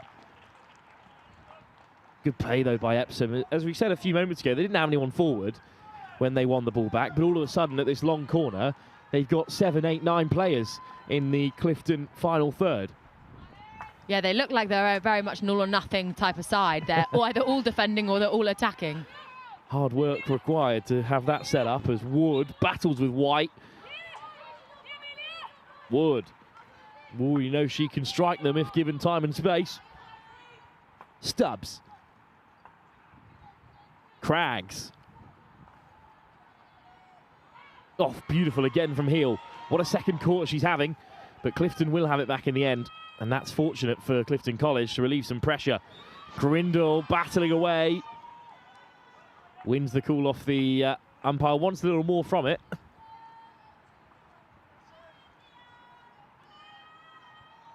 Clifton College with 5.5 minutes to go in this second quarter. Still yet to really challenge Isabel Melbourne in the Epsom goal. Did score 5 already yesterday in their semi-final. And that's come off an Epsom player. But yeah, I think just lifted slightly too high, just over the shin pad, so Epsom will retain the ball. But I think that's exactly what Clifton need to do, because Epsom aren't pressing their fullbacks. They can carry out the back because no one's putting them under any sort of pressure. Heel. Wonderful touch from Lascelles. What a technical athlete she is. Heel again. Lascelles is also really commanding where she wants the Epsom defenders to play the ball. She got it in, passed it straight back out, and was telling her players to move the ball around. Well, Lucy Prickett wins it back, not given much space to work in, so Grindle can slide it across. Great what a ball. pass! Pinnacombe, one-on-one, chance for Clifton, kept out by Melbourne. I'm not sure Pinnacombe got the connection she was after there, but what a run. And the connection between those two is going to be key today, and that's a short corner. Or in fact, it's just an advantage. Now Pinnacombe whips it in. This time it's a short corner. One off of Isabella Franklin, although there's nothing she could have done about that. No, absolutely not. But can we talk about that ball from Evie Grindle? It's a slider. She has everyone else has no idea where it's going. It's disguised. See how she rolls it down her stick into a clear chance. And Amelia Pinnacombe, also with the Clifton Robinsons, also with England, does so well to draw that short corner out of Epsom. I mean, where else is Franklin supposed to go there? Yeah. Shields to take this. I think if Amelia Piddleton, has that chance again, she absolutely whacks that. Shields. Plenty of options in blue and white.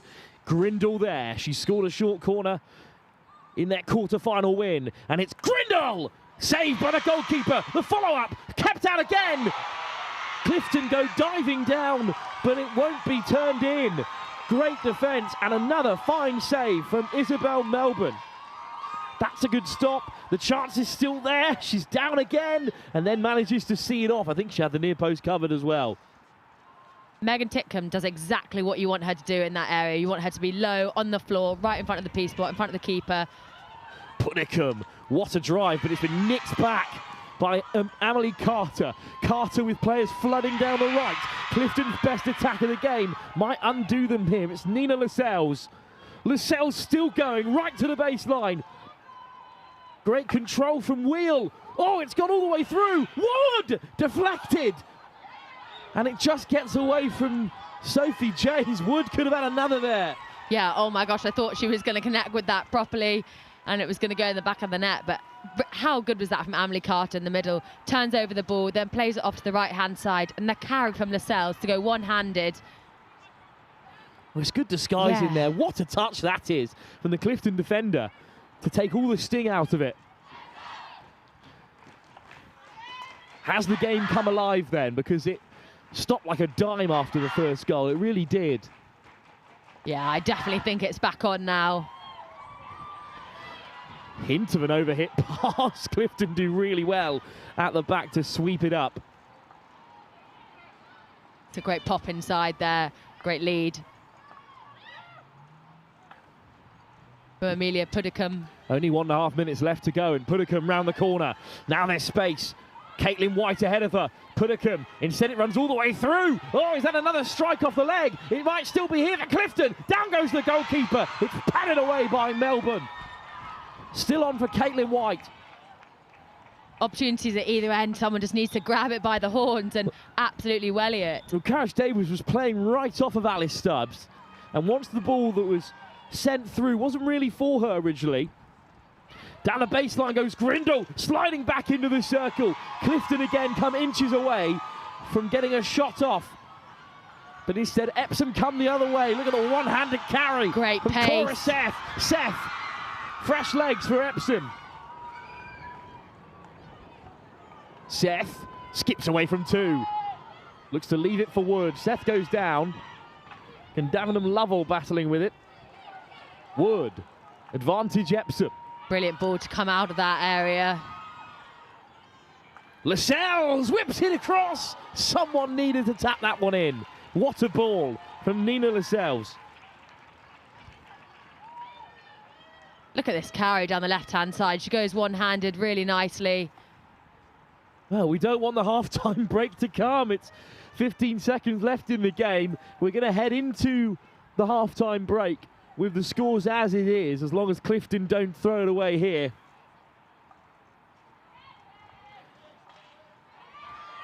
There won't be time for Epsom to benefit from turning that one over. What a thrilling end to the first half. The opening score came through a thunderous strike from Annalie Woods. And then all of a sudden the energy fell out here at the Lee Valley Hockey and Tennis Centre until that final 5 minutes when Clifton started knocking on the door. They had two great chances. Isabel Melbourne, the under-16 England international, very much involved, keeping Epsom in front. But what a first half. Yeah, brilliant first half. I mean, both sides got such quality, and in front of goal, there's been so many chances. I think there's going to be a lot more goals in this game.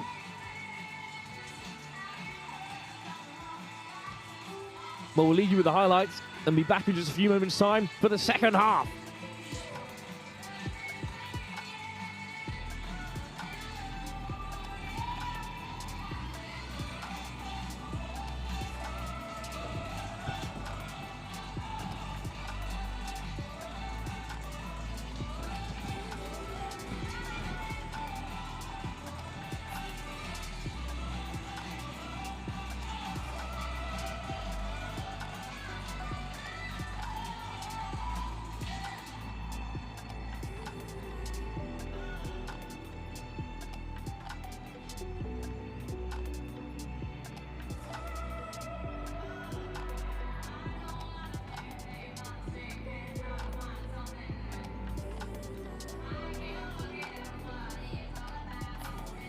There's plenty of hockey action coming your way this summer as the FH Pro League returns to London once again from the 13th to 28th of June. Tickets are on sale now. You can go to englandhockey.co.uk to book yours. That's also the place to go if you want to join us in the clubhouse or the marquee by buying a golden ticket for your match day.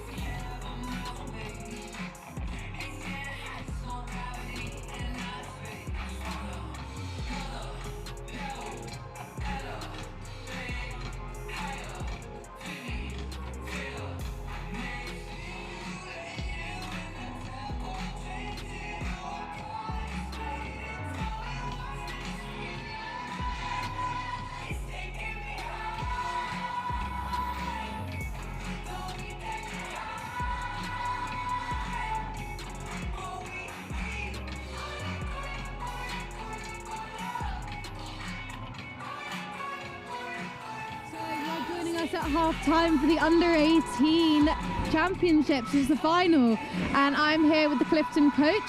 It's been a pretty good first half, hasn't it? Yeah, it's been pretty end-to-end. I think Epsom had the probably stronger first quarter. We've kind of grown back into it, put a little bit of pressure going forward, but again, yeah, plan is kind of keep that pressure going forward, get the equaliser and then go for them, and you never know what can happen. Yeah, and the girls have been putting up a very strong battle. What's your plan for the second half to win it back and get your victory? Yeah, try and move their defence a little bit more, try and manipulate their man-to-man and try and kind of play over longer distance and get more opportunities further up the field. We've got some good ball carriers, we usually play the ball nicely, kind of two-touch stuff, so yeah, continue to what we normally do. Yeah, well, brilliant. Thank you so much and good luck for the rest of the half. And I will send you back up to Wilf and Anna at comms.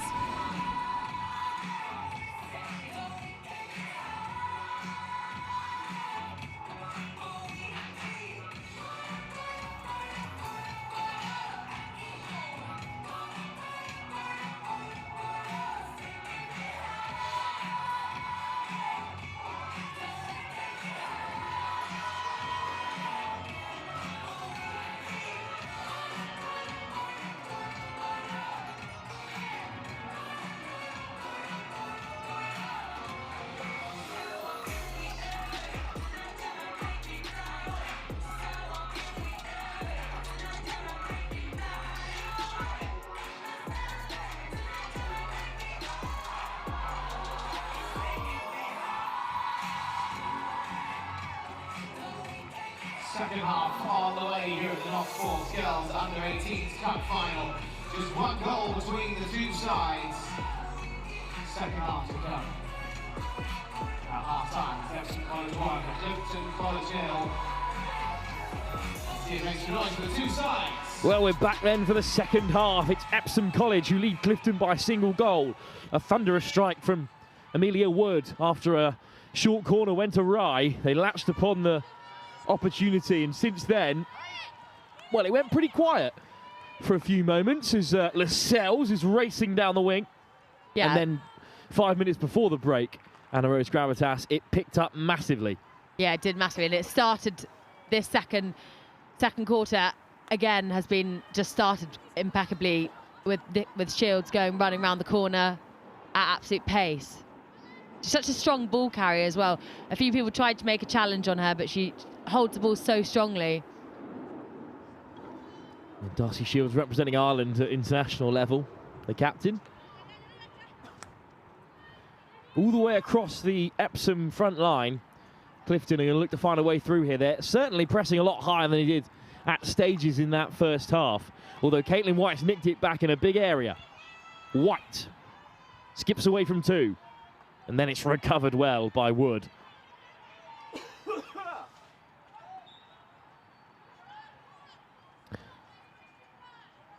Well, how do you think this third quarter is going to go? Epsom, of course, in the Navy now playing left to right in this second half.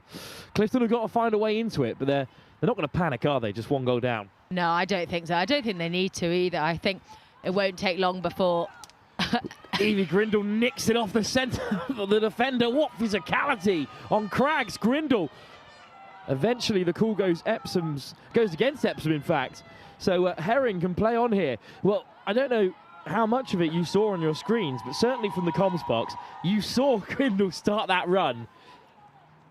It's way off your camera that she starts sprinting in. Yeah. It just felt like regardless of Craggs' control, here it is. She starts the run on her own halfway line. Yeah, I think that's the best thing about Clifton as well. They let her make a decision about when she's going to press, which is really hard for other teams to predict. And you don't know how to outlet against it because you're never prepared for what she's going to do. Hard for a coach to give that much responsibility on a player, but of course Keenan has this Clifton group, most of them with the Robins, of course, the Clifton Robinsons, I should say. Yeah, they've struggled a bit in the Premier League so far just because they have such a young side, but Clifton are one of those teams that always come good, and they've been in the Premier League for so long that I'm sure the second half of the season will go better for them. Especially if this Clifton College side is going to end up being the core of the team as Grindle makes great yards again. Grindle still going, looking to slide it through. It's Caitlin White, slapped away by Melbourne. Great save, a decent strike, maybe a little bit too central. What a try from Grindle. Yeah, and she ends up being in lots of space, but it is a great save in the end. Long corner for Clifton College. And that ball goes all the way through. So Epsom survive. First big chance of the second half goes Clifton's way. And that's a good sign of things to come, from a neutral perspective at least. Carter with so much control, so much casual air to her sort of midfield play. Yeah, she takes a big first touch and gives herself lots of space. She takes herself away from the defenders and opens up the pitch really nicely. But Clifton won it back through Shields. Good work from the captain.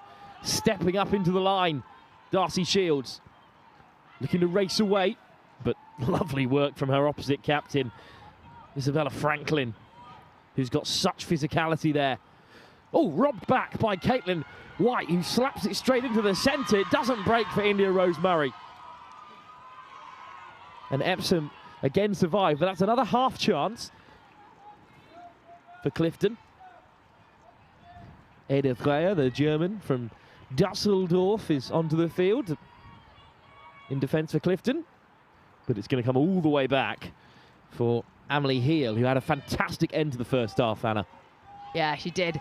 She just offers something a bit different as well. She's very calm, and that aerial is perfectly precise and exactly where she wants it. One back by Dreyer.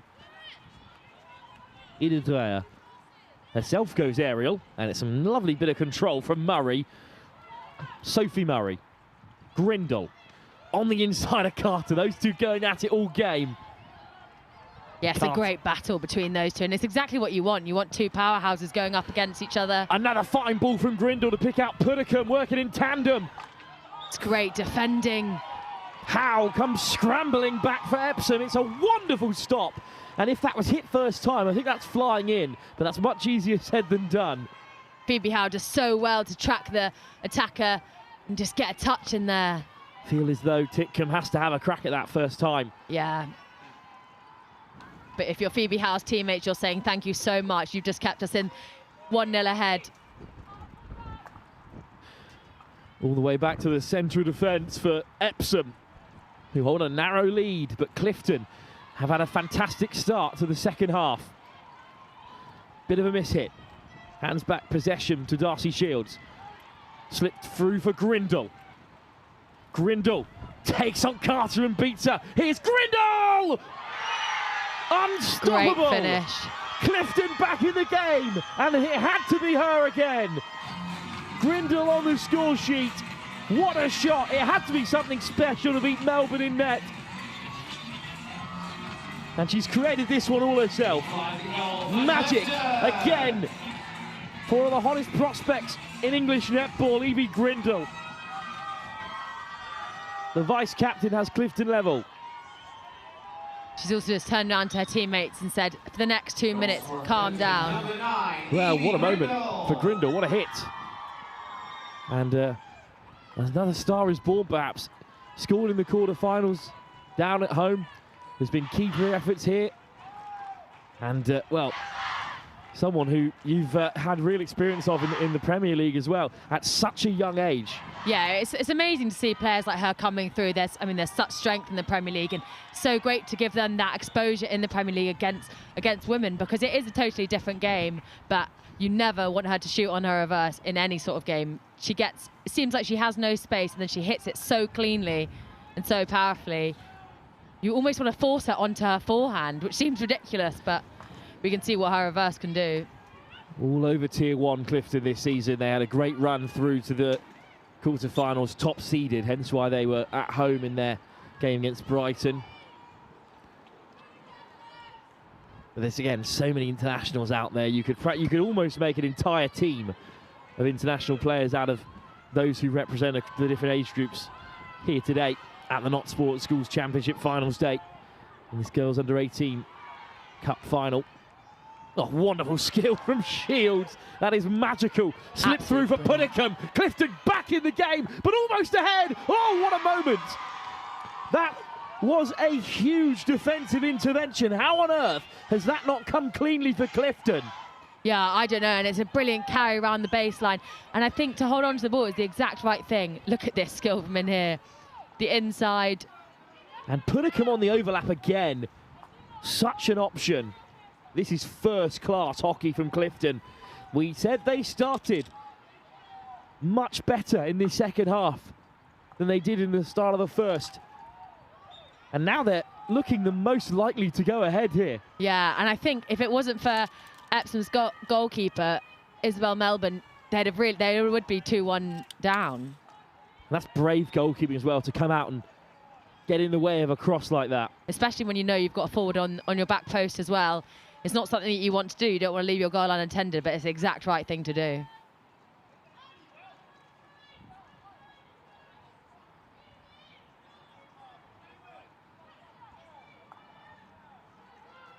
Epsom perhaps a little shaken at this stage, because they were really comfortable at 1-0 up for a lot of that first half. And then, to be honest, it starts with that high press from Evie Grindle that almost led to a chance. Since then, Clifton have been on the front foot. It's as if someone's just reminded them that they can actually have a go at Epsom. They can try and disrupt their setup in defence. Yeah, I think you're totally right. And I think in the first half especially, they controlled Evie Grindle quite well. They probably put 1 or 2 more players on her, but they've just let her run this second half. Well, it almost broke for Epsom. It might still come for Wood here, but it's good recovery from Puddicombe.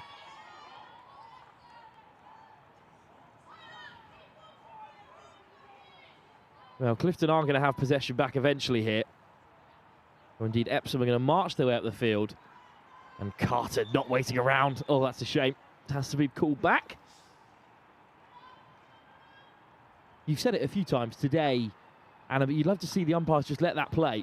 Yeah, I just don't know if... I think that both sides are set up, and it's not like they've taken it miles ahead of where it needs to be.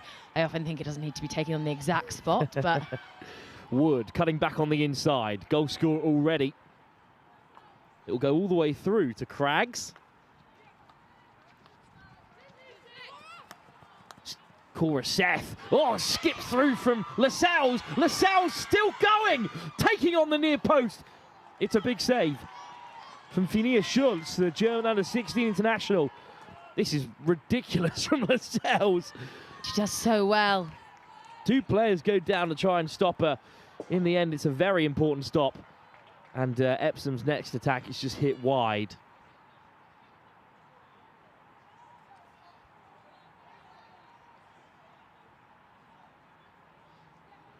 There was the strike that we just missed. As Clifton rebuild. I haven't seen a lot of this in this second half. I haven't seen a lot of Clifton being asked to work their way up the park from here. No, and actually they haven't played short very much, Clifton. They've often gone long, but I think, yeah, if you've got your big players coming in short, you're not going to not give the ball to them. And it has gone long, and it's a beautiful pick-up from Herring. Herring looking to slide it in. It comes back for Herring. A little bit short of options by the baseline, but wins that short corner. That is fantastic work from Bella Herring. There was nothing on there for Herring. She's completely marshalled by 3 Epsom defenders, still manages to win the short corner. Yeah, she's found a way, and she knows she has as well. Her hand immediately goes in the air. What a moment this could be for Clifton. They scored from both their short corners at the quarter-final stage. And indeed, they needed some help from the set piece to see off Haileybury 5-3 in the semi-finals, but yeah, I think if I'm Evie Grindle here, I'm saying, yeah, I'll take this one on the reverse, please. It's up for Prickett to lay it up. Herring is an option, as is Grindle. As are the 2 players racing in from the edge of the circle. Epsom, peg back level, but the momentum has swung the Bristow side's way. It's Grindle. What a hit! Buries it into the bottom corner. A fantastic strike from Grindle, just as you called it, Anna Rose Gravitas. Well, I've seen her do it too many times against me, that's exactly why, but she's just got that touch, and if she knows that she can take it outside, the precision and the power on that is pretty unmatched. As the Clifton fans on their feet this time, and Clifton College take the lead for the first time. They have turned this game around in the second half. They have been the better side since the break. Well, what do you reckon was said at half-time? Because the game has completely turned over. Yeah, I think it's probably, as you said, just reminds them that they were not down and out. It was 1-0 and there was everything still to play for. And it was how much they were willing to give. And actually, I think they've come out absolutely raring in this second half. The game is alive. Hung high, no one underneath it. So Epsom come back with it. Epsom, who were on the front foot, good and proper at the end of the first quarter, eventually went ahead. And then, well, since going 1 up, the game changed and Clifton started to take a hold. And since then, they've scored twice unanswered. Yeah, Clifton look like a side that build on momentum. As soon as you give them a little bit, they take a whole lot. So Epsom will want to change this turn of momentum and want to change it back to their side, but I think it might be a bit difficult at this point. Can Davenham Lovell. Ella Grabham. Can Davenham Lovell. Puddicombe. So dangerous, flying forward. It deflects off Grindle. It comes for Epsom. And can they counter?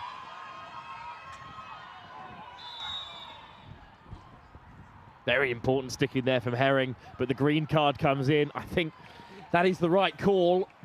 Yeah. Because they were on the race there, Epsom. It's a little bit cynical. I think sometimes you have to do it as a player. You know that your team need it and you're happy to take one for the team. It's a great Clifton down to 10. Hit with real pace into the circle, but that is a fantastic touch at the back from Clifton, and wonderful work to beat the first couple of defenders on the counter as well from Keris Davis. Actually, it's Titcombe, I believe, who's doing all the hard work there as she races forward. I believe it might have been Ida Dreyer at the back for Clifton who cut out that cross, which had real venom to it. Puddicombe. That's lovely control from Sophie Murray. I mean, not to compare, of course, between the age groups, but one of the biggest differences at under 18 level compared to under 16 is that first touch is absolutely ridiculous from every single one of these players. Yeah, you're so right. And I think the ball pace, the way in which the game just moves on, you can't really blink without something happening. Carter and Lascelles adding real energy to the attack. Here goes Carter. Looking to slide it in. Well marshalled by Epsom. Yeah, she's frustrated with herself there. I think just a back stick. Another England international, another Premier League player. Emily Carter for East Grinstead. Grindle. Deft little disguise pass on the inside, and Clifton really rolling with it here, just miscontrolled. It's interesting, Emily Carter, when she's playing for East Grinstead, when she's playing for the first team, she plays higher up the field, she plays up the top, and whereas in this game she drops slightly deeper, maybe to get on the ball slightly earlier, but I'd love to see her in front of goal. I think you're right. It's just about getting her as many touches as possible in this game. She'll be crucial to Epsom if they want to get back into this one. And Clifton are now 2 players down, 2 on the card bench. So a big opportunity then for Epsom. They really have to make this opportunity count, but first time of asking, they've missed out. Another hooter goes, but it's not the one we're worried about. There's a minute left to play. Clifton looking to survive, down a player still, even though one of the green cards has returned. I think that's a great option, but it's really well dealt with. Or Stubbs comes away with it. Welsh under-21 international. Here's Carter pulling the strings for Epsom. She'll know she'll need to go quickly because there's only 35 seconds left. Carter looks to go wide, checks back left instead, and there's loads of space to whip it in now for Epsom. It might fall for them here. It's Lascelles, slapped away by Phineas Schultz. And that's exactly the right option with seconds to go in the quarter. But Lascelles just couldn't beat Schultz from close range. Yeah, I think they did the right thing to go route 1, but I think Schultz has to bring that back. She can't go to the goal that close and that near post, it's too easy for the goalkeeper. Best hockey of the day so far in that last quarter from both teams at top level. But it's Clifton who have battled their way back into the fixture. Grindle put them ahead, and now they've got just one more quarter to survive to be champions at the Not Sports School Championships finals day at under 18 girls level here at the Lee Valley Hockey and Tennis Centre. There'll be nerves on both benches. There'll be huge moments still to come.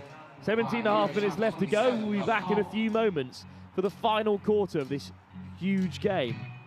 But I'll chuck you down to Belle, who is pitchside in this short break. Right, and we have one quarter left to go, and it is currently 2-1 to Clifton. Sorry, let me repeat myself. But I'm here today with Jake, and you're 16 and already officiating at such a high level. How have you found the tournament so far? The tournament's been great. It's been... I've got to go. That's right, we'll see you in a bit. Anyway, I'll send you back up to comms. Thanks, Bells. Back for this second half. Clifton on the field early. Epsom have got more thinking to do because the game, Anna Rose Gravitas has completely got away from them in that quarter. The momentum completely swung. It could have been more than two. And they've got a very talented side. They're very well supportive. But what do you think we said in that huddle, that little emergency meeting? I think it's just, you've got 17.5 minutes to go win this game back. They started so well, so they proved that they can do it. They've just got to nip it in the bud now, change the momentum, use their crowd, use the experience they've got on their team, use Emily Carter. And, Wilf, we've got a game on our hands here. Clifton College in the blue and white centre pass. It's direct straight away from Grindle, who's trying to pick out Prickett on the wrap. It comes back Epsom's way. Interesting start to the final quarter. Yeah, not exactly sure how she wanted that to go. I think she probably wanted to chuck it to the full-backs and then go out and press them and put them under some pressure, but just don't think she quite got hold of it the way she wanted to. And that's the big question, really. Do Clifton go after another and really create that buffer, or do they put bodies behind the ball? Very much looks like they're putting bodies behind the ball. They've gone very flat, and they've dropped to about 60, even less than 60, to be honest. Nice skill from Seth, who wins the free hit, but it's cut out by Murray. I think because Clifton are sitting so deep, that aerial game's going to be negated massively because you can't chuck into places where there's loads of players, so they're going to have to move the ball around Clifton's defenders. Shields going to be very important, the Irish international, in this final quarter from the base of the midfield. Cut out by Franklin, the captain, but that ball is wayward.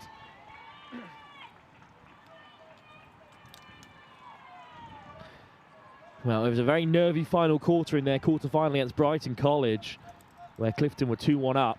They were slightly more comfortable in their semi against Haileybury.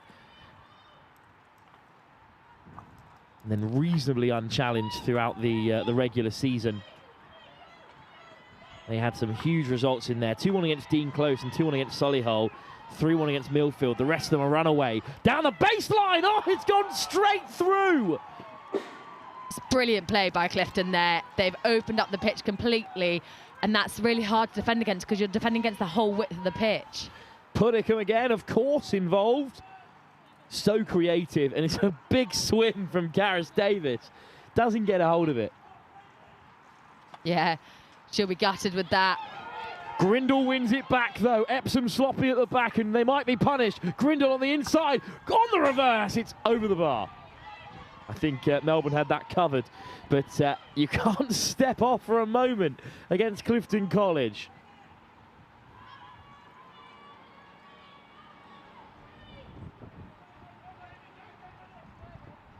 I think if I'm Epsom's coaches, I'm saying defend Evie Gundle's reverse and let her hit something on the forehand because she's desperate to have it on that reverse hand side. But what if she smokes one home from the forehand, then suddenly it's all out the window? Then you've got to take it. But she smoked two on the reverse, so let's not let her have a third. Well, Epsom College finished the pool stages of the South Division on top form. They were the second top scorers overall, just behind this Clifton team. So there was always going to be a fantastic battle between them here. And we spoke earlier about Emily Carter playing higher up for her club. She's now gone right up to the top again. She's gone centre forward. When in doubt, break glass for Emily Carter to play up top.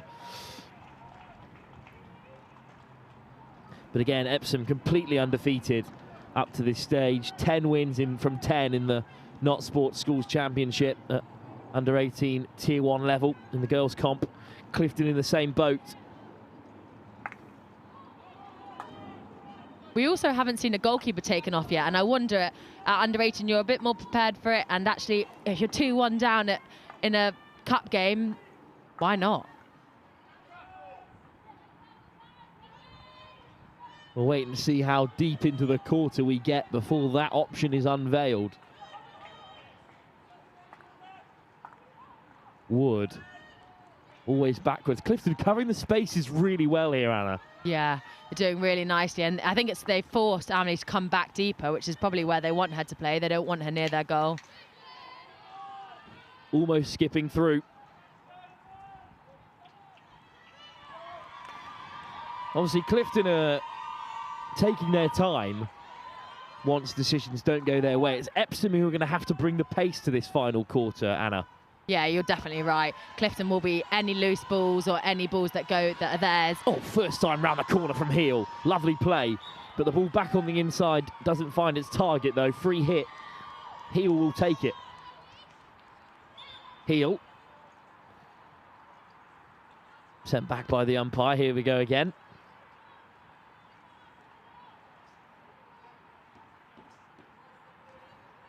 Wood. Carter. Carter driving centrally. Still there, Carter. Carter takes the scenic route, whips it in. Oh, it's just off the goalkeeper. Will it still fall here? Absolutely brilliant. I thought she'd nutmegged both herself and the goalkeeper there. Well, let's have another look at this. It's a fantastic ball. And there is something on it from an Epsom perspective. Phoebe Howes had a couple of chances. Clifton looked to break up the other end. Lovely turn from Karis Davis. And a brilliant ball as well. Puddicombe, still Puddicombe! What a stop! Melbourne with a huge save. It's going to be a short corner, but it could have been more. What a save from Isabel Melbourne. What a drive from Puddicombe. She's got the length of the field to get up there and compete. Great turn from Davis. Yeah, she does so well, Melbourne, there, because it's a 2v1 versus her, and she's gone down early, but she's done really well. And I don't think she's happy that it's been given as a short corner. I think she thinks it should be a 16.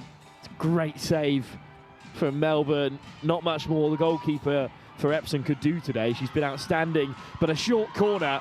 Grindle looking for a second. Clifton have been fantastic from the set piece this campaign. Big moment in the game. If Epsom can keep them out there, it might just spark the comeback. It's laid up for Grindle, who tees it off at Puddicombe once on the inside. It is good defence from Epsom, although it comes off the foot of Stubbs, the Welsh under-21 international. Clifton won't mind this. It eats away more time. It takes another 2-3 minutes out of the game. Will they have a winner? A third might be crucial. Might be too much for Epsom in this final quarter. Teed up for Grindle again. Grindle saved by Melbourne. What a stop. Yeah, brilliant stop. Isabel Melbourne is keeping Epsom in the fight. Grindle rushes over to take the sideline hit, but it's marshalled out of play. It's going to be a long corner. Not a bad hit from Grindle. No, and I think it's actually taken a deflection, but I think Melbourne does very well, and I think she's a brilliant shot stopper, and it's actually gone not too far out of her remit, and she does really well. Ooh, almost slides all the way through. Left by Melbourne. So the threat comes to an end. Do we have time, though, Anna, for an Epsom fight back? 10 minutes is forever at this stage in a cup final. Yeah, it only takes one opportunity, one attack. Seth flicks it forward. It should come for Epsom here. It's Lascelles. What a game she's had. Lascelles still going and eventually wins the free hit. What a run by Nina Lascelles. The England under-18 international Carter. Oh, was looking for the free hit there, or even the short corner at that point, but not coming. Grindle has it. Clifton in no rush, but they are racing forward. Well, I was thinking that Grindle had all the time in the world there, not under a lot of pressure, because the blue and white were racing forward, especially on that far side. Slight miscontrol from Prickett, and we'll be back for a Epsom free hit from the sideline. Oh, Carter caught out, but does so well to regather there. Yeah, she's really strong, really physical in that area. I think what Epsom don't want to do is resort to going 1v1. They played so nicely as a team, and actually they're a good enough team to move the ball around. I think they don't want their big players to feel like they need to overcarry, because then it's much easier for Clifton to defend. It's already been a magnificent season for Epsom across the sport as well. You know, they made the semi-finals of the Continental Ties Schools Cup in rugby, and they've already won the Independent Schools League in hockey and made the indoor semi-finals. But it's Clifton looking to seal this one. Carter makes a big tackle, and Wood skips away. Good control. And the umpire's calling them back. Epsom will be upset to not have the advantage there. Almost a good break from White. And as every minute passes, Clifton come closer to a miraculous victory. There'll be some tired bodies out there as well at the end of a season, at the end of a grueling couple of days.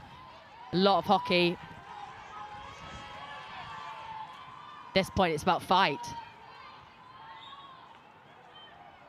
Indeed it is. It's just about how much you want it. It's been such an emotional week for Clifton College. This would mean the world to them and their programme to take a national championship home after such a tough period for everyone involved in the sports department and the wider college community. Evie Grindle nicks it back again. Grindle can press whenever she wants. Steps on the inside of Carter. Grindle looks to slip it through. Franklin and Craggs do enough. Wood, counter on for Epsom perhaps. Yeah, I think Clifton needs to be careful about when they go to attack, because if they throw away the ball, then there's only one goal in it, so they'll quite easily could be all tied up. Puddicombe and Shields do well in tangent there to keep possession. And Puddicombe from the sideline, right in front of those Epsom supporters. Plenty of pace on the pass from the base of defence, but well controlled. Taylor does well to flick it through. Murray goes all the way back to Condavenham Lovell. Shields round the corner for Puddicombe. Lovely first touch. Beautiful hockey from Clifton there, knocking the ball around, making Epsom work for it, tiring them out as well at this phase of the game. Nice to see Epsom's crowd rallying and getting themselves together, cheering the girls on. Clifton go aerial again in this late stage. It might fall for Murray. Wonderful control. But Murray, it's been turned over. Epsom have the advantage. Oh, what a save by Grindle. Nicking it off Lascelles. Some of Grindle's turnovers today. We can highlight her attacking work for all we want to, but they've been magnificent. Prickett towards the baseline. Prickett still going. Flicks it into the area.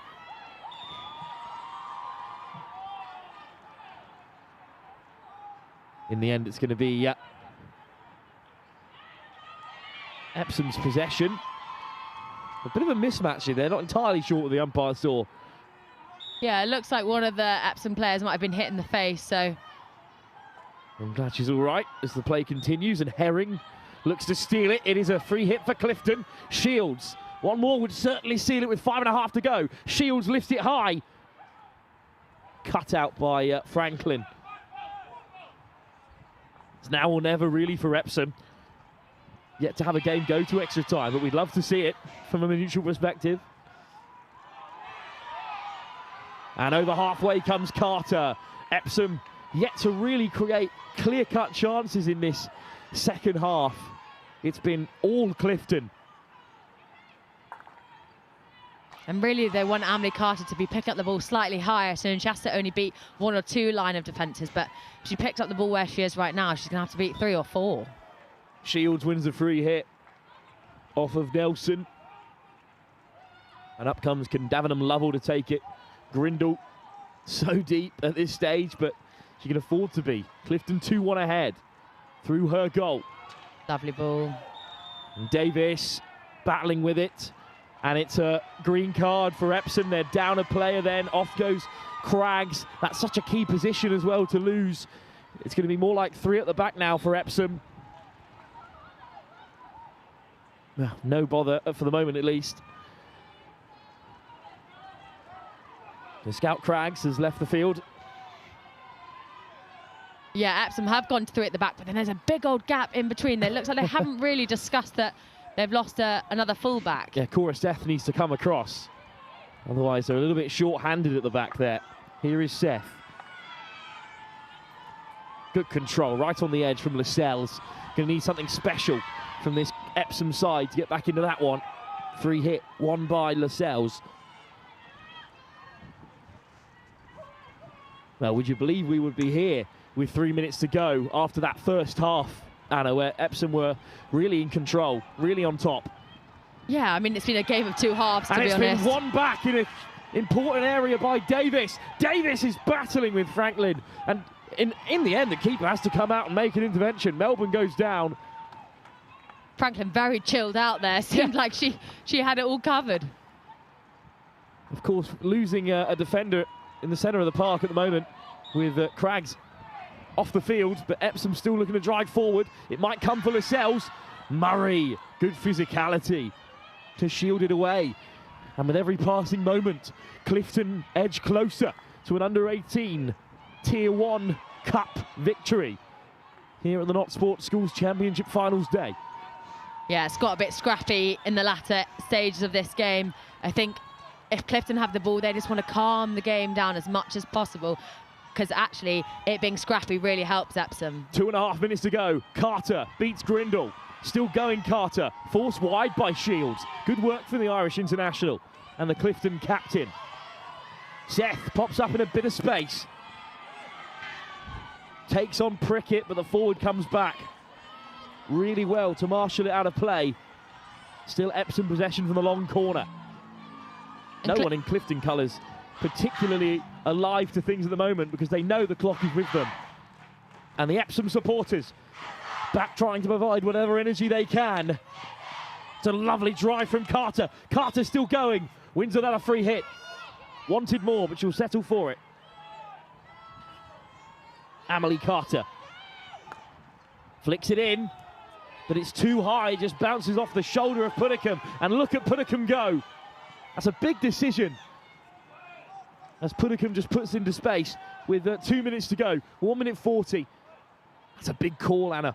Yeah, I was surprised when she took it quickly, because I was thinking you could eat away 30 seconds there at least, but actually she does all right and chucks it through and slows the game down. Craggs back on the field. This really is the last roll of the dice for Epsom with 1:20 to go. Clifton battling with it. They are all on their feet in the Clifton box.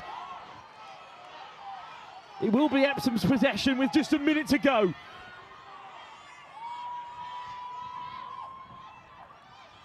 What a result this would be from Clifton to come from 1-0 down. Again, Carter battling with it. Carter does so well. But Epsom need to create something in the closing minute here. Franklin, the captain, out to Seth. Seth marshalled by 2 in blue and white.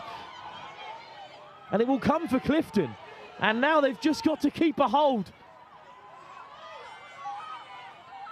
Grindle over the top. Clifton in a world of space. It's Lucy Prickett. Prickett to the baseline. Can just keep it in possession here. And the game's over. One back by Craggs, but it might come for Clifton again. Prickett. Grindle to seal it. Charged down by Scout Craggs. But that might be time. Clifton are going to do it. They're celebrating on the sideline, parents on their feet, supporters on their feet. Long corner, Grindle will take it to the corner, and Clifton will be national champions. And that's time. Through the darkness comes light. In a devastating week for Clifton College. It's not a silver lining, but one of gold. They are champions here at the Lee Valley Hockey and Tennis Centre. And the Not Sports Schools Championship goes their way. It has been a time of great sadness down in Bristol, but this will provide some solace to this sporting department who have had yet more success. They are a sporting institution, Clifton College. They rely on those incredible staff around them to produce such performances, and it's another famous day for Clifton College. Despite the terrible tragedy their community has had to endure, their girls have come here and created some more history. Clifton College are victorious here on finals day of the Not Sports Schools Championship. They have beaten Epsom. They have come from a goal down. Anna Rose Gravitas, it is a seriously impressive performance from a very talented young team. Yeah, exactly. And I think they did so well to go a goal down and then come out victorious. I mean, obviously I've been coached by Ollie Keenan before when I was at school, and he's a brilliant coach, and it showed through the game. They backed their good big players, their key players, to make the difference, and did Evie Grindle do that? But they are a team of teams. They used the ball really nicely, they moved the ball, and those finishes were amazing. What a performance by Clifton College, and Ollie Keenan is pitch side with Bells Harding.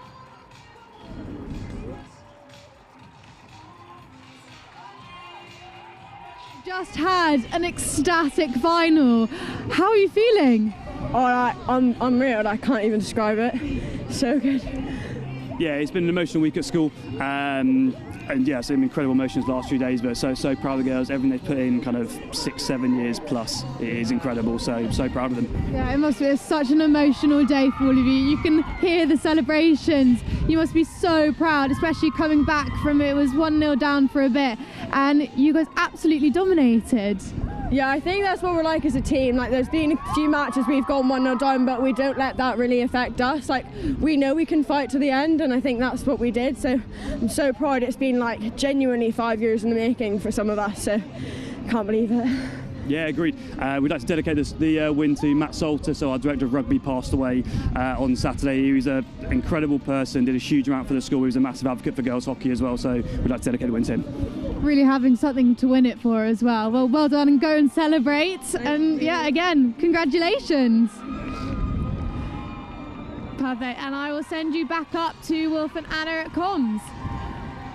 Well, emotional words from Ollie Keenan as well, and from Darcy Shields, the captain, because they know how much that win means to them. This group of girls who, as they said, they've been together for 5 years now across the two senior teams. There are tears out there as well as smiles.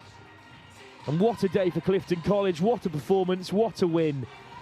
And they can be so proud of themselves. They've done themselves and their community so proud. A victory that means just a little bit more for Clifton College today. And, well, the power of sport at this level on show for all to see, as they will eventually have to be ushered away in order to receive their trophy. And Anna Rose Gravitas, Epsom, with their fantastic support there, they're very disappointed, as you can see, but they did put in a great performance. They've had a wonderful season, but well, after what Clifton have been through as a community in the past week or so, you can't help but be so unbelievably pleased for them. Yeah, I mean, credit to Epsom. They were brilliant. They really fought to the end, and they've got a great team, and they'll come back stronger from it. But yeah, credit to Clifton. They were very, very good. They stuck it out, and they showed what Clifton's about, I think. They stuck together, fought through the adversity, and yeah, there's some tears out there, and I'm not surprised what they've had to go through the last week. It's so tough for kids this age. They're only 16, 17, 18, and to deal with what they've had to this last week and come out at the end of it with this, then, I mean, a small consolation to what's been a terrible week. Absolutely, and a perfect way to acknowledge the contribution of the likes of Matt Salter to the sports department, not just the rugby, but across the board. They are a sporting powerhouse and built on the foundation of the wonderful staff who are so much more than just coaches to these players. And I think it's so tough for Clifton's coach as well, Ollie Keane, who is very good friends with Salts, and to come out of that and your head is not in the hockey, and then to come out and provide a performance like this is unbelievable. Well, Mark Wood from Not Sports there to present the medals alongside Rich Beer, of course, CEO of England Hockey. And Epsom will be disappointed, but of course, it's been a wonderful season for Epsom. Throughout the school, they've had so much success. They were independent schools champions. They were indoor semi-finalists. Elsewhere, of course, the rugby team had a monumental year, making it to the national semi-final. And the girls have won silver. They've gone that one step further, made it all the way to the final. And their home support here, as they are practically the home team, responds in kind to their great efforts. Under 18 Girls Cup final champions, it's Clifton College. And out come Clifton.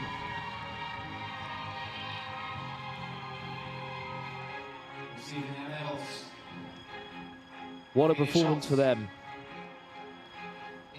And again, there was a minute silence for their game yesterday in memory of Matt Salter, and this whole week has been engulfed with his memory and honouring it, and they've done everything they can to do so, and it's a huge victory for them. There's some muted expressions out there, some mixed emotions, but what we can say is that this is an incredibly talented group of young people who have come together against a background of real tragedy and produced something very special. A comeback that independently would live for a long time in the memory of everyone here at the Lee Valley Hockey and Tennis Centre, but given the context of this situation, it is an unbelievable result for Clifton. And Darcy Shields, the last to receive her medal, the captain.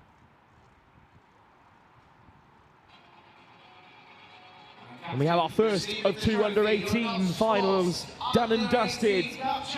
The champions are Clifton College.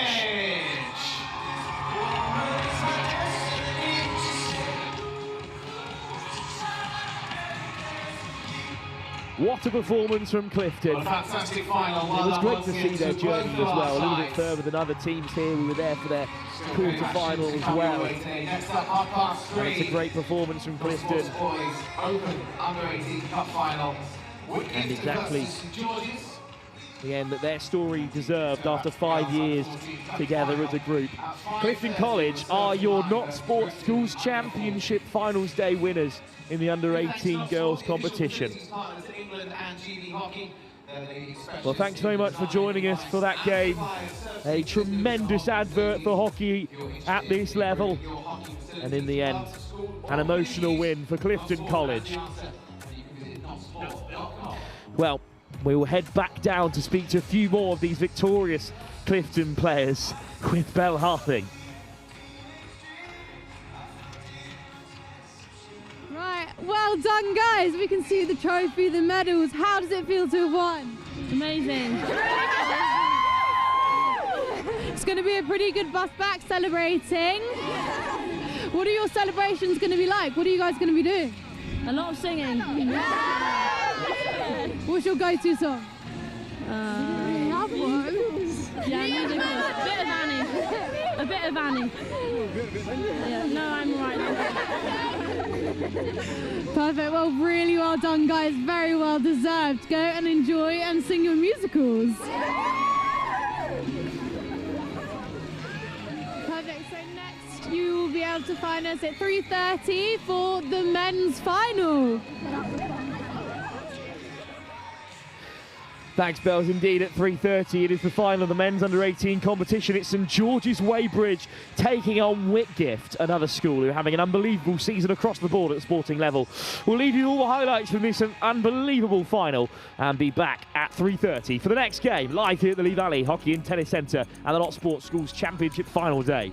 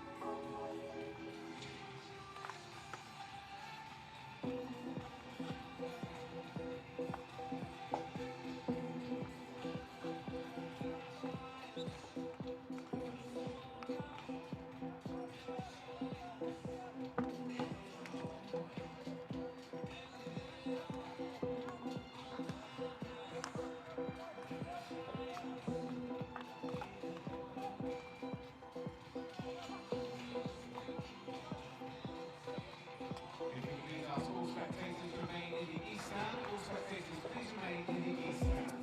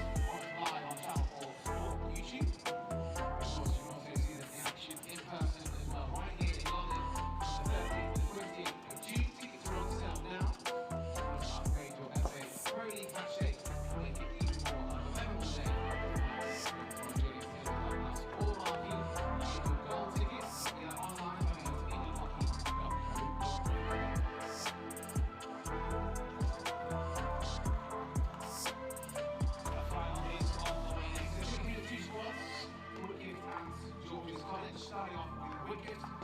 Represented by number 1, Harry Musselman. At 2, that is Ian. 3 is Alex Dalglish. At 6, Tom Wood.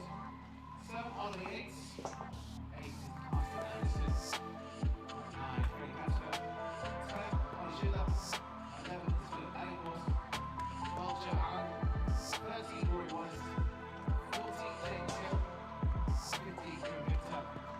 16, Bert Lander. 17, Alex Wright. 22 is Greg Cockburn. 23, William Mason. And 24, Ollie Bennett. Response to George's College, represented by number 1, Sam Hood. At number 2, George Palmer. Number 3, Zach Morse. 4, Andy Ellen. 5, Laura Road. 6, Lewis Passage. 7, Sam Geary. 8, Andy Curlin. 9, Adam Franks. 10, Anthony Steve. 11, Rachel Boucher. Number 14, Ollie Elliott. 16 is Sarah Wood. Number 17 is Luke. Number 21, Alex Cody. And 99, Joe Gravel. And the 2 spots for our final here at the Sports School Championship. Whitgift versus Georges on the way next.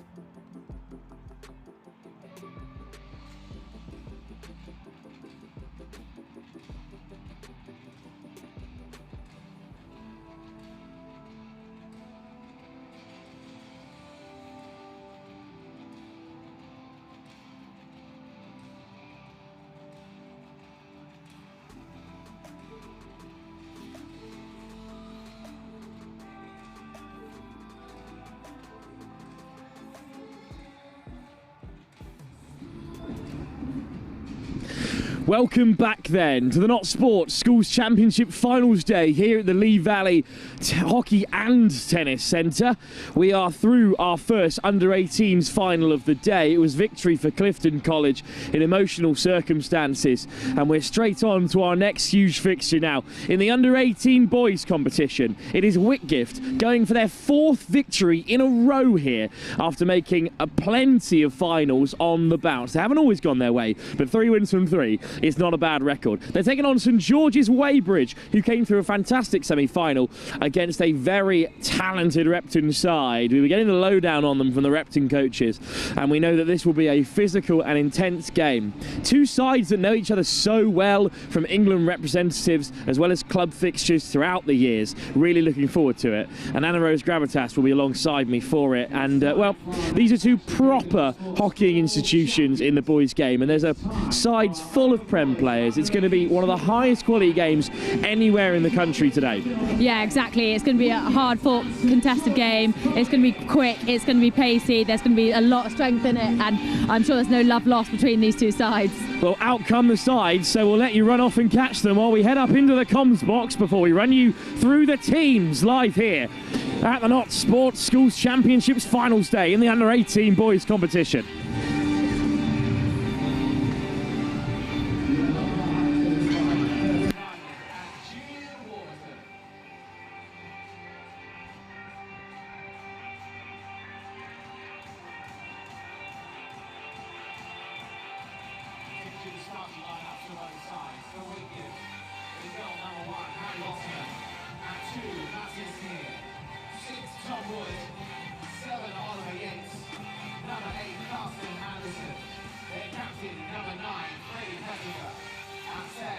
We've climbed the steps again for our penultimate time here at the Notts Sports Schools Championships.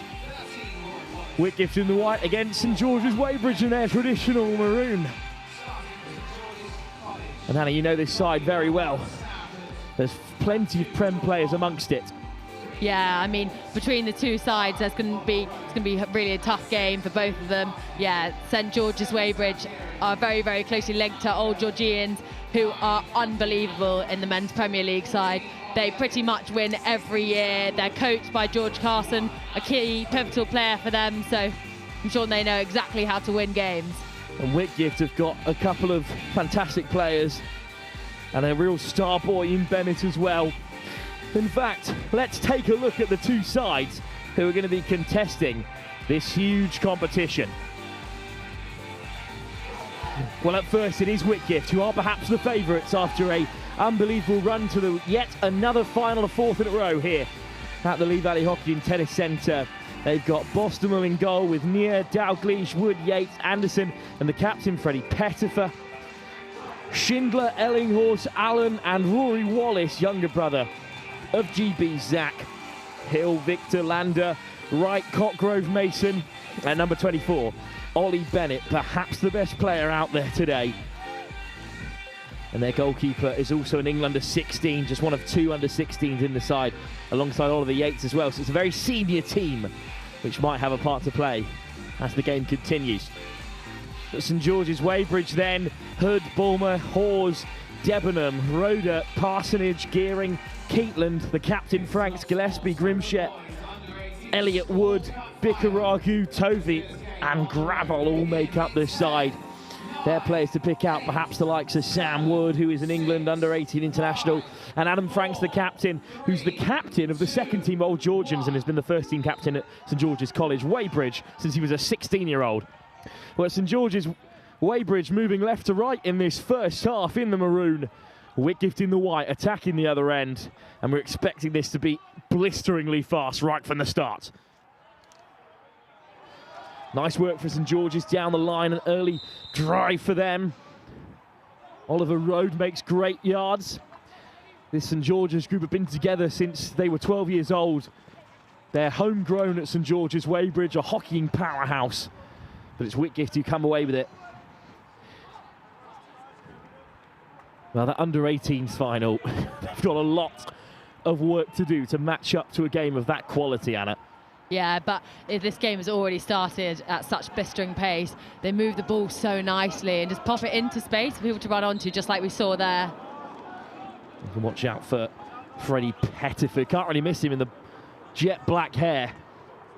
And Philip Ellinghorst at 11 is also one to watch in the front line, as well as Oliver Yates, one of the youngest players out there today. Only two under-16s in the Whitgift team. It just slips through Tom Wood. Interesting to see how Rory Wallace plays as well at 13 later on today. Younger brother of the great British international, who's just joined the school. Yeah, it's also interesting to see that Whitgift are pressing into out, so they're forcing St George's to play down the width and nothing through the middle. Wonder it's because they're trying to get it away from their key players and the central midfield player. We'll have to wait and see how the game unfurls. There is so much quality out there. Drive from Rhoda right through the middle of the park.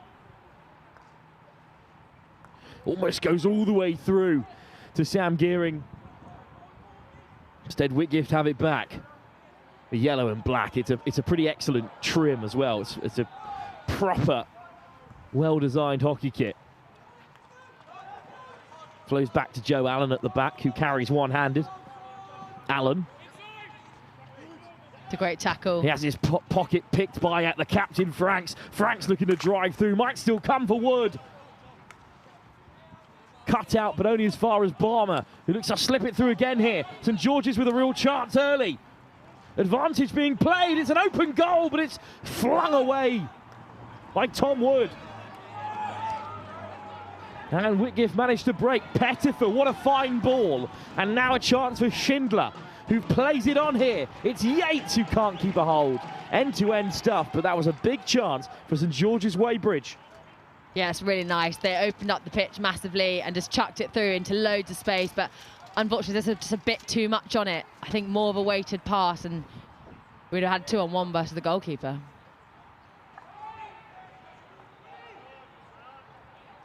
But St George's Weybridge with the clearest chance of the day so far. That open goal. Also looks like Whitgift are now switching up their press, and they're basically going man-to-man throughout the park with one free player who looks like number 9 in the midfield. But going man-to-man in a game with 17.5-minute quarters, you're going to be tired by the last quarter. It is a great effort, but with great effort, Whitgift, have won it back. Getting ahead of myself as I bring you through the previous revolts from these teams, which we'll touch on in a moment, because Whitgift are going to look to play quickly here. Lovely play down the left-hand side. Oh, and a deft touch and a fantastic read from St George's Weybridge. It had to be as well. Little no-look ball that's been swept up in the end by Zach Hawes. Yeah, Hawes does really well there, because if he goes too early or if he goes too late, he's completely scuppered, and he's got an open player that's free in this. Oh, that's an uncharacteristic mistake there. It's just loose at the back, and how on earth has he not been tucked away? That is not what he'll have wanted to do there. Just didn't quite get hold of it. But yeah, that's an opportunity, and you don't get much clearer than that, I don't think. St George's Weybridge haven't claimed this cup since 2002, despite the success of their local side. But they've got a chance in the circle now. Oh, it's an excellent close control. It's a real physical battle. It's deflected right at the baseline. It's come Whitgift's way in the end. 2002, none of these players will have been born yet. That's very embarrassing to admit.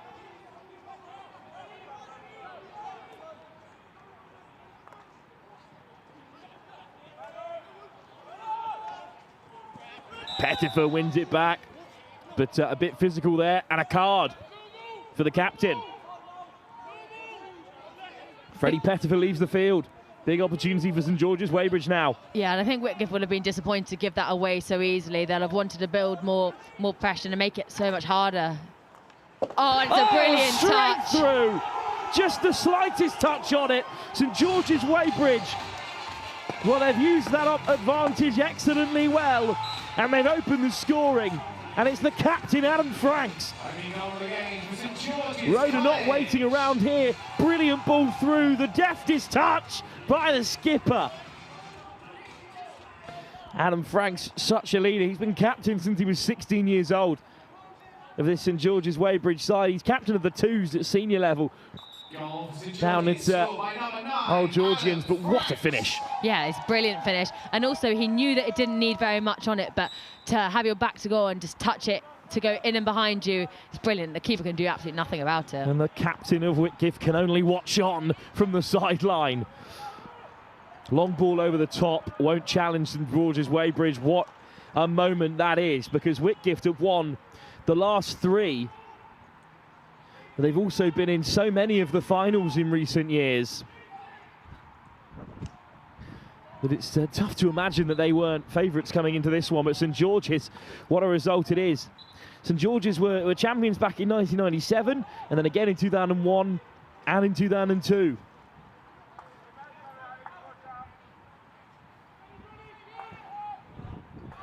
Really well trusted around the back there. Take an early lead. Nicked back by Ollie Schindler. He's now under a bit of pressure in his own corner. George Barmer not letting him out. There's 3 in maroon. And indeed they do win it back. I mean, I'm not sure what else Schindler was supposed to do there. High press, but risk and reward for St George's Weybridge. Yeah, St George did really well there not to dive in, not to make any sort of challenge, not to give a foul away, because all you want to do is win the ball back. It almost came for Franks again there.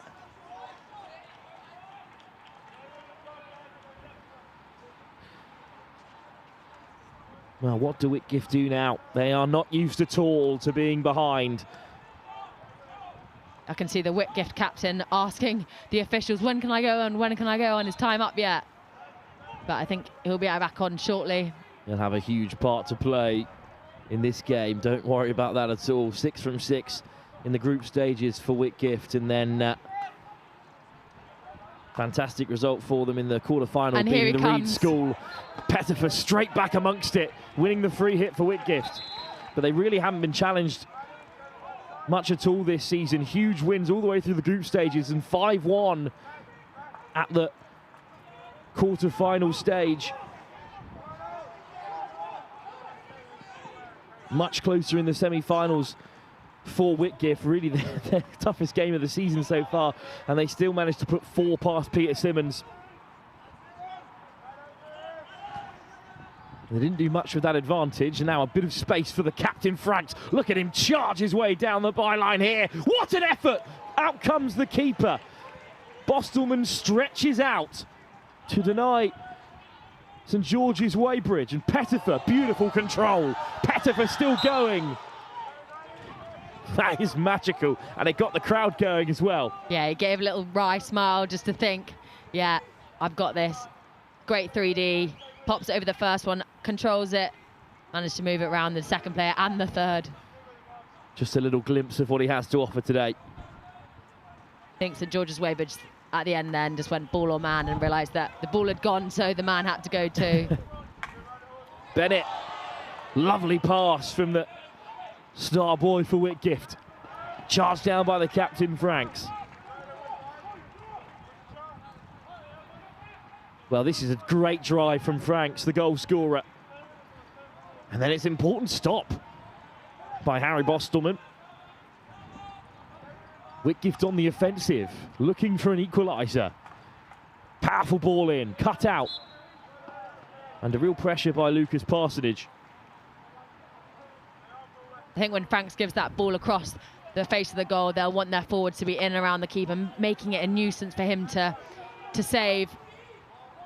Long ball down the line, seen out of play quite calmly again by Joe Allen. But honestly, let me run you through these Whitgift results if we have time. 9-4 against the Perth, 9-0 against Norwich, 11-1 against Ipswich, 10-0 against Framlingham, 7-0 against Greshams, 8-0 against Trinity, 5-1 against the Reeds, and 4-0 against Peter Simmons in the semi-final. No one's laid a hand on them yet, Anna. Yeah, and then it becomes quite hard when you're in a final like this, where you have to defend because you are not used to defending at all. Franks nicks it back, plays it on the inside for Gearing. Franks on the return! It's a good block. It's a crucial block as well. And Whitgift get it away through Karsten Anderson. Not letting up here, but unfortunately that call goes the way of Whitgift. And what a start to the game for Franks. You knew he was going to have an impact, the England under-18. Yeah, I know. He's been brilliant in front of goal and around the circle edge as well. He's very direct, and he always looks like a threat. It'd be great if a few more players, because as they're going towards him to defend him, they're getting 2 or 3 defenders near him to not let him through. If he can just pop it off to someone else in a really dangerous area, I think that's where it's going to come good. Decent press from Yates. But some physicality there. There's no foul. St George's Weybridge on the turn. Off goes Oliver Roeder. Looking to flick it inside towards Gearing. St George's Weybridge don't let up though. Counter-attack from James Hill. Big tackle. Big tackle for St George's Weybridge. And it will eventually fall for the man who licked it back, Parsonage, who's driving high here, the defender. Parsonage St George's Weybridge get the call. Lucas Parsonage given the freedom to charge up the field. Balmer. Oh, it's just deflected inside. Whitgift Tricky one to deal with. He's done really well, though, there, as Alex Dalglish. The last thing you want is a bouncing ball coming to you as a defender in your own circle.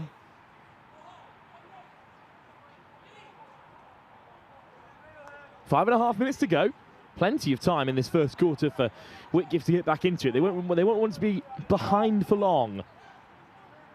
There's a big old space in the midfield. I think it's because the boys can just chuck it that much further and they can just pass it probably a bit more powerfully over the distance.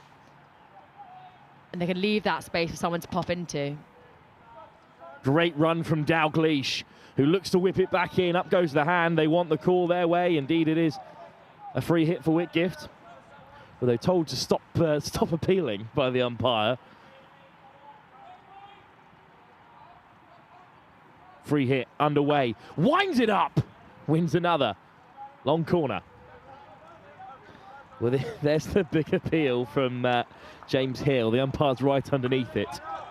Allen to the edge of the circle. Allen hits it goalwards. It's cleared away. I'm surprised Allen didn't go in for a big reverse then. Thought St George's Weybridge conceded a bit of space and he let him walk into the circle, really.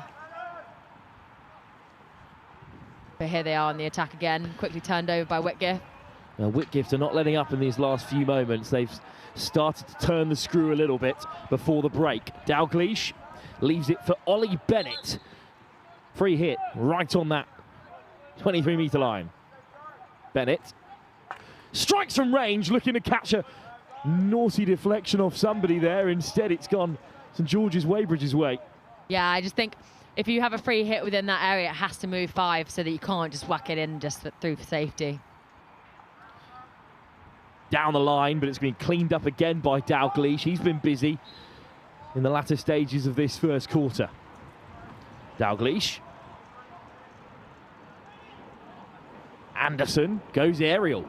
Little flick, cut out by Sam Wood. Great pickup from the aerial on the move and on the reverse as well. Receives it in motion so that he can go and attack immediately. Roda looking for a bit of space, does manage to get it away. And then winding up to cut it back inside. There's loads of space on this right wing for St George's Weybridge, but Whitgift, doing well to close down the space.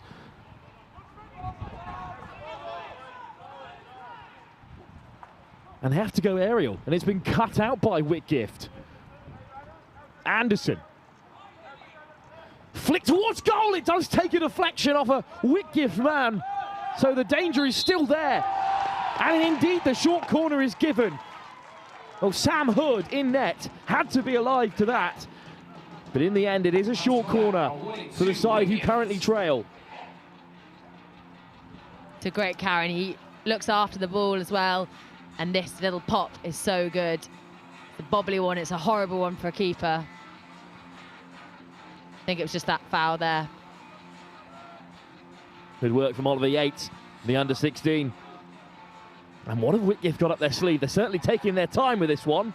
Over goes the captain, Freddie Pettifer. We're yet to see a drag flick today, but I can imagine that a drag flick will be coming just to test that keeper. Well, Bennett setting his mark. It looks like Pettifer and his old friend Bennett are going to be set up here. Instead, it's the strike from deep from Mattis Nair, which is well kept out by Bostelman again. Great start to the game for the St George's Weybridge keeper. Yeah, no, we see that drag flick. And also, I feel like we'd been sold a dummy. It looked like it was very much going to that first castle, but then it came off that second castle and was dragged along the floor. My favourite touch was him tracking out his own warm-up, even though he knew he wasn't his own run-up, even though he knew he wasn't getting the ball. And it's great post player, actually, that's on that far left post, doing exactly what he needs to do. Free hit for St George's Weybridge, who hold an unlikely lead as we head towards the end of this first quarter. I'm not writing them off at all, of course. They had a great season up to this point. St George's Weybridge, they come from a tough pool as well. They have to beat the likes of Kingston Grammar, who are 3 times champions themselves in the past, and the likes of Reeds, who of course Whitgift beat in that semi-final. Interestingly, Whitgift put 5 past Reeds, but Reeds School actually drew with St George's back in the league phase. Although they did dispatch the purse at the quarterfinals and, of course, beat Repton 2-1. You were saying there are some Repton faithful who were slightly disappointed with that result. Yeah, I think so. I think it was a tight game, but actually I think Repton felt that they should have gone out and won the game, but just didn't play as well as they should have done. So I think they might be secretly cheering on St George's. Certainly make them feel better if they denied Whitgift a historic 4th title in a row. I've been getting tucked into the research, and I'm not sure a team has ever done that. Kingston Grammar have been triple champions twice, and Whitgift have as well, but Repton interrupted Whitgift's historic run from 2011 all the way up until present day. Whitgift have won 7 national titles under 18 boys level at that time in the open category, as it's now, of course, known. And they're still looking to play on the front foot, but the end of the first quarter has brought an end to their momentum, but momentum was certainly with them as we headed towards the break. Yeah, I think Whitgift was really trying to speed the game up and get everything playing and the ball playing quickly, but St George's College Weybridge, they were being very calm, taking their time over everything, knowing that they've got that 1-0 advantage and just going into the quarter time to get some more valuable information. Well, St George's College Weybridge lead by a single goal. Unlikely given the two-side seasons and Whitgift's dominant in the competition. But this current upper 6th group were national champions under 16 level a few years ago, hoping to go one better today in the biggest competition at school level. Here at the Not Sports Schools Championships under 18 Cup final, St George's Weybridge lead Whitgift by 1. We'll be back in a few moments' time for the second quarter.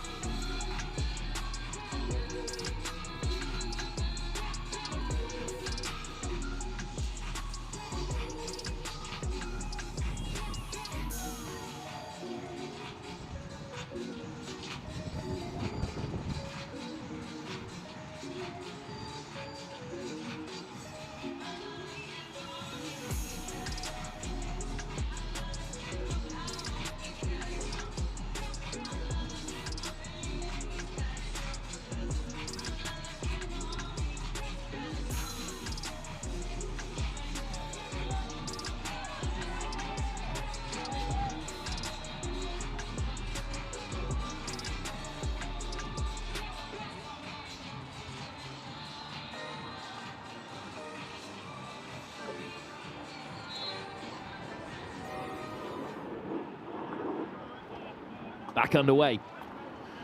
Whitgift trail, and they're not used to trailing at all. Anna Rose Gravitas still alongside me. We were discussing how they're completely undefeated up to this point, more so unchallenged up to this point. No one's gotten within 4 goals of them this season, except for in that quarter-final and semi-final, which was a 5-1 and a 4-0 win respectively. And St George's Weybridge are breaking early here as well. It's great cover from Bennett. He's on that Great British pathway as well, is Bennett. And he's won it back.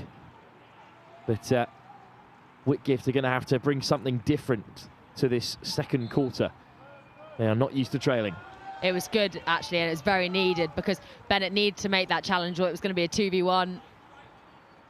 Yeah, anyone who knows a little bit about junior hockey knows who Ollie Bennett is. There's some really, really promising players out there. And Whitgift win it back. It's a high press from Kieran Victor. Victor does really well.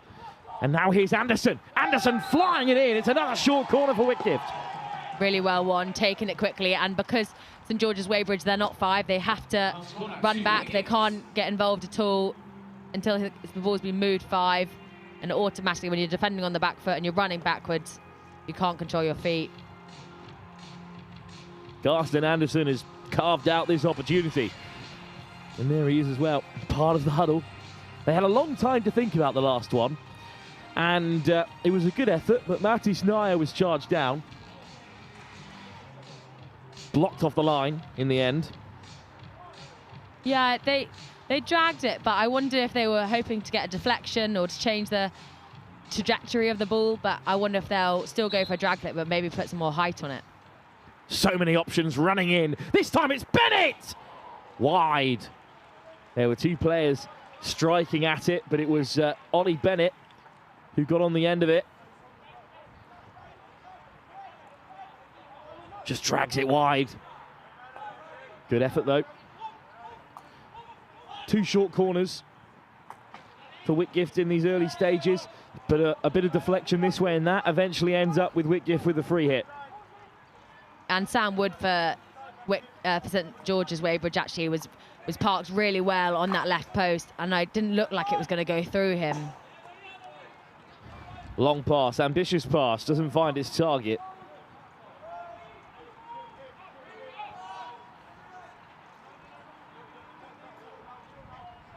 And they're taking their time here, St George's Weybridge. They've been under pressure in this second quarter. Ball's going to get turned over, I think, for time wasting.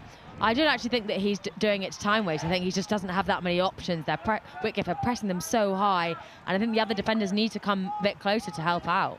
Ali Kirkland called out by the umpires, picked up by the coaches as a really promising player, as again they hit it wide. Pettifer this time can't keep it on target. Well, Whitgift taking it quickly, certainly trying to catch them out here. Well, one could argue, if they were very harsh, that the skipper, Freddie Pettifer, has to do a bit better there. Yeah, he's definitely hit it into the ground, and whether it's purposeful or not, he just doesn't hit the target, and I think you've got to hit the target there. Pettifer sends it in! Comes off the stick of James Hill. Could have gone anywhere. Such a dangerous cross. Yeah, and those ones are really hard to deal with as a defender because it's slightly high, but it's dipping, so it's anything you get a touch on could be going anywhere, both as an attacker or a defender. Yeah, that's not an accident from James Hill. He's trying to angle that into the roof of the goal, which would have been a fine, fine finish. Dalgleish from the sideline. Here's Bennett. Goes aerial. What a touch, right on the edge, fired in! Oh, again, it's cleared away. Beautiful play from Rory Wallace. Kept alive by Whitgift. But maybe the break's on instead. Off goes Sam Wood, who checks back inside after a bit of a collision there. Bournemouth down the line. Sam Hood for St George's College has also been very good in goal. He just has not let anything go in easily. Pettifer nicks it off Gearing. Crucial tackle, and now he's stuck in the corner though. We've been here before. This was a real chance. That is a fantastic touch by Rory Wallace. And you can see the St George's players backing off because they have to let it be 5. Once you've received that aerial, you can't impede that 5-metre zone. So it basically means you've got a free shot at goal. It's new to the school, Rory Wallace, as is Tom Wood as well. They're sort of the only 2 new players into this side. The rest has been at Whitgift for much longer. Anderson, good pass forward, cut out. And a chance for Sam Wood again to drive forward, showing us what he can do. Gearing sends it wide. Here's the captain, Franks. Franks to the baseline. Short corner. Big call. Really big call, Anna. Yeah, I think they said it was a stick block, which I think actually probably was the right decision, but seems a bit of a conversation between the umpire and St George's College. Bit too much of an appeal, perhaps. Passions run high. 2 England teammates going at it on the far side. Short corner then for St George's Weybridge. Gearing will take. Crucial moment in the game. 10 minutes to go to half-time. Whitgift have been on the front foot for a full 7 minutes. This is a chance to halt their momentum, to double their advantage. Searching for their first title in 24 years. Yeah, and St George's Weybridge covering 2 people on 1 castle. Just slid into the centre of the circle, flicked over the top of the goalkeeper. But down he went. And Harry Bostelman denied St George's Weybridge there, just the long corner. Whitgift will be complaining there that they think there's an obstruction, which I don't disagree with. I think St George's Weybridge know exactly what they're doing, and they're covering a player so they blindside them. You can't see where the ball is. And then first time trying to flick it goalwards with Ollie Elliott, but Whitgift have it back. Fired forward, Pettifer, lovely touch from the skipper.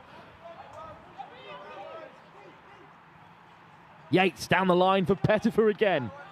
We've already seen how dangerous his balls into the circle can be. Pettifer battling away on the edge. Oh, but he loses out there. Yeah, I think the umpire is saying that he's backing in then. Using his body as a shield to the ball.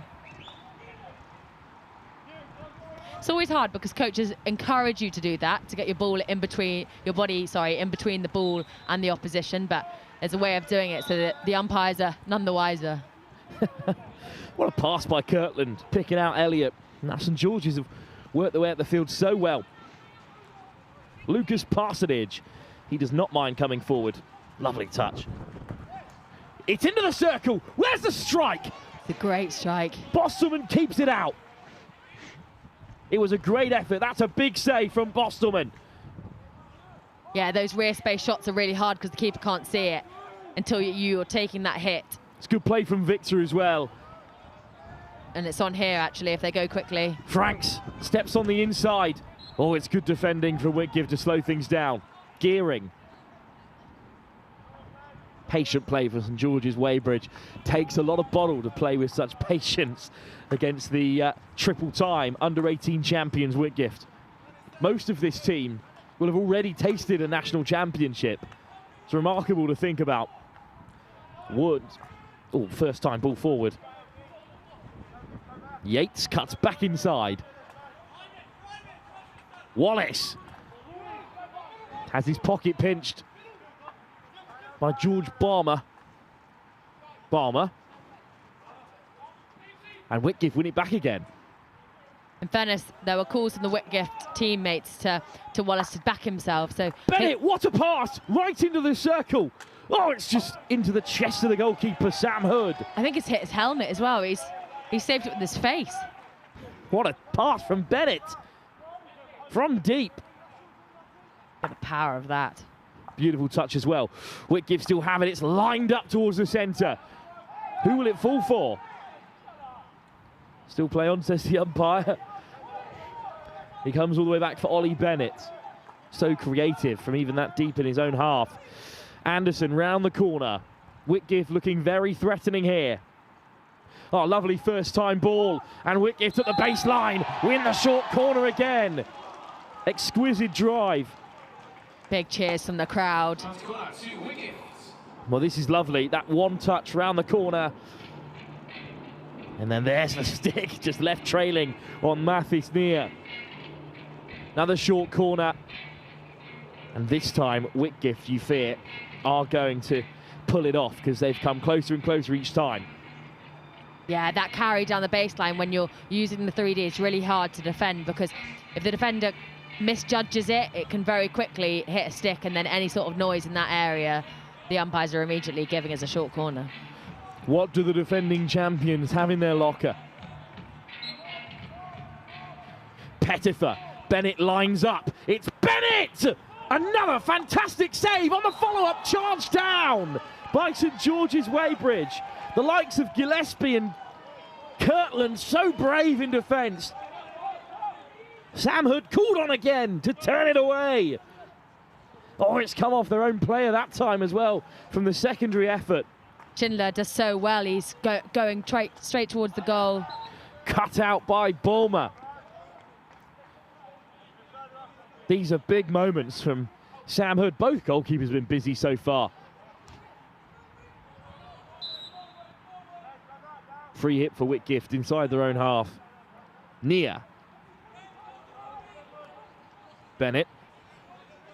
Three at the back for Whitgift as they look to build the attack. Nia on the overlap. Oh, looks to wind up the long pass, drives himself, Pettifer, deflected wide, it will run clear. St George's Weybridge, but it's a sideline possession for Schindler.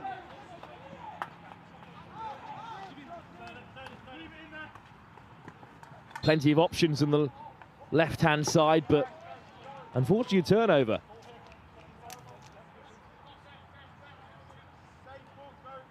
George's Weybridge survived. Just a bit of a miscommunication there.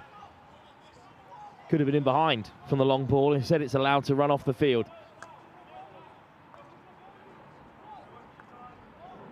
Yeah, I don't think number 23 from St George's knew that the ball had gone up in the air. I don't think he was watching where the ball had gone. But I think if he'd have known about it, it could have easily been on goal.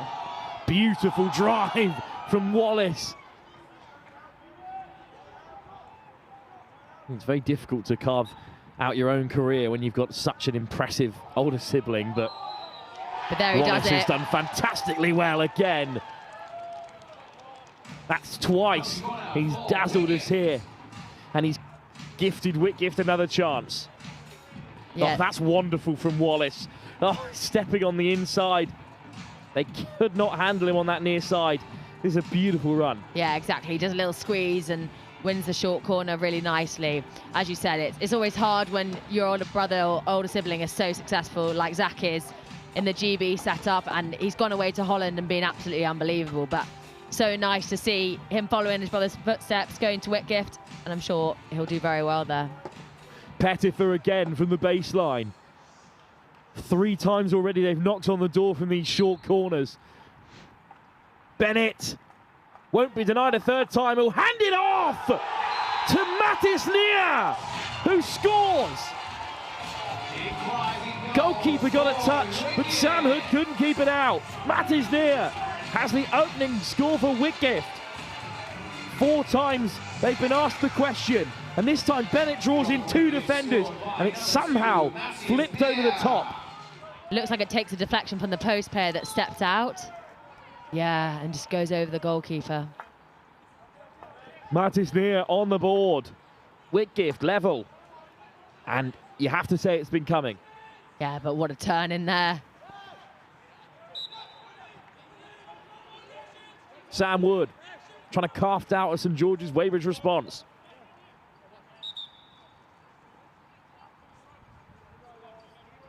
The George's player on the left-hand side was desperate to go quickly and go wide. 3 minutes to go. In acres of space. I think St George's Weybridge will take one all at half-time, given how this quarter's gone. But they've still got so much quality out there. Debenham with a good turn. Oh, it's a bit of a bump on Oliver Roeder. Umpire lets the game play on here. I think the umpire on the far left-hand side is actually giving it an advantage to Whitgift. Bennett with a fine run. That's great to see Bennett shift a little further forward. It's come loose. St George's Weybridge regather. Bit frantic in the closing stages here. Frank steps back on the inside. Unfortunately, just a foot in there. Ollie Schindler doing very well there. Fired forward by Allen. Schindler. Allen. All the way back to the goalkeeper. England's under 16, Harry Bosselman, who lets it run. Well, this is just a brilliant drive from Bennett. Magic when he gets going. Depending how this game goes, we might see more and more of him moving forward. Long corner for St George's Weybridge with 1:40 left. Can they create one last chance before the break? That's a brilliant pass. And it's fast feet from Hill, who goes wide. Bomber trying to turn. But the call goes Whitgift's way. They are after a short corner. They have to settle for a long. Yeah, there's nothing in that. I think it hits hand. And in hockey, your left hand is a part of your stick. Parsonage looking for a way to feed the ball in. It's cut out by Whitgift, and it's no nonsense. At the back for the defending champions. It's a good option, that, but I just think it has to be uglier. You have to put something with more venom behind it. And it's lovely control from Tom Wood.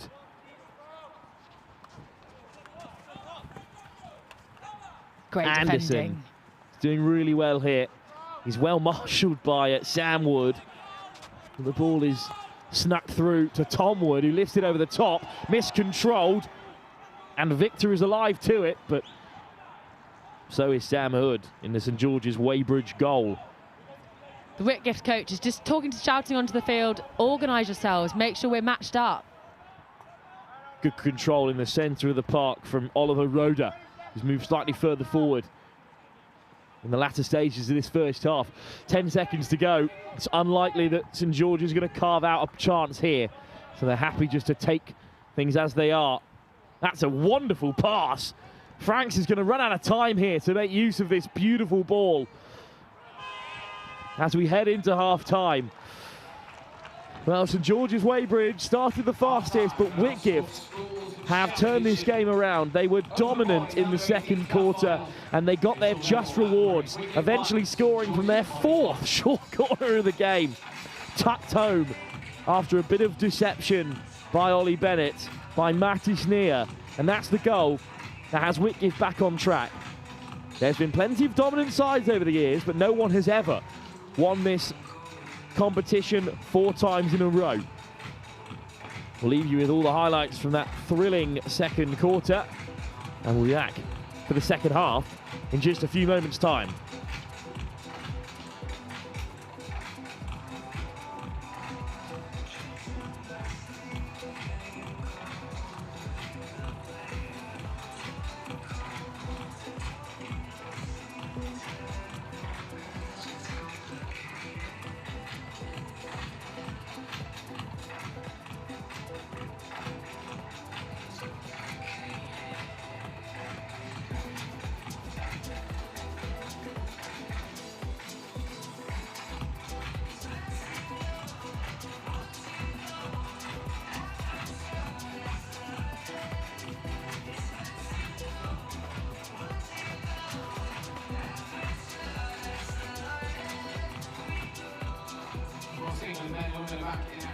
FIH Pro League as they take on some of the world's best teams right here in London from the 13th to the 28th of June.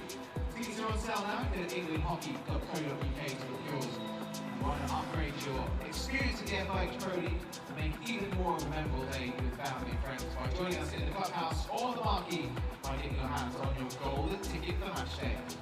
Get those tickets on sale englandhockey.co.uk.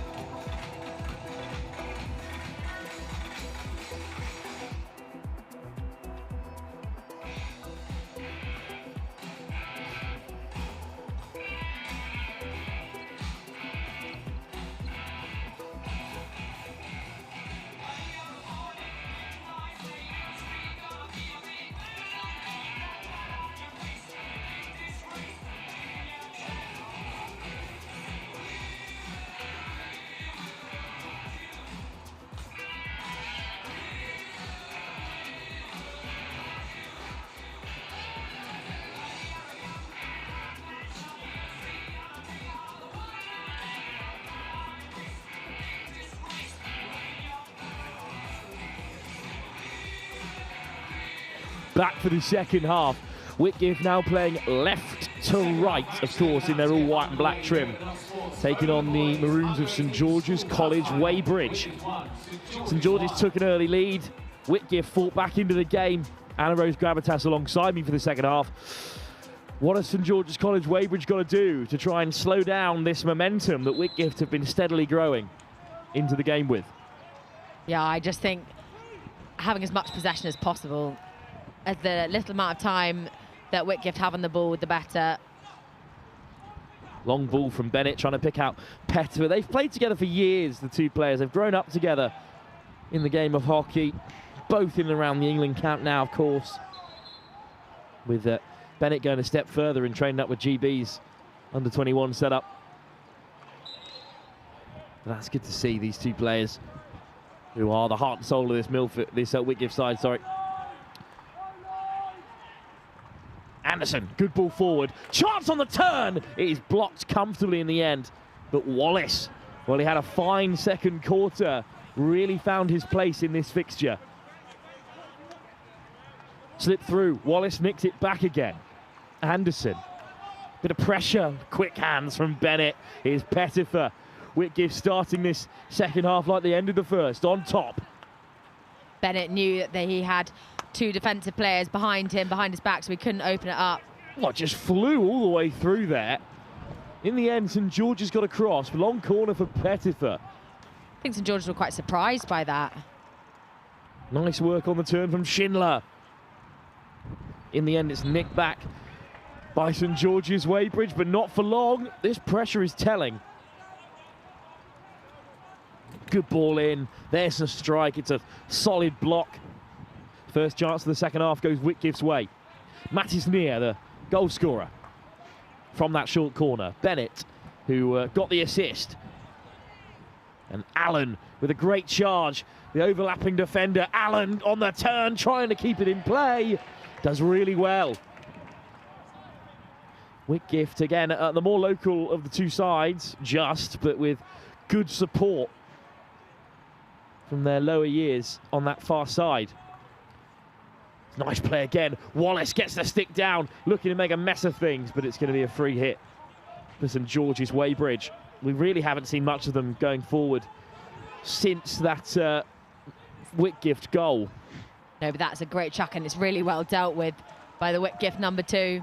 Oh, Mattis Neer just flashes at it, but it is still St George's Weybridge in possession. It's George Bulmer trying to get the ball forward. I think St George's Weybridge are opting to go overhead quite a lot at the moment because they're getting pressed so high up. They're looking to go overhead and in behind the defensive line of Whitgift. St George's Weybridge play patient. Charging out came Kieran Victor.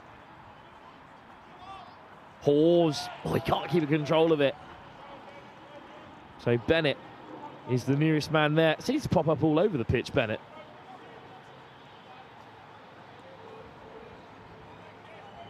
Carson Anderson.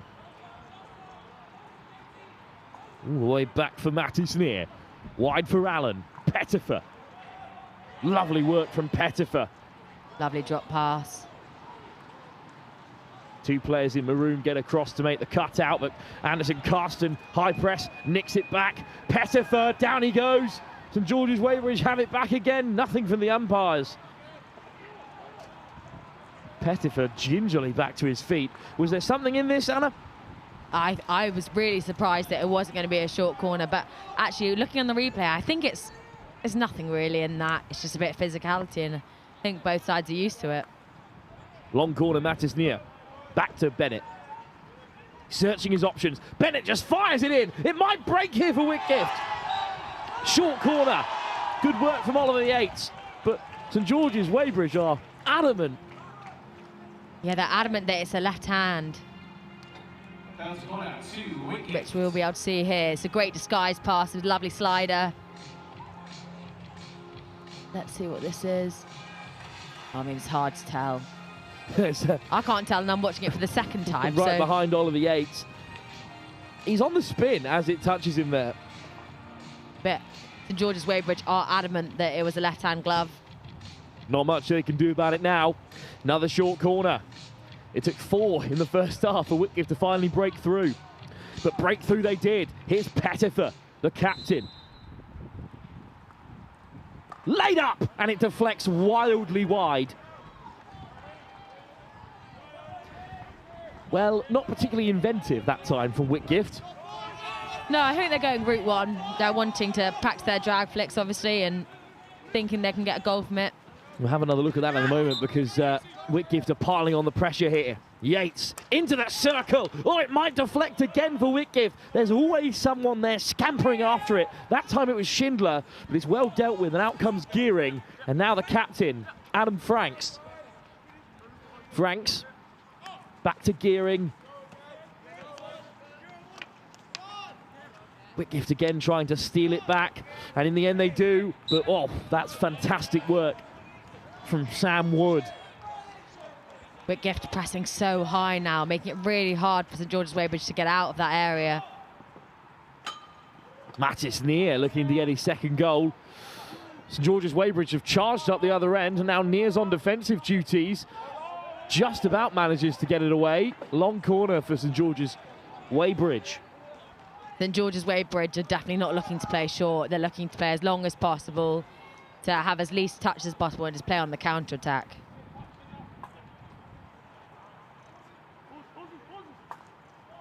Hawes flung forward, and there's a shove in the back there. Well, now, umpire's okay with it. Just a free hit. This could have been more. Yeah, St George's Weybridge bench are not happy with that. And I can see why. Kirtland goes down. In the end, nothing comes of it. That is a very tough decision for St George's Weybridge to take. In the end, the judge to be outside the circle. And just a free hit, which they don't do much with. Well, it's clattered off the roof of the Lee Valley Hockey and Tennis Centre. Not one of Bennett's finest. St George's Weybridge drive back the other way. That pass for Roeder is beyond him.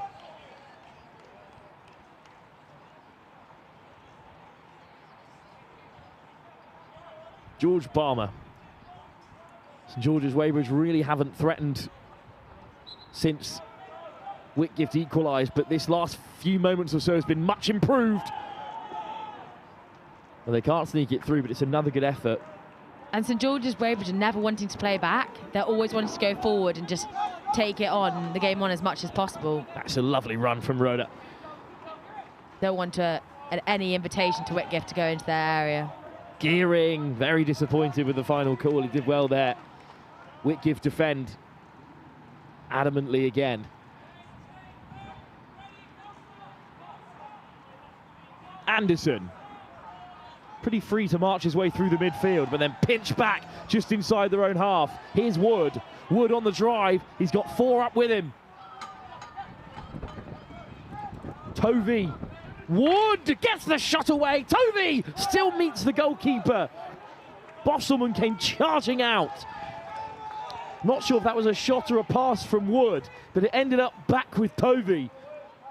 Like, it's just deflected off of Bennett. It almost fell so kindly for the second half substitute. Forward from Kirtland again, just about cut out by Whitgift. This is much better from St George's Weybridge. Not letting Whitgift out easily. Good close control from Oliver Yates. A real prospect, still a under 16. But he misses out. Tom Wood wants the short corner and gets it. They made that look very simple in the end, but it isn't at all easy to squeeze out a decision like that. No, he did really well. They had two St George's he had 2 Whitgift boys, on the floor, defending with their left hands on the floor. So he did so nicely to win a corner. Just popped it over onto the shin pad. Whitgift will be disappointed in that. Over goes Gearing. Short corners have not been too effective from St George's Weybridge throughout the game so far. Desperate to create something here.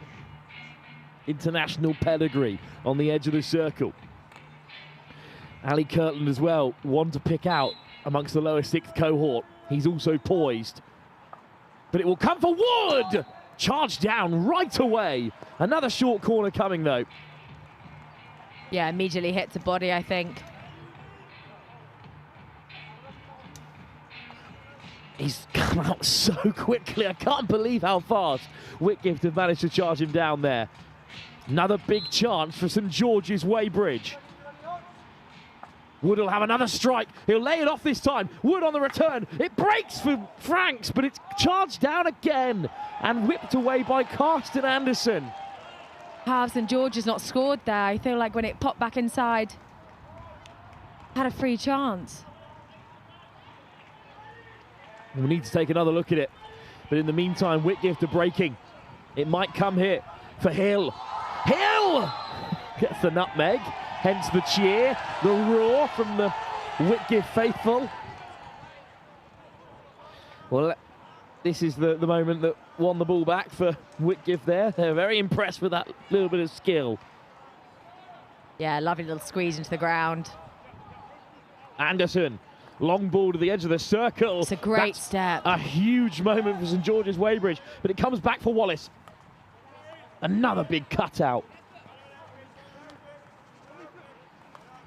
Good work from Lucas Parsonage.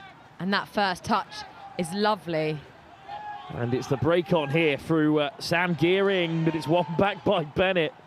Just one too many. He'd beaten 2 players. I think the third was just one too many.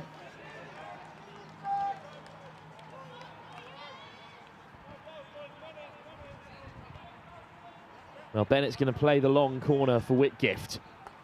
It's at the edge of the circle. It's a strike from Wallace. It's charged down by Oliver Roeder. Well, this is that short corner chance again, Anna. That deflected straight off the body. That's got to hurt, doesn't it? Indeed it does. And then to go back, have to go defend it again. Aerial from St George's Weybridge. It will it will just roll off the field. And then here's the second one. It comes for Franks. It's a fantastic save for Bosman, actually. He's in the right place at the right time. Wallace wanting to spin then, but I think the pitch is a bit sticky as the day's gone on. Nia feeds it in. It's an advantage, Whitgift. Strike, charge down. Still loose. Defending. Oh, down goes the goalkeeper. Well, let's have a look here at the umpire's call. That was a real mess of things. Sam Hood's made another big save. Brilliant drive from Hill. This is brilliant defending, that left glove. It's a huge stick from Parsonage. He gets back again to disrupt. And then Parsonage with the final block. A brick wall for Weybridge at the back at the moment. Lucas Parsonage. And just a sloppy error there. 5 minutes to go in this third quarter. We're still level, but St George's Weybridge much improved after the break. Yeah, exactly. They'll be breathing a bit of a sigh of relief because they were under a bit of pressure. Not that we're biased at all, but it would be a great story for St George's Weybridge to get their first win for 24 years in this competition. A side that were champions at under 16 level. And this is likely to be a yellow. A huge call has gone St George's way.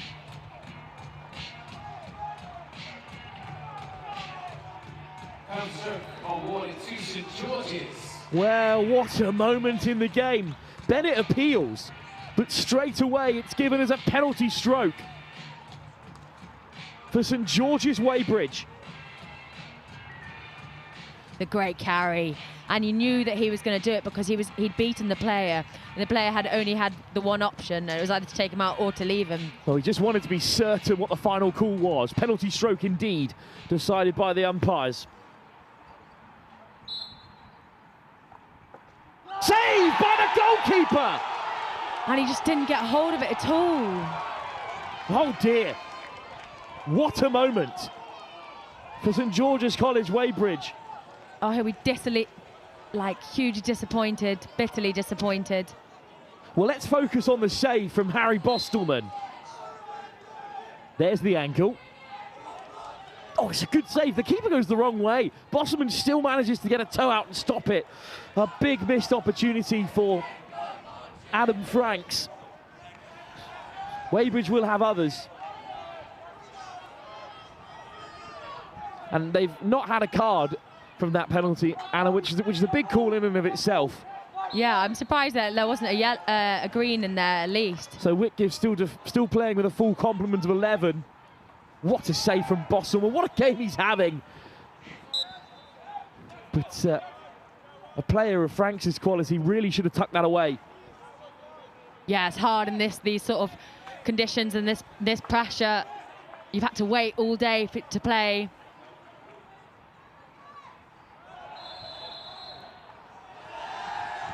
Oh, and the green card goes for St George's Weybridge. And off goes Adam Franks. The captain's had a tough few moments in maroon. Flicked up in the circle. Great defence. I think Oliver Road for St George's Weybridge has had a brilliant game so far. He's crucial going forward. He's a key player for them. Direct again, but Bennett's always going to cut that one out. And off goes Ollie Bennett. Pettifer. St George's need to be careful not to give away another corner. Bennett checks back inside and finds Mattis Nier. Nier hammers it home. It deflects for Pettifer. Pettifer back into the centre. And it's nobody home for Whitgift. Big chances in the last few moments at both ends. I can't believe we're still level.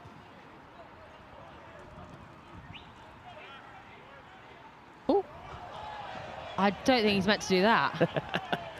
It's harder to do that than what he probably was trying to do. Trying to go aerial. Pettifer with a long corner. And he himself flicks it up.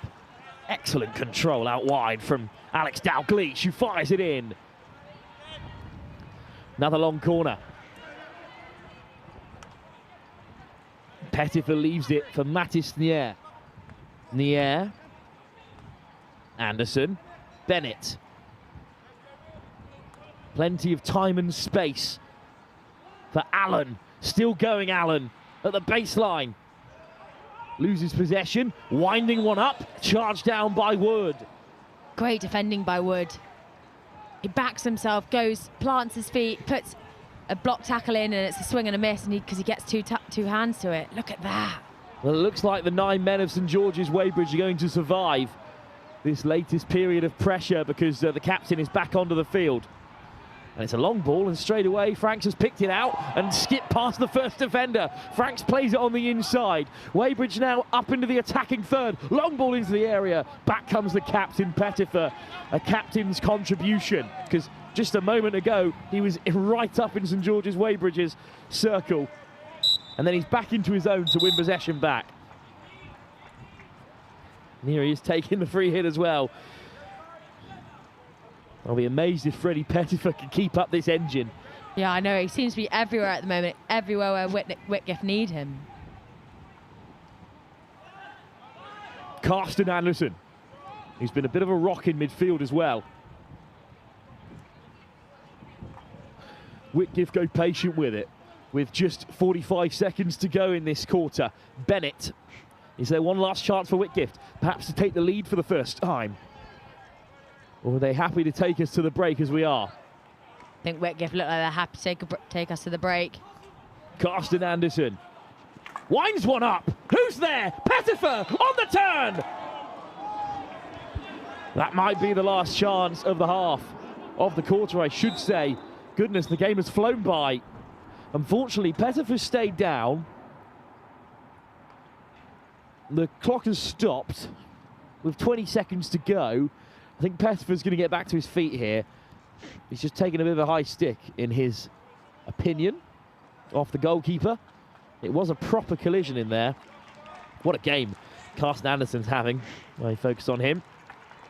And a change has been made. Pettifer leaves the field. I hope he's back amongst us soon enough.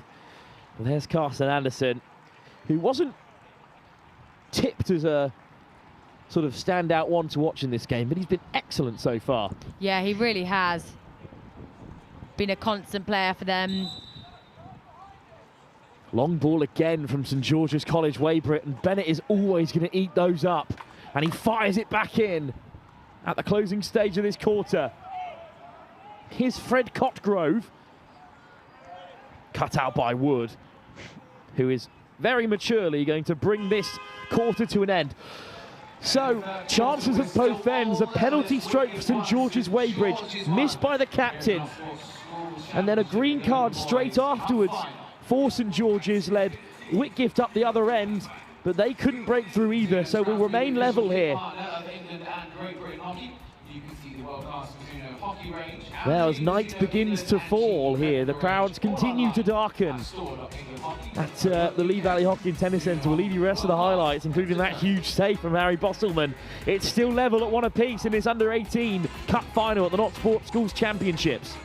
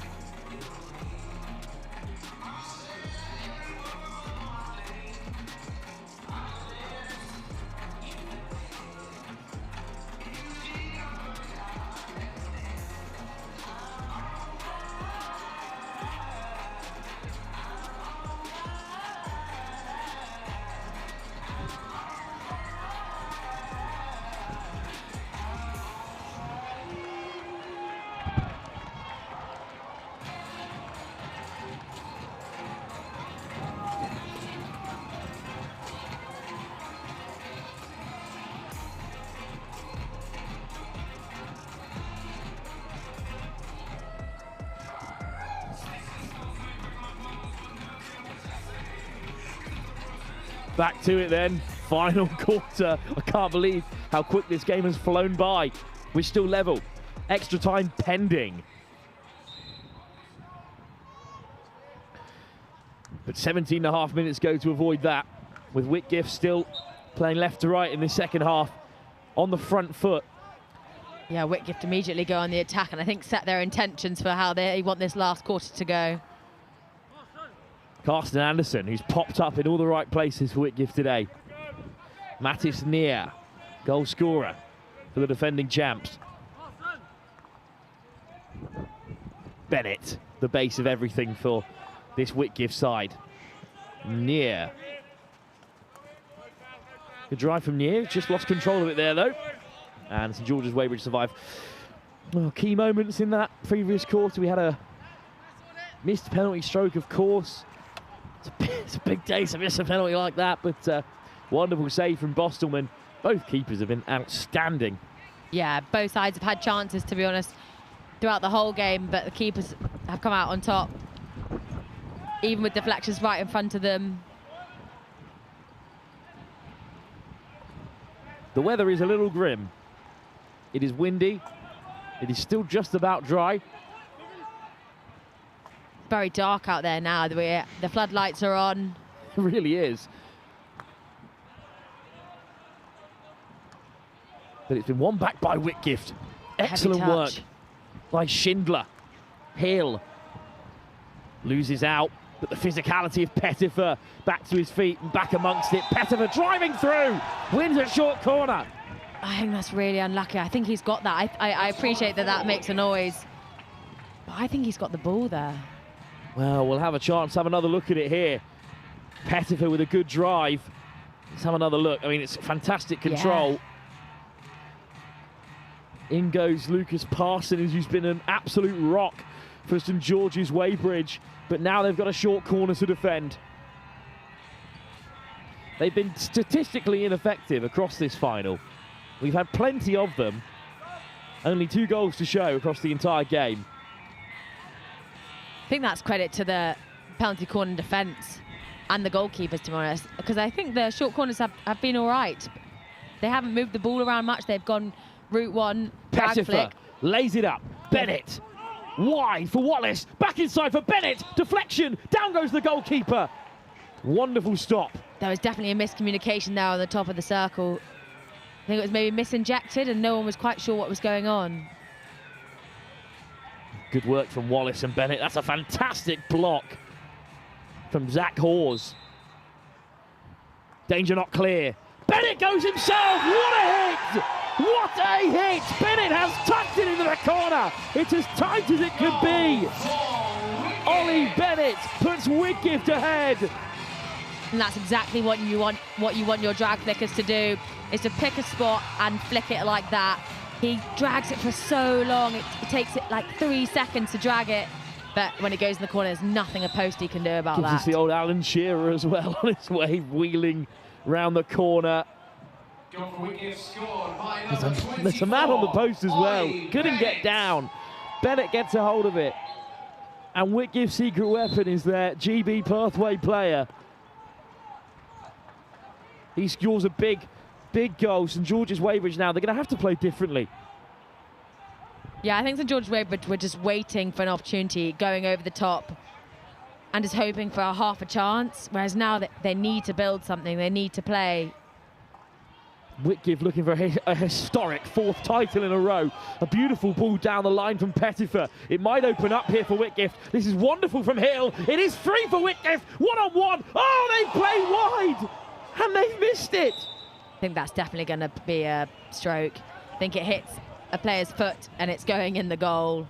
Well, we've got to have another look, because Wallace is up there, but the man who's free is Ollie Schindler. He's 1-on-1.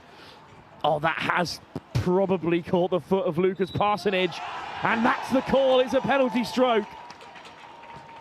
Well, they're very frustrated, St George's Weybridge, because I'm not sure what Parsonage could have done about that. He was racing back, but it's the right call, and Bennett is chasing his 2nd of the game.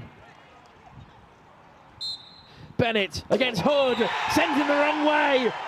And all of a sudden, Whitgift have turned the game on its head. It's 3-1. The defending champions are in control. Yeah, there's nothing that St George's Weybridge boys could have done about that. And I actually was, when the Whitgift boy was carrying it, I was thinking, he's held onto the ball for too long, he needs to square it, and he squared it at the exact right time. It's disappointing, it's frustrating for St George's Weybridge, but they're upset with the officials. I'm not sure they've got much grounds, really. That was heading in, or at least it was certainly about to be tapped home by Whitgift at the back post. And Parsonage's feet were right underneath him. It's a very tough call, though. And the complexion of this final, Anna, has changed completely. Yeah, and it's interesting to see that Whitgift are still going at them. They haven't sat off and relaxed. They're going for it, pressuring them high. Foot on throat for Whitgift. And a free hit goes their way. Bennett on a hat-trick all of a sudden. Wallace heads to the far side. 12 minutes and about 40 seconds left in this cup final. St George's Weybridge were chasing their first win since 2002-03. Playing some really nice hockey now, Whitgift. It's Whitgift who are going for a 4th title in a row, the only team ever to reach 4. Down goes Wallace. Well, they're surely not going to get every call their own way. Finally, one goes against them. And there's been the odd call, which has been contestable, but the big ones have all been right. Both penalty strokes were pretty nailed on.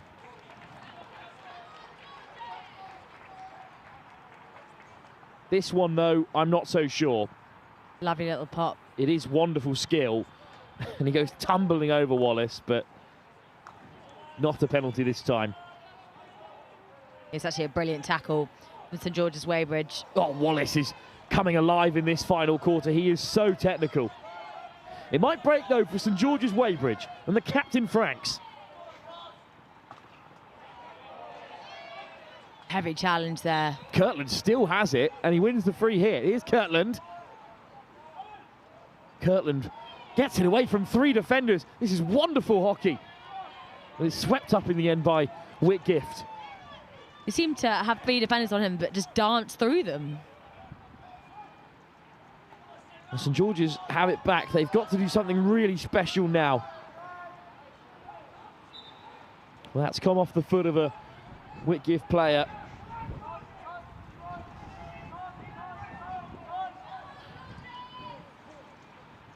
There it is, just right off the toe. Fired in towards the area. St George's Weybridge don't get the decision there after that.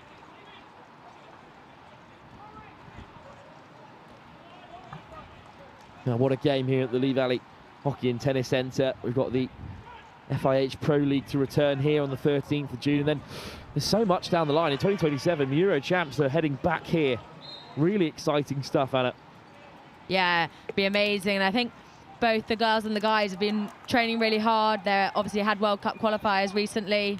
Well, the women still in India. Well, cut out fantastically well by Hill, and Pettifer can benefit from it. Pettifer fires it in towards Hill. It's a diving stop from Kirtland. That's fantastic defence. Or actually, no, it is Ali Kirtland with a stop. Down he goes to make the diving save. Cut out though by Anderson. Although his ball wide is beyond Fred Copgrove. Looks like there's some tired bodies out there now. And I'm not surprised. They were playing man-to-man at the start. And I was thinking that cannot continue, surely, not at this pace. And they all came through the semi-finals yesterday as well. Here's St George's Weybridge. Goodness me, don't they need a goal? At the moment, it's very unlikely to come with how they're playing in that final third. Very good go at the back. That's another good tackle from Balmer, but they've just not created enough down this end.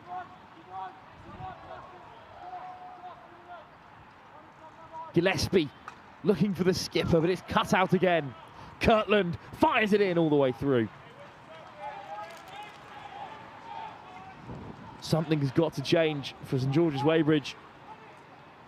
Yeah, I think they're opting to go 1v1 quite a lot, and I think with Whitgift's defensive standards, it's not going to run. You've got to be able to move the ball, and you can't just try and go 1v1 all the time because they're so good defensively.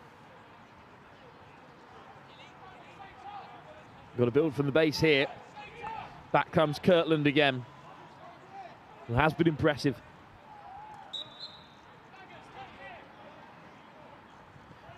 Kirtland looks long. Cut out by Whitgift in a dangerous area. Victor looks to slide it across.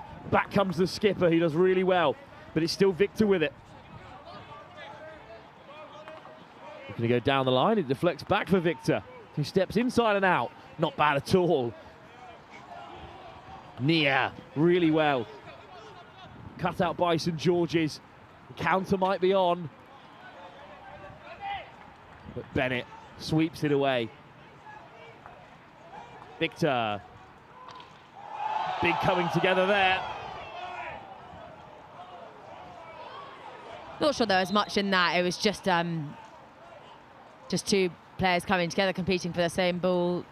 Well, Victor's the slightly worse off player from it. I mean, the bench went absolutely mental. I wonder if St George's player just was a bit late to it. We can't see from this angle. It did just look like a coming together, as you said, Anna. Well, either way, we hope that the two players are okay and we'll be able to see through the rest of the game. Well, here it is again. Just seems like two bodies, to be fair. I think what the Whitgift player has actually done is put his body in the way of it to look after the ball, which is the exact right thing to do from a defensive point, but then the St George's Weybridge player hasn't just managed to slow down. Beautiful skill from Hill, putting his man to deck. Hill, oh, back on the inside. What a run from Hill! Unfortunately, just over the baseline. Otherwise, that would have been a certain goal. He looked absolutely gutted about that, and I think so was half the bench. Great skill from James Hill. Long ball again from St George's Weybridge. They need one of these to come off. Again, it's been cut out on halfway, again by Ollie Bennett. Here's Wallace. Wallace still going. It's good skill again from Wallace, but he's crowded out by the captain. Such great pick from Ollie Bennett over the top of his head. He's running backwards and the ball's above him and behind his eye line. He does really well to bring it down. Look at this from Hill. One person beaten, two defenders beaten. Oh, spins back on the inside, just over the baseline there. Alex Dalgleish down the line. Oh, that time it was Hawes, and on the turn it's Sam Wood, the England man. Sam Wood does really well, wins the free hit, has to go back, no advantage coming. Leaves it for Gelling. And Sam Gearing. Wood. Trip there. Wins another free hit. Still going, Wood. Not that time, however. Yeah, umpire calling a stick block.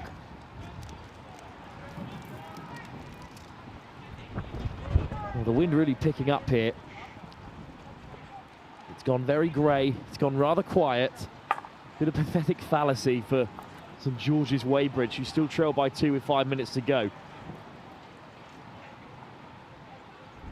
Allen all the way back. Big contacts in the midfield. Whitgift appealing for everything here. They're going to have to get on with the game at some point. Still up by 2. Kirkland over the top. Recollected by Whitgift, who are in no rush to move forward. But that is a nice ball for Pettifer. Oh, it's very mature from Schindler. Pettifer, pocket of space in between the midfield and the fence. Pettifer into the circle. Down he goes. Nothing coming there. Really thought that Wallace was going to hit that when his own captain was on the floor in front of the ball. Yeah, good option not to smack it straight into his skipper. Pettifer, he wants a call here, but he's falling all the time as he spins. Good drive, though, from Freddie Pettifer, who may be about to lead Whitgift to yet another championship here at the Not Sports Schools Championship. Well, twice off the feet there of Whitgift. A goal soon, and it's certainly going to be a nervous last few moments for Whitgift. Yeah, exactly. I think if St George's managed to get a goal, as you say, in the next few minutes, then Whitgift really are on the back foot, because it's so hard to defend only a 1-0 lead. Fired in. It's a great interception from, once again, Carsten Anderson. And they've taken their goalkeeper off St George's Weybridge, meaning they've got an extra outfield player. So time to do it. Yeah. There's 4 minutes to go. And if they do it well, it means that they'll be adding another player higher. Often teams don't do it so well, and they bring another person deep, which is not actually where you want that extra player. You want to attack and go forward. Well, Wood's gone right up front, along with Tovey. The forwards come off the bench. Here is the skipper. What can he create? Adam Franks looks to dart it in, but Whitgift have it. And they head towards their own corner. No need for them to go anywhere here. It's in the corner. Whitgift on the turn. Good defence from Mattis Nier. And he wins the free hit as well. Very impressive from Mattis Nier. Very mature hockey.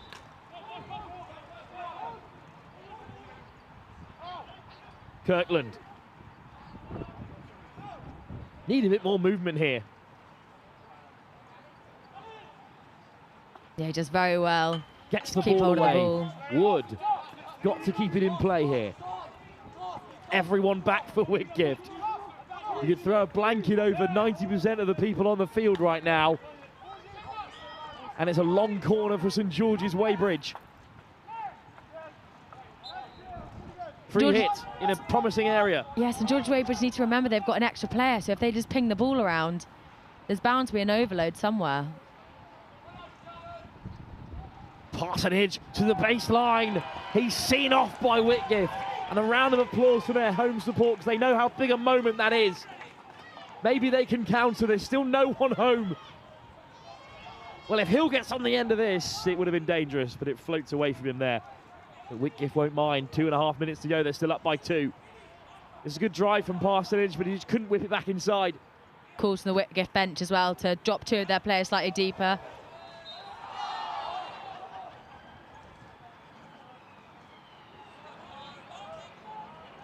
It's now or never for St George's Weybridge. A great carry.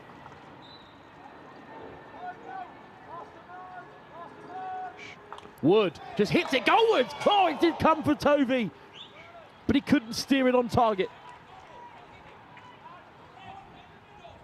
More of a half chance than anything, because that wasn't easy for Alex Tovey, but you feel that had to go in. Yeah, I think it was called as dangerous, to be honest, even before. Well, that will spare Tovey's blushes. 1 minute 30 now. St George's Weybridge staring down the barrel of another defeat in the final. Intercepted, and this might be it. Well played. It's Oliver Yates, the under-16, who's on the scoreboard. And it's certainly lights out for St George's Weybridge now.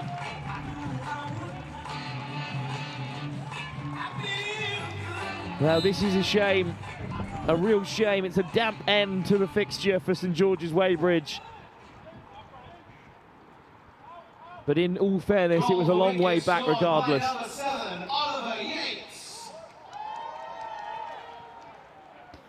Yeah, and calls from the Whitgift captain to drop deep and to play with their heads for the next 40 seconds, 45 seconds. They are on for a historic victory here. They'll be the only team ever to win 4 in a row. Kingston Grammar have done a hat-trick twice.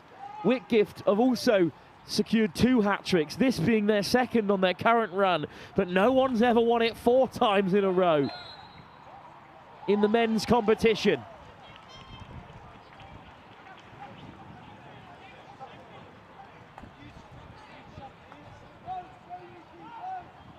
Long ball forward. Yates half-heartedly after it. To be honest, no one's too keen on the chase because they know that it's over.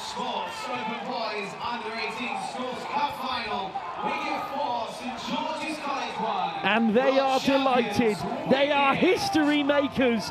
Whitgift, champions for 3 times in a row. The likes of Repton and Bromsgrove and Ecclesbourne may have managed it in the girls under 18 and girls under 16 competition, but no one in the Boys Open has ever won it 3 times in a row.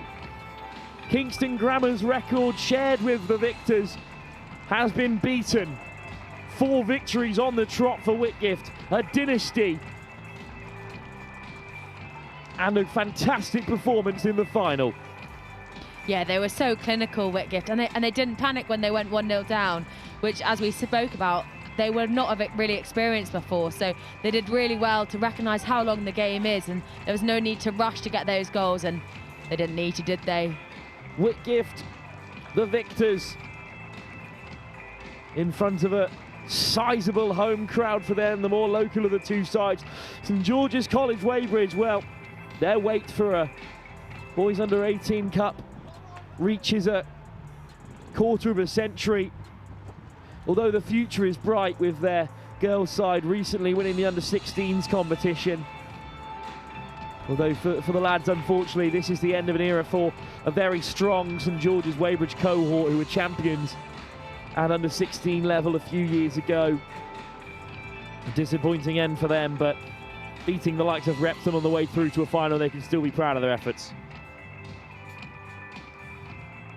Yeah, totally. They've come up against a really, really convincing side, and a really experienced side at that as well, an experienced winning side. So hopefully they'll come away with it in a few days, in a few days, and realise what they've done. Well, before the trophy, I'll throw you down to Bells, who is alongside the victorious captain, Freddie Pettifer.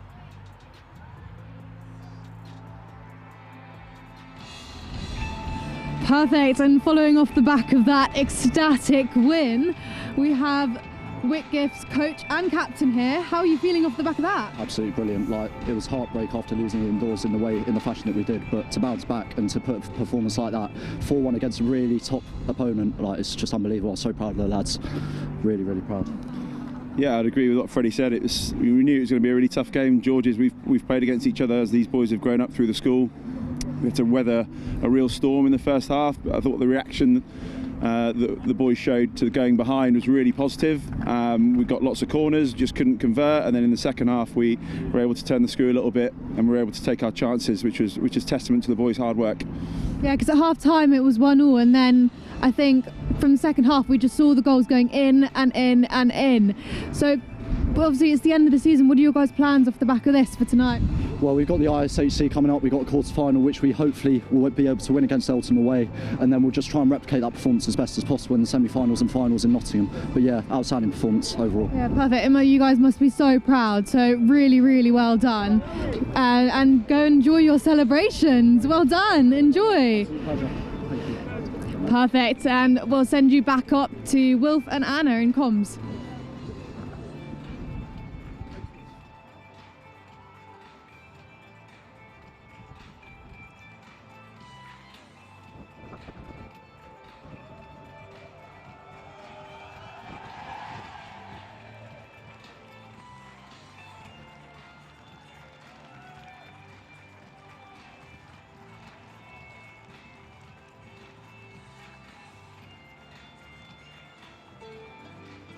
Well, a great performance then in our penultimate final of the day. Just one more to come. Live here at the Lee Valley Hockey and Tennis Centre at the Not Sports Schools Championships Finals Day. We'll leave you with all the highlights and return for the Under-14s Cup final between Surbiton High and Repton.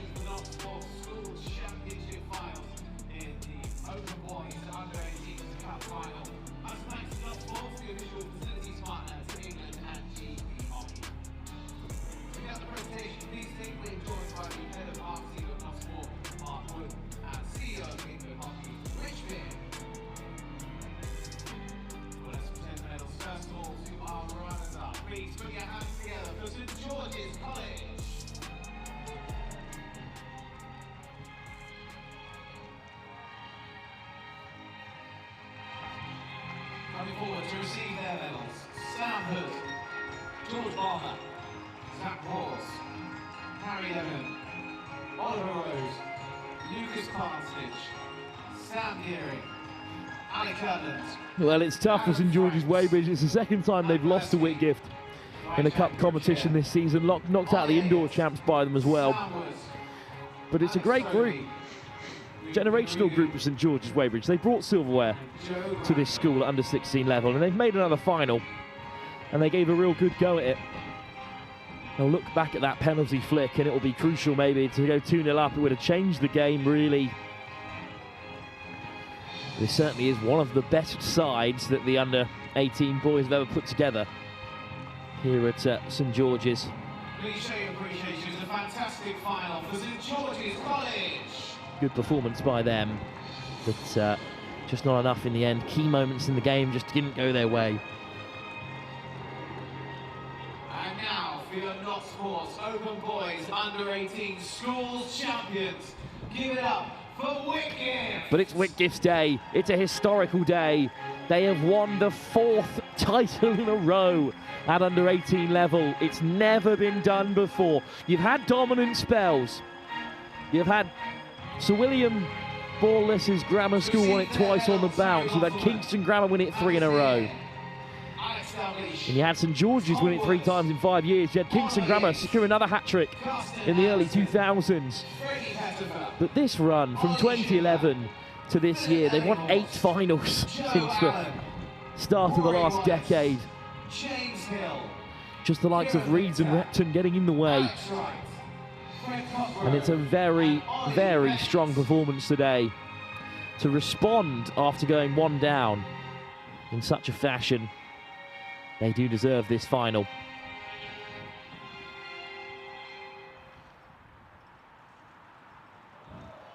And of course, handing out the medals as they did for the previous round as well is Mark Wood, the head of marketing of Not Sport, and Rich Beer, CEO of England Hockey. There it is. Mark Wood handing over the trophy for Not Sports, the premium supplier of 3G and playground services in the country, who have done so well to support today at the Not Sports Schools Championship. A great moment for two players who have been playing hockey together for a long, long time. Bennett and Pettifer raise the cup in tandem. It's a victory for Whitgift. It's history for Whitgift. 4 in a row. And for just how much longer can they hold the cup? Congratulations to them. But there's one last final to play here at the Lee Valley Hockey and Tennis Centre. It's the Under-14s Cup up next. We'll be back in about 20 minutes' time to preview Surbiton taking on Repton, who are after their second title of the day. You're interested in improving your hockey facilities for club, school or community use, Not Sport has the answer. You can visit notsport.com. Well, the fun's not over yet. We've got one more game to go in the girls' Under-14 Cup final. Surbiton High versus Repton on the way at 5:30. Everyone, how are you all feeling? On top of the world. I did brilliant. Do you know the cup? What does it mean for you guys to win this? Nothing much happens every year. So. Did you win last year? We did, and the last year. Last year.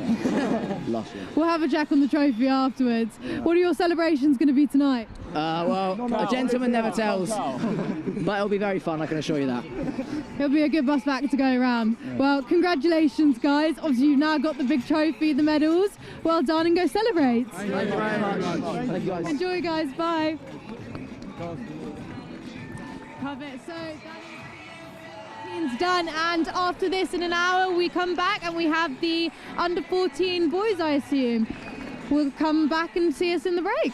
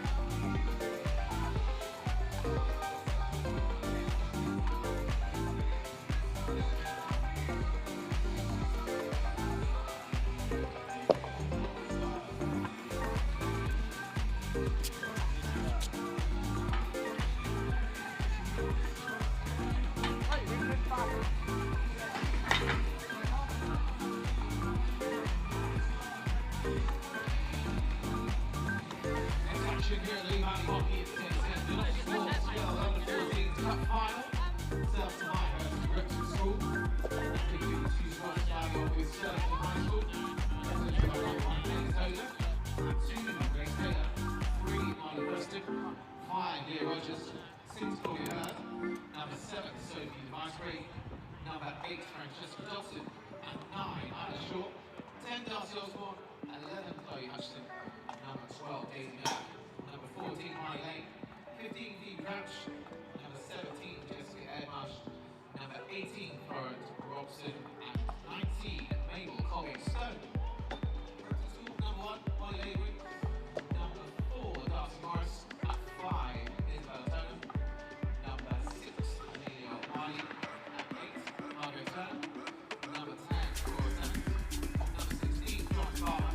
23, Scarlett Newton. 27, Sadie Durr. 28, Erin Lauder. 29, Louise. 30, Ossie Reeves. 31, Darcy Martinson. 32, Sarah Williamson. And number 33, Alison Hatton.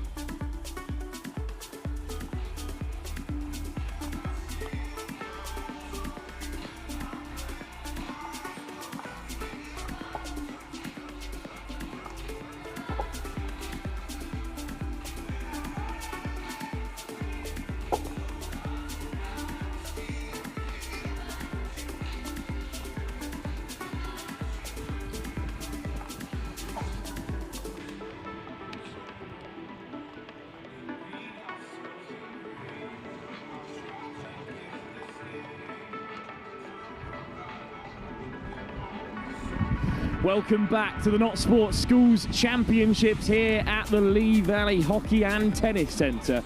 We are down to our final game, but what a day it has been ahead of this Under-14 Girls' Cup final. Bells has been here as well all afternoon. There's been history today. Whitgift winning their 4th title in a row, the first ever to do it. Clifton College winning on such an emotional occasion. We've seen some great action from the Under-16s as well, and we finish off with the Under-14s. And I think it's great that we're finishing with this game because this is a little bit what grassroots hockey is about. This is 2 schools, young players. This will be probably their first time on the big screen. I think it's a great occasion for them. Yeah, I mean, most of the girls here, we'll be seeing them then come up again. They'll be coming up throughout, so we'll see them definitely a few years to come in the higher age groups. And I don't think the stand is going to be any different to what we've seen. As you can see, they're warming up already, and they already look very, very strong. Yeah, of course, Surbiton High School were champions at under 13 level last season, and they're taking on a Repton side that know how to win here on finals day. It will be great to see how this under 14 age group can bring the heat. We'll certainly need it because it's bitterly cold here. The wind whipping across the turf here at Lee Valley Hockey and Tennis Centre. But just one last game to go, Belle. How have you enjoyed the full day so far? Oh, I mean, it's been phenomenal. As we were just saying, the standard is insane. Just the level that they're playing at, watching it is thrilling. I mean, even my heart rate has been going, and I'm not necessarily supporting a specific team. They are so, so good. It's been a very, very good day. Well, as the players prepare to walk out for one last time, I'm going to head up to the comms box to talk you through the teams in our Under-14 Girls' Cup final when Repton take on Surbiton High. Thank you.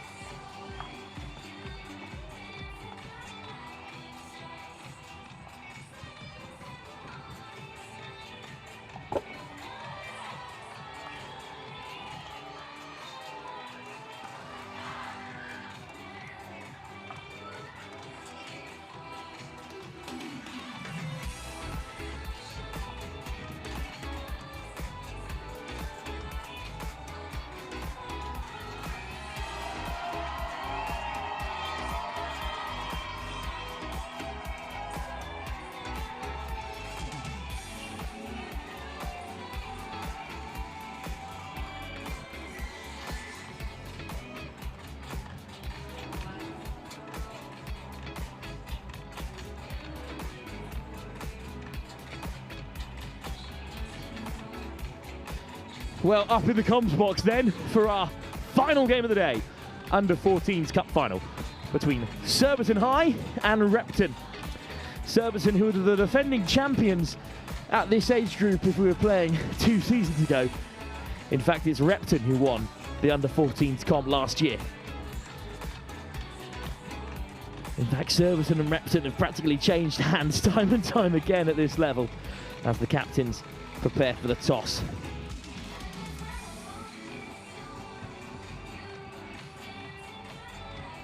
Switch of ends as well between the two sides ahead of this one. Our very, very last game of the day, the girls Under-14 final. The plate final's also done and dusted, so there are no games left over on court 2. This is it. And let's take a look at the two sides as they're about to walk out. Surbiton in the white and green shorts, and Repton in blue. We'll start with Surbiton though. Megan Tozer starts in goal with Preston, Taylor, Rogers, Hurd, Sophie Device, Craig, Dodson, Shaw, Osborne, Hutchinson and Miller all out there. The captain Marnie Lane, one to watch alongside Crouch, Ed Marsh, Robson and Colgate Stone. Indeed, watch out for the captain, who for Surbiton today is actually wearing number 7 on the field, Sophie Device, Craig,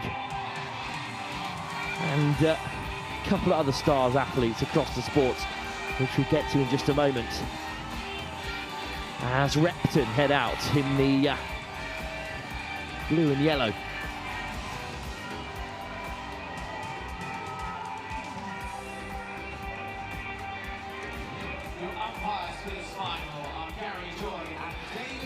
So as they line up here, let's take a quick look at the Repton team that are looking to go back-to-back at Under-14 level.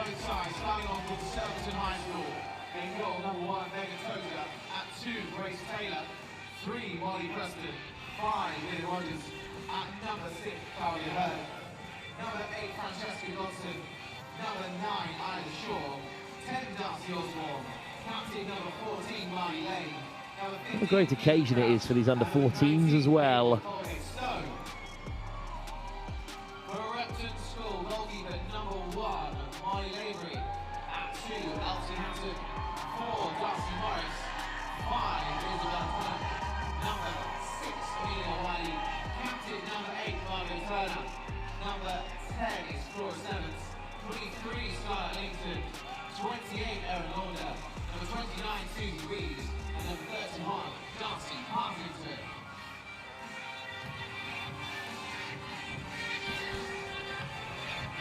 And here's the Repton team then.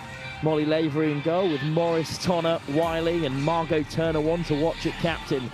Semments, Barber, Linnington, Miller, Launder, Reeves, alongside Lottie Reeves as well.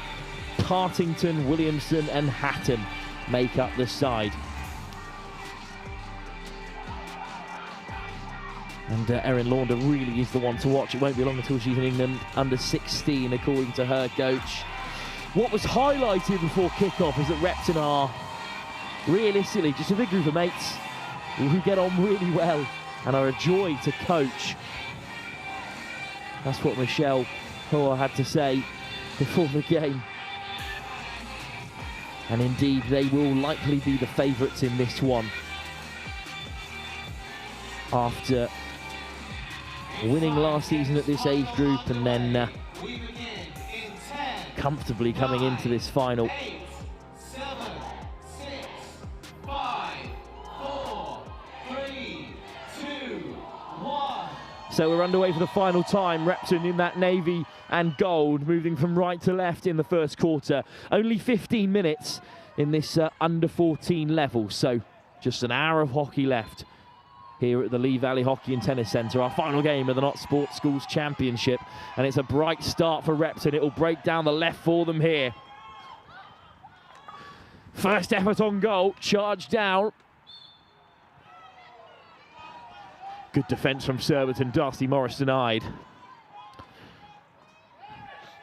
The first Under-14s game was played here at on finals day in 2002-03 season when Dean Close won it. And then it's the traditional names you'd expect: St George's, Kingston Grammar, Wellington, Surbiton, Repton, all teams we've seen today who make up the list. Although it should be mentioned that since 2016, Surbiton or Repton have won this every single year, bar one when Kingston Grammar took the crown. And indeed, Surbiton are pretty dominant across the board at girls' sport, especially down the age groups.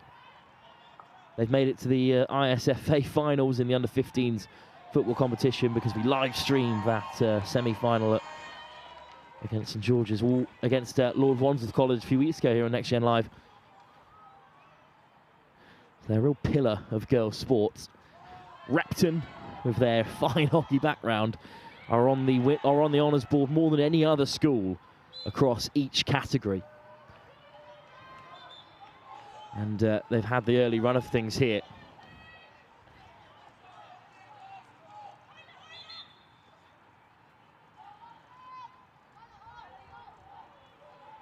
Repton, though, looking to get on the front foot here. A little bit slow to get things moving.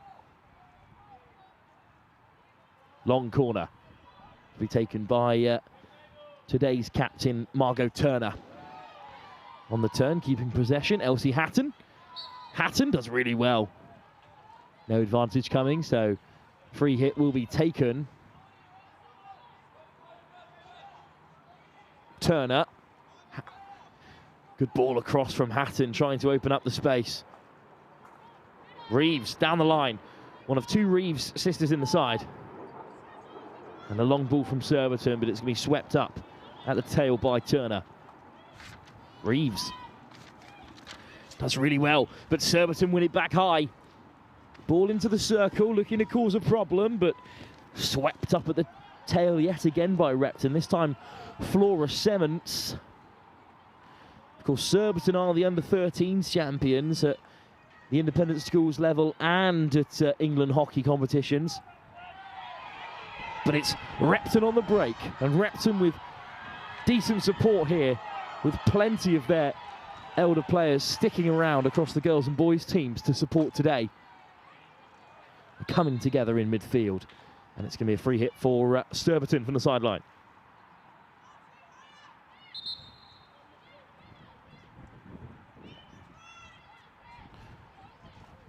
Shaw. Marnie Lane.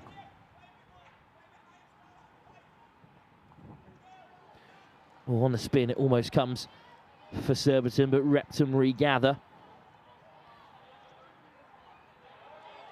Tonner, ball forward, is deflected, but right in front of that big Repton crowd.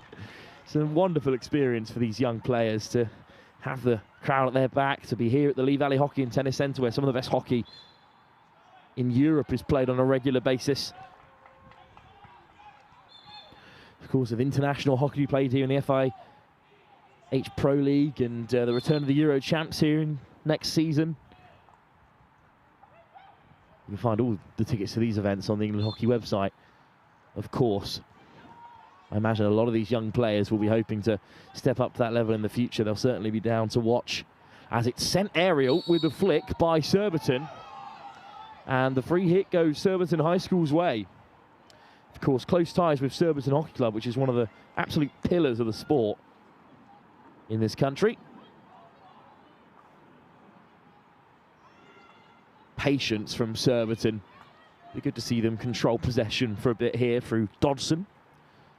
Slides it all the way through. Here's Taylor, dispossessed. One back by Repton, and every time they have the ball, the crowd are up in raptures. Lovely drive towards the baseline by Erin Launder. Picked out before the game as one to watch. Launder tests the goalkeeper for the first time. Tozer makes the stop, but it's loose in the area. And in the end, it's a short corner. It was a scramble from Surbiton to get it away, but the chance has been carved out by Erin Launder. Fired back in, and then it's this clearance here that unfortunately clatters off a Surbiton foot. Very impressive so far this season, Repton.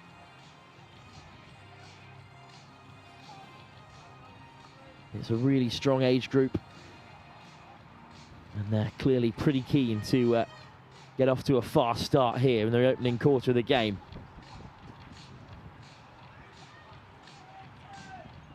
Plenty of navy and gold on the edge of the circle. Well controlled. Oh, just off target. How close can you get? Captain Margot Turner with a great effort, and I'll be honest, half the stand on the far side thought that was in. You could hear the groan as the umpire's arms went up. That's a fine strike.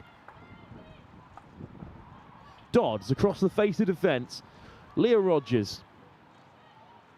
Rogers, no pressure on her for the moment. Rogers gets her head down. It's a great drive, flick forward, but intercepted by the captain, Turner. And Repton race away down the right through Isabella Tonja. Tonja on the turn. Wins a free hit. Good work from Tonja. We'll see if that close effort lightens up this game a little bit.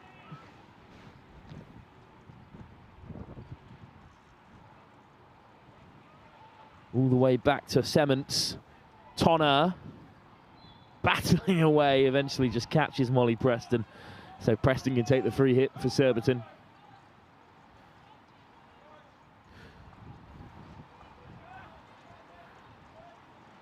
Preston, oh, great dummy on the spin, opens up a bit of space, goes for the long hit, is disrupted by Repton, so we'll have it back again.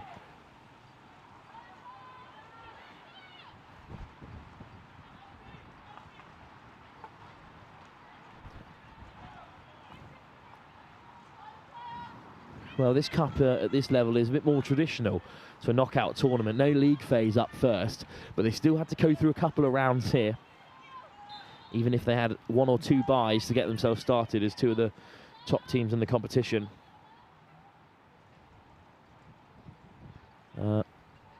Repton play it back. For them, it was a walkover against Cheadle Hume, and then a bye in the second round before they took down Chester, Rugby, GSEL, and the Purse in a close semi-final. Just 2-1 in that final game away from home before finals day here. Similar story for Surbiton. They came through 7-2 against Elaine's, a bye in the first round, 8-0 against Kingston Grammar. But then St George's Weybridge went to penalties, and Surbiton just about came through. A 2-1 win against Epsom, and a 4-2 win against Dean Close in the semis. They were slightly more comfortable then to make it through to this cup final, and pressure on Surbiton as they calmly build it round the back. In the end, it's brilliant work to escape the high press. Isla Shaw. Good control. Marnie Lane, the captain. Taylor Grace. Taylor beats another, slips it on the inside. Wonderful hockey from Surbiton. At the edge of the circle here, looking for space. Well, in the end, it's going to be a free hit for Surbiton. No advantage coming. Grace Taylor leaves it instead for the captain, Lane. Eventually back with Marnie Lane. Darting through 2 defenders. Winning another free hit. Taylor. Lane. What can she create? Shaw. Lane. Great first touch. All the way back for Francesca Dodson. Then across to Rogers. Patience again from Surbiton. They've got Repton on the back foot, but Flora Sements with a great turnover and a wonderful bit of skill. Cut out straight away by Preston. Loose in midfield, picked back up by Repton, and the break might be on here. There's no one home, and it's a barnstorming run. Just couldn't get the final touch to slide it goalwards, but Erin Launder, great acceleration. From the baseline, a little bit frosty for Surbiton, but they do get it away. Grace Taylor. Nice ball forward. Excellent touch from Osborne, who plays it wide. Repton get back in numbers. But it's a free hit for Surbiton. Clearance from the captain, Turner, just comes off a leg. one of her teammates. Well, what a run this is from Launder. Had a player in front of her as well. Knew that if she could break the line, then it's a tap-in in the centre. Just tripped at the vital moment. Surbiton backwards from the free here. Again, looking to build patiently, but unable to carve out any clear chances so far. Marnie Lane. Oh, that's a wonderful touch. Will it come for Taylor? Short corner is the call. Grace Taylor does excellently well. And 3.5 minutes to go in this opening quarter. The chance might present itself for Surbiton. That's a great ball from Lane, and a couple of Repton players just find themselves getting underneath their own feet there. So short corner incoming. They'll take their time here because Francesca Dodson's come up from the base of defence to take it. Marnie Lane on this near side, perhaps the obvious target. Repton well set. Taylor, who won it, is also stood waiting for it. Short corner. And it's just wide. Fantastic defence from Repton. Well, I think that's deflected off a Repton defender. Really brave from them.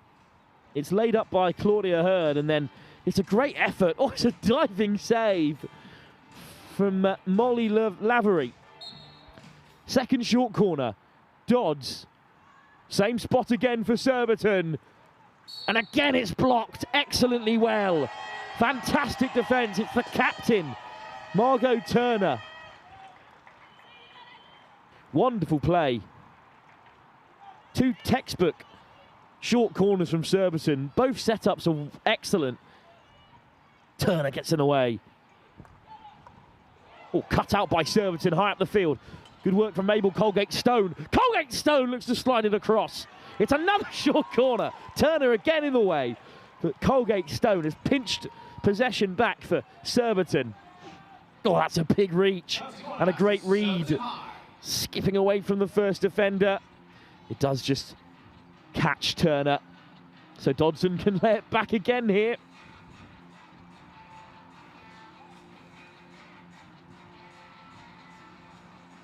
Colgate-Stone, who won it, is on the short side of the circle. There's two castles set up here for Surbiton. Dodds just getting ahead of herself. Again, they've gone to the same place 3 times now, if you count the reset. But if it's not broken, don't fix it. This time, straight through. 3 times a charm for Surbiton High School, who take the lead.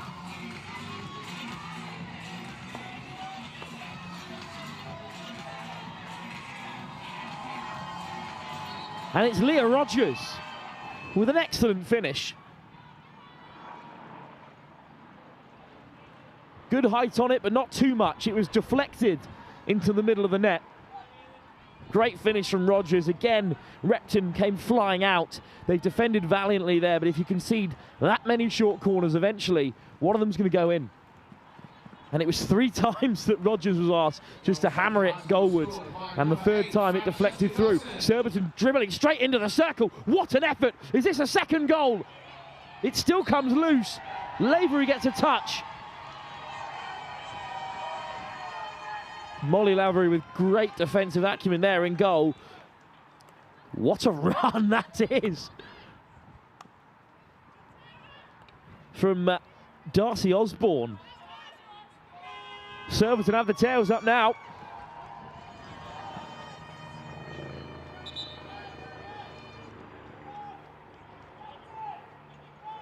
So the hooter has gone. The in-house clock says there's 2 minutes to go, but we're spot on here in the comms box.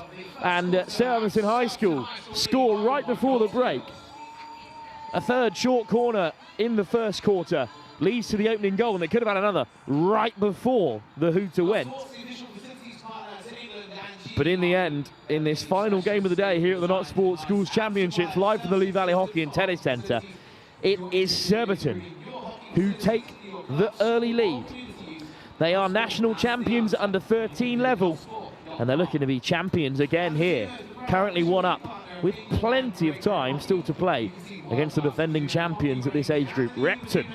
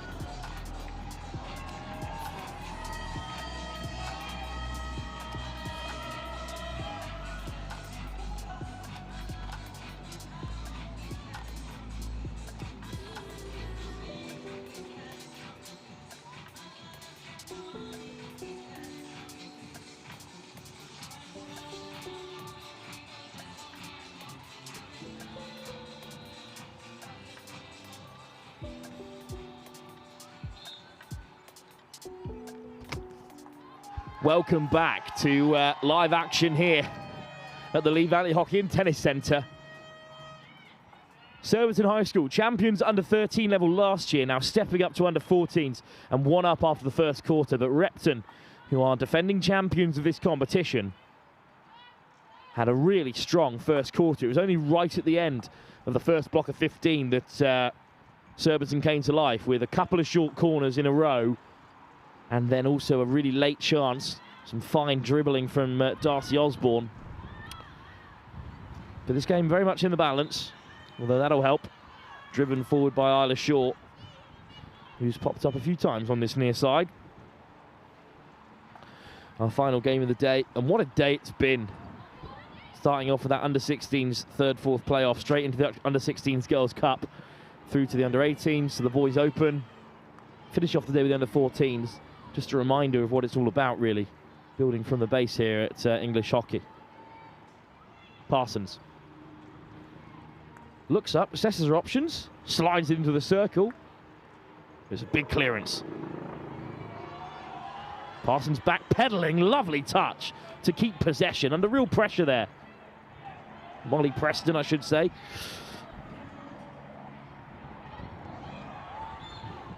Great effort from Repton. They've got the touch of the support here, especially on that far side. The hooter going. The under-18s are unable to play their third, fourth playoff today, unfortunately. But they are still here supporting their under-14 girls side. Cut out in midfield. Maybe a chance for Repton to get rolling now. Morris. Not a lot of pressure on her. Flicks it forward for Linnington, who skips away. Scarlett Linnington, forward pass, cut out by Dodds on the spin. Beautiful from Francesca Dodds. High quality from both teams in the early stages of this second quarter. Shaw. Great touch. Lovely darting behind from Taylor. Repton the favourites to it, but kept in play by Colgate Stone.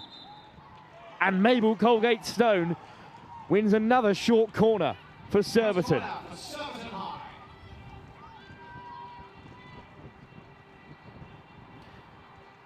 Oh, great work from Surbiton here.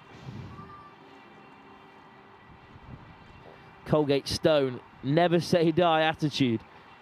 And she's earned her side a short corner.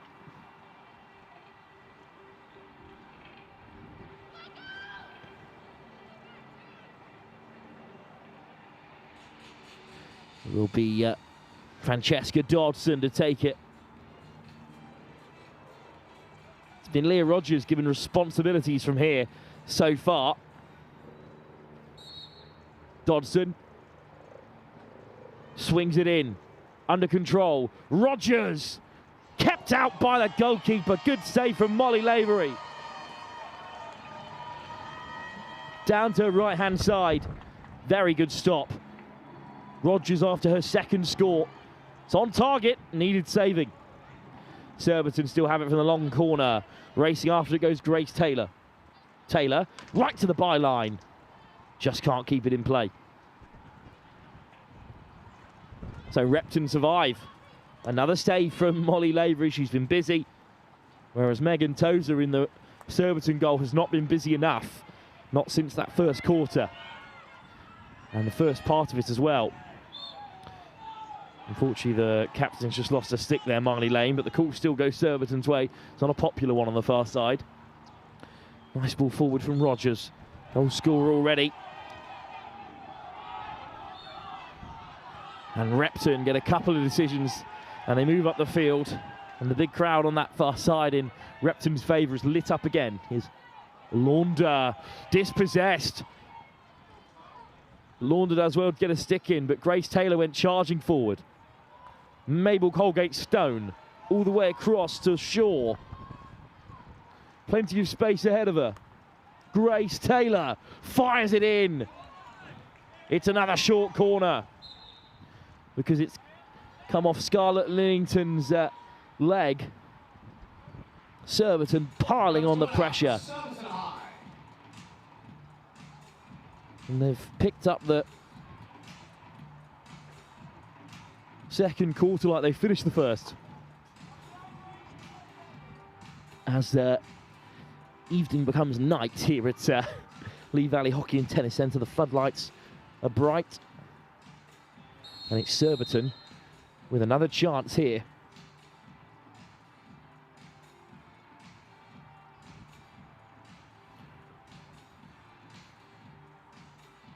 Rogers still chasing her second. The likes of Colgate-Stone and Marley Lane also poised at the edge of the circle. But it's Rogers again. Another save from Molly Lavery. Well, it says a lot about the game, just how busy the goalkeeper's been, but you can only stop the shots in front of you, and that's what Lavery's been all about today so far. It's again that bottom left corner that Rogers is searching for. Here comes Marley Lane, the captain. Finds a pass. Beautiful work on the inside from Dobson. Well, that time it was Darcy Osborne, I should say. Also a nationally ranked tennis player, Darcy Osborne. There's a lot of multi-sport athletes in this side for Surbiton.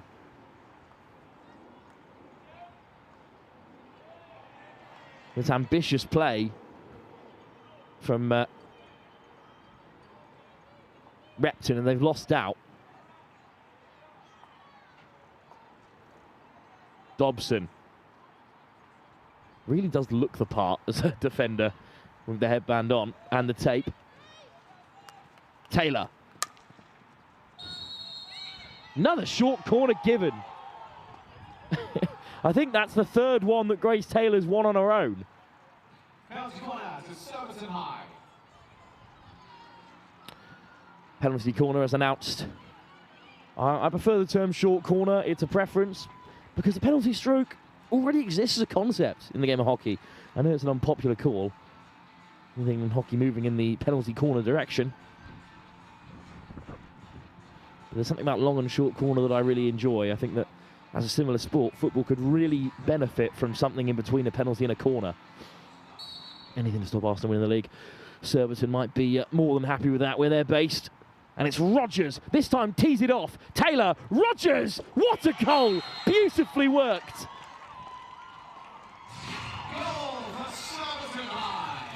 That is an incredibly well-worked set piece from an under-14 side, let's not forget. Another fine feed by Francesca Dodson. It's Rogers again, you think time and time again. Finally the pass, so they come scrambling across, and then it's the right-hand corner this time that Leah Rogers has picked out, and Surbiton lead by 2. And they have really come alive in this second quarter. They were good in the first. They benefited from a couple of short corners, but in this second corner, it has been all green and white.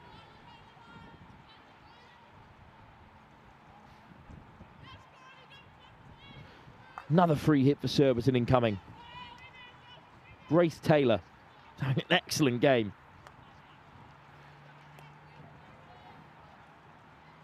Repton go for the tackle, but it's beautiful skill again. Dodson racing on the inside. Taylor on the reverse, looking for space.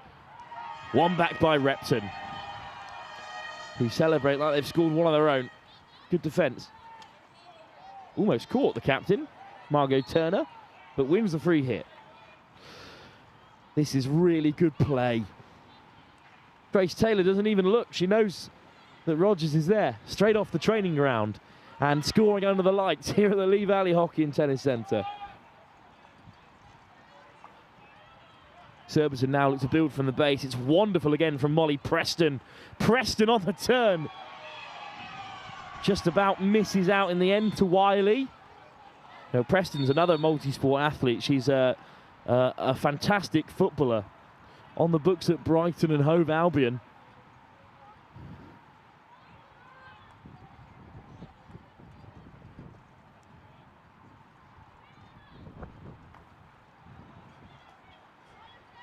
Reeves looking forward. It's behind Surbiton. It almost falls for them there, but call from the umpire means it's a free hit for Repton.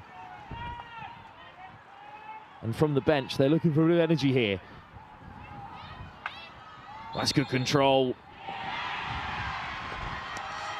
And finally, a decision goes Repton's way. It's a short corner. It's been won by Erin Launder. Late stick there from the double goal scorer, Leah Rogers. So big chance for Repton, and they really need to take it.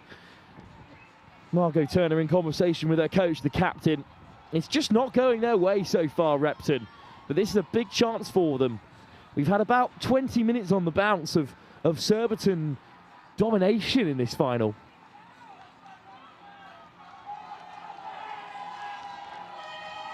But over goes Erin Launder, who is very highly thought of at Repton.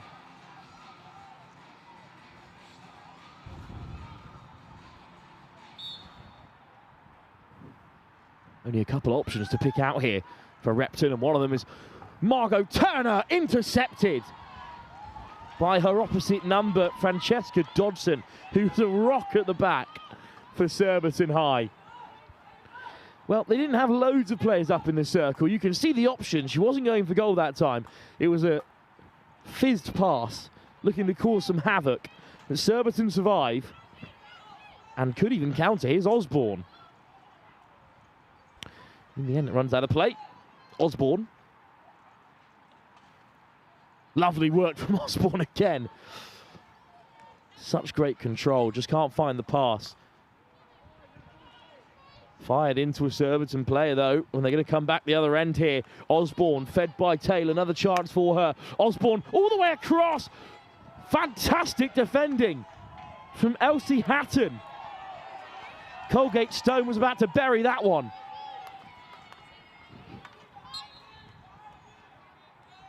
And it's going to be a free hit.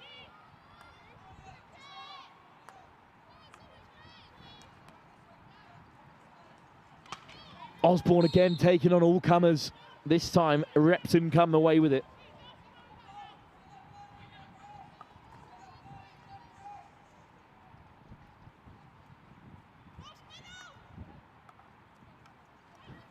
Really putting Erin Launder under pressure there, but Launder doesn't mind it at all. Eventually cut out by Surbiton. Preston. Nice ball across the face of the Repton line. And there's plenty of space for Shaw.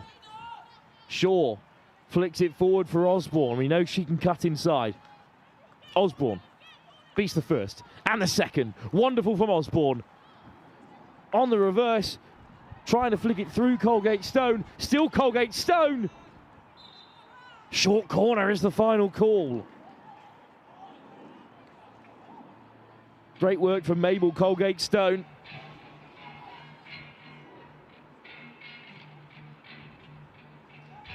And speaking to John Shaw before the game about this Surbiton team, he's clearly very proud of the group after they were national champions last year in 2 competitions.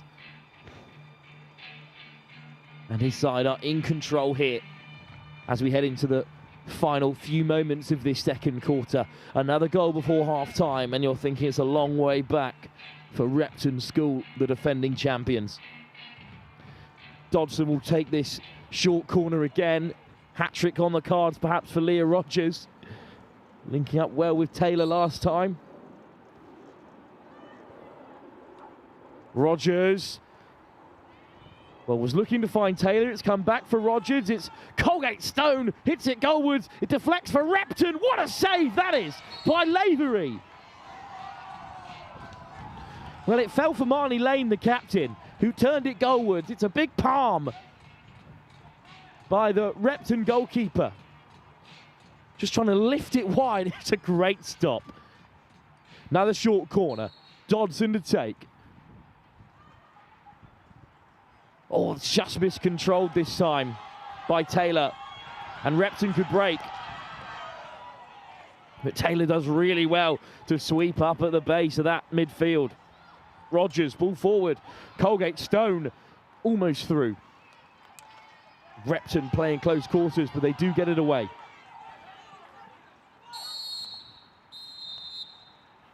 Bit of blocking there. Good work from Sadie Miller. Oh, well, Marco Turner getting a bit of a talking to by the umpire.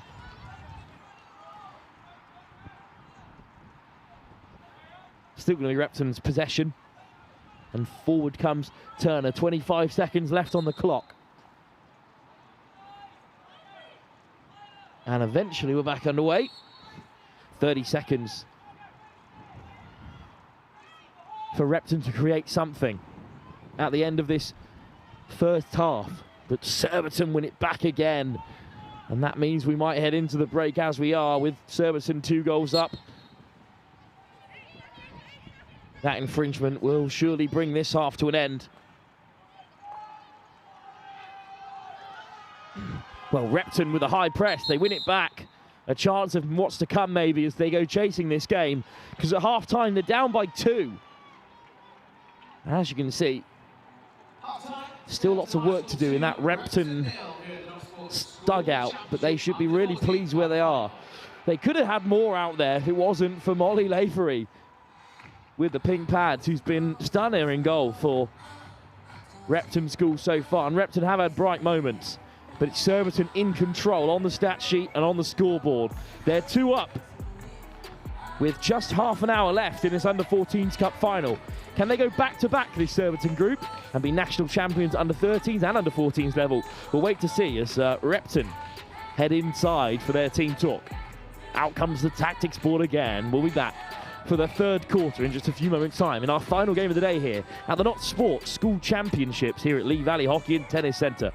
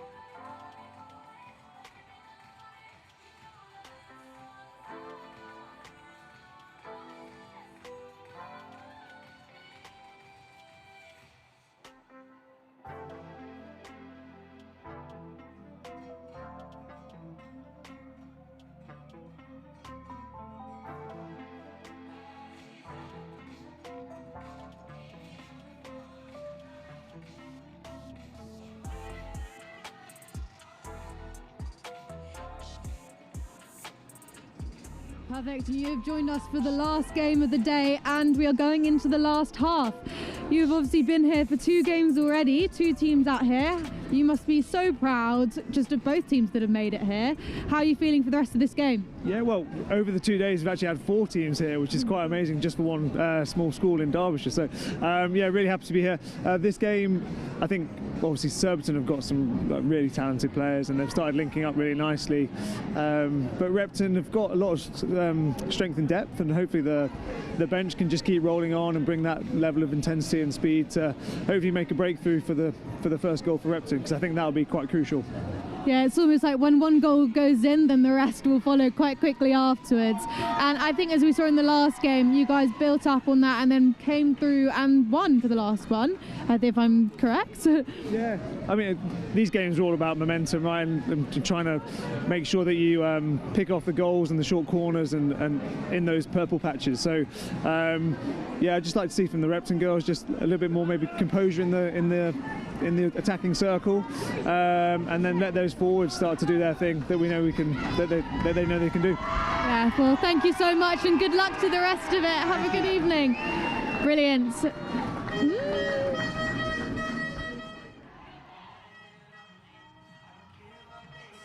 Thanks, Bells. Well, welcome back though to the second half of this Under-14s Cup final. Change of ends for Repton. The Navy in goal now going left to right in this one with Surbiton on defensive duties up first. They lead by 2 and they've been dominant so far. Darcy Partington to get us started. Very much enjoys Adam Dixon's description of Repton as a small school in Derbyshire. They've been the dominant hockey institution for the last 20 years.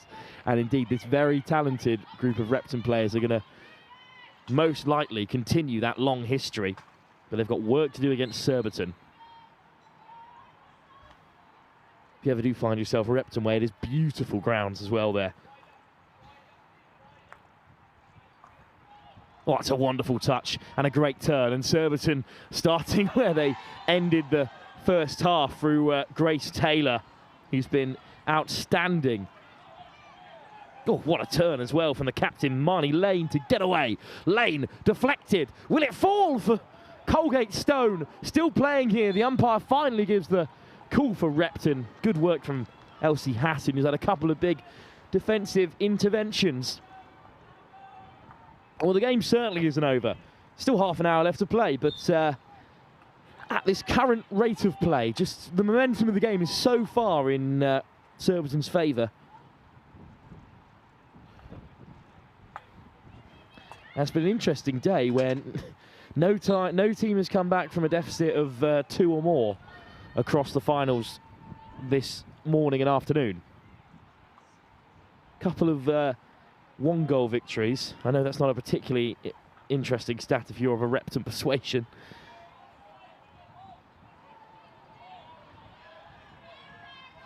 Williamson plays it forward. A hint of rain as flying across the field here for practically the first time today. Only a drizzle. One back by Surbiton. The captain, Marnie Lane, really battling away. It's another free hit that goes in Repton's favour. They're defending well here, but they need to move the ball through the midfield. Instead, it's been dispossessed. It's going to come back for Darcy Osborne, who's absolute live wire on that right wing. Taylor battling through, but free hit goes Repton's way right on the edge of the circle. Taylor. Again, Surbiton have bodies round the ball, but are they able to string anything together going forward? It's a great turnover. And Amelie Wiley was racing away, but Repton just can't get the players forward in numbers. Instead, it's again Surbiton winding one up. It's a long ball forward. I'm going to take out the umpire. Don't mind the ambition. It's going to be a drizzly old evening here at the Lee Valley Hockey and Tennis Centre. Still excitement on the court. It's a good contact there. You can just see the splash as the rain is starting to embed itself into the field. Not sure the players will mind. This game's been played at a high intensity. Big collision in midfield goes Repton's way. That's a positive decision for the much larger home crowd, although that ball forward from doesn't find its target.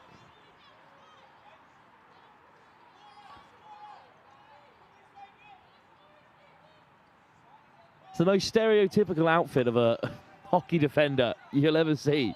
One glove, tape, headband, just perfect. Advert for the game is flicked back on the inside by Preston. Dispossessed, Linnington. Can't slide it forward. Good recovery from Surbiton.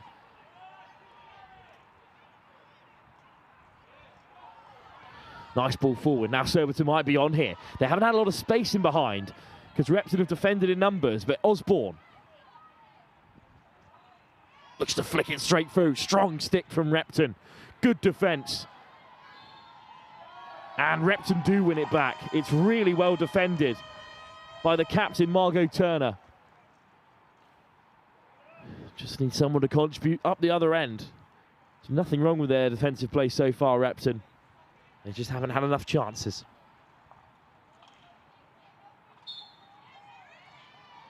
Another turnover in the middle third. There's too many of them for the green and white of Surbiton.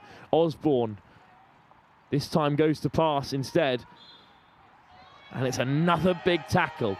That time from Sarah Williamson. Defending so well here, Repton, but there's no outball for them. Finally, it's Erin Launder, who they need to transition well here. Launder wins a free hit. No advantage coming.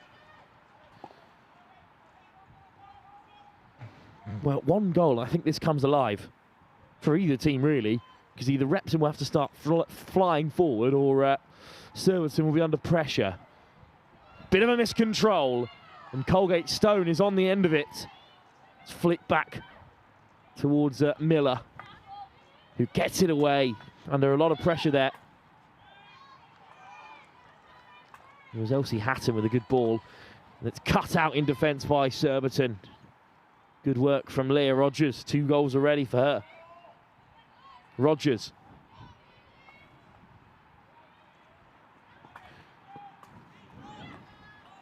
Crouch working hard, and in the end, one back for Surbiton High. Swung away by Hatton again. She's been busy. Launder skirting through the midfield. Erin Launder, fabulous work, but who's there to support her this time? Launder looking to take them all on. Does win the free hit, practically a long corner for Repton. She can't do it all herself in attack, although she's trying her very best. Up comes the captain, Margot Turner. Launder, good control. Looking to go back to Turner. Cut out by Colgate Stone. Lane. Good ball out of defence as they transition to attack Surbiton. Flick forward, but it's well covered by Repton. Quick changes made. It will be a sideline hit for Surbiton High School. 8 minutes to go in this third quarter, and the game just doesn't look like changing at the moment. Surbiton look like being national champs 2 years running at this age group. Under 13s, then under 14s. Ending Repton's real dominance in this division. Under 14s is one of the most sort of topsy-turvy age groups. Very reliant on who's coming through your junior section and joining up at year 7. But Repton have won 3 titles since 2017. Surbiton High champions in 2023 and 2022. Looking to add a hat-trick in 5 years in total. But no side has won this age group more than Repton. Looking to add a 6th title at under 14 level this millennia.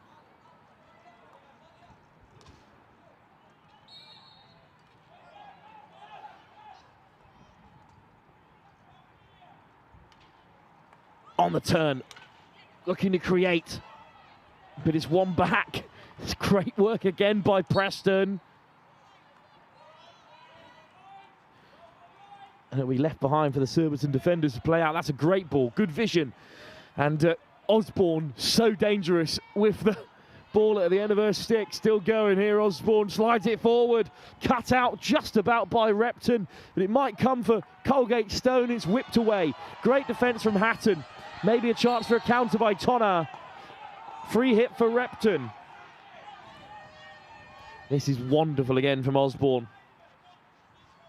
Getting on the outside of the captain as well. Margot Turner, no easy feat. It'll break in midfield for Surbiton. Well, Repton will have it right in front of that jubilant support they're enjoying on the far side. Good numbers in support from up and down the school.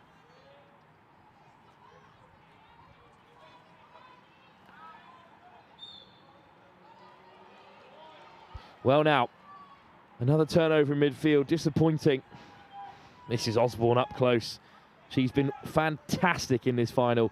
You can't really look past Leah Rogers' 2 goals or some of the link-up play between Surbiton's defence and midfield, but Osborne's been fantastic.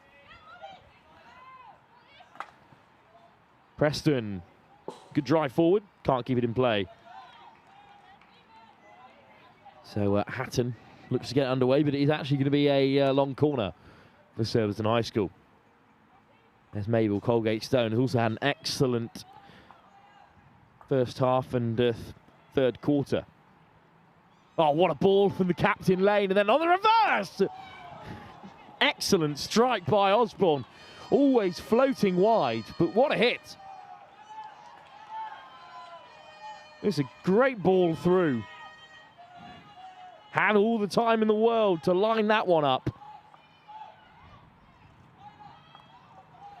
Intercepted, Colgate Stone pushing high. But back of the stick there, spares Repton. Interception again, high up the field.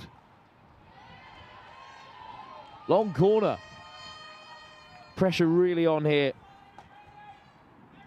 This is the best angle of that shot. Just off target. Surbiton are all over Repton here. Third goal feels inevitable. Again, cleaned up at the back. Colgate Stone trying to make a mess of things. Intercepted again. Marnie Lane at the base of midfield is just picking everything. And it's a great drive from Lane down the right-hand side. Maybe it will break here for Repton. Free hit for Surbiton. Been a great season for Surbiton around this sort of under-14s, 15s age group. Their footballers are through to the independent schools finals.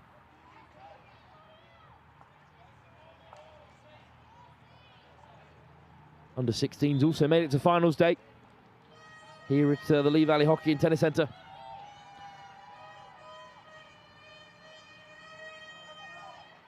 You can hear that Repton support still high as they prepare to make the journey home to Derbyshire. 3 minutes to go in this third quarter. We haven't seen much of a fight back from Repton. They're just being run ragged by Surbiton at the moment. They can't get it out. That's the problem. Surbiton are playing very mature hockey. And then they've got the likes of Osborne, who's just skating through. Finally, they've pinched it.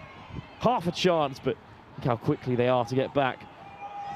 Another loose ball. Chance for Repton to press high. And it's going to run out of play there, just skidding across the turf as it starts to dampen here at the Lee Valley Hockey and Tennis Centre. Big chance for Repton. This is one of their few entries into the attacking third of Surbiton High. Hopeful ball, but it's cut out and hammered away. How about that for a clearance from the double goal scorer, Leah Rogers?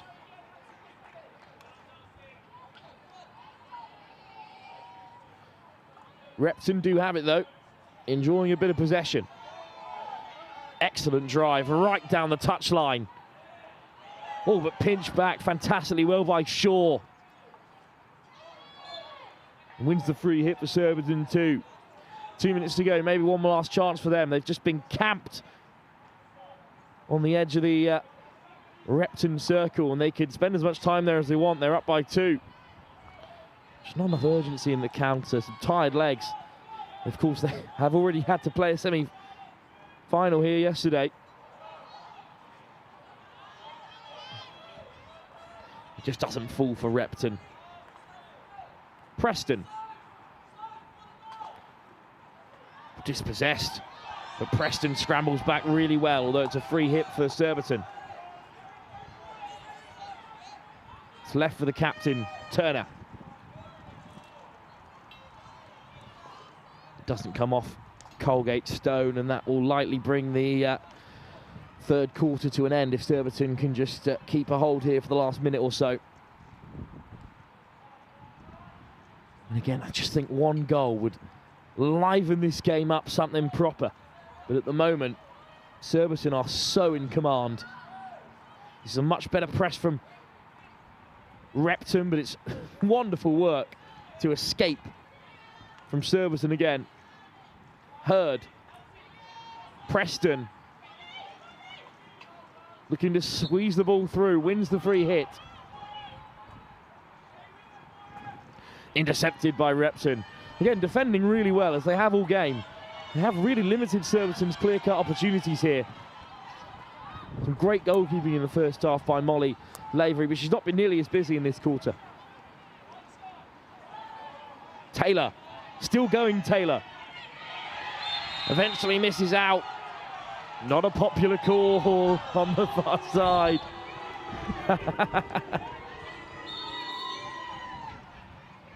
Instead, Surbiton will have one last go of things before the buzzer. Indeed, they'll just let time run out. So Repton with a few bright breaks before the end of that quarter, but they've got a lot of work to do to get back into this game. They certainly have time. 2 goals in 15 minutes is very doable.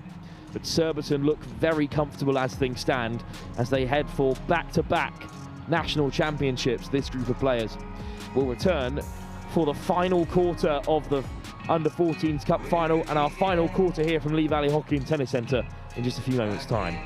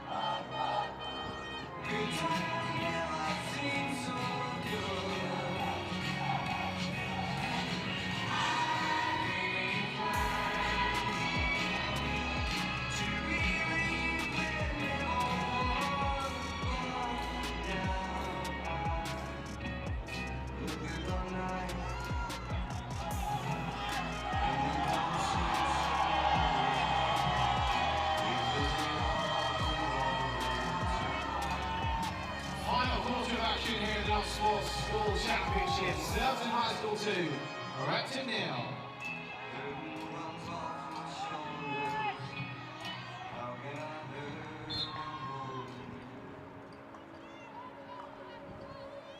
Back underway for the final quarter here, and Surbiton High School are in control. They lead by 2. And since the first quarter, Repton just haven't been able to challenge as they'd have liked. Some beautiful skill, again, on show from Erin Launder. We've seen some bright sparks from her. But despite some excellent defensive performances, we haven't had a lot going on further up the field.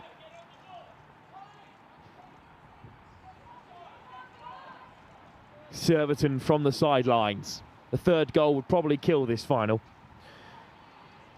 And the reigning champions under 13 level, now under 14, are pressing on. Still jubilant support for Repton from their travelling fans. The boys under 18 side. Girls under 18s also here. Didn't make the final. It's the first time the girls haven't made the final for about 10 years. Under 18 level. But they're under 14s doing the proud here. Just unable to get back into the contest, but that should be a card, you know, because there was a real break on there. But at under 14 level, let's not be so mean, as it's a race to this near side touchline for Tonner, who misses out again to Preston, who's been very bright, the Brighton and Hove Albion footballer.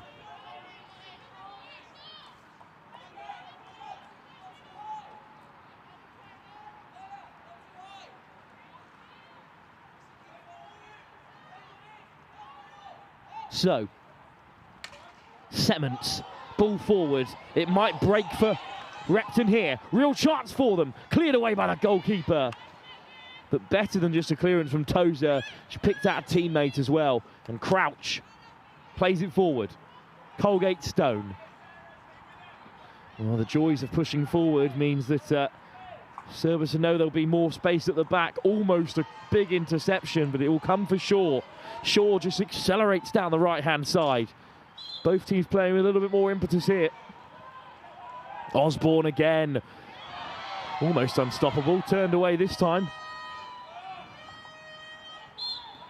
Free hit Repton. This is a chance for Repton. It just doesn't fall kindly for one of their own players. The clearance is well placed.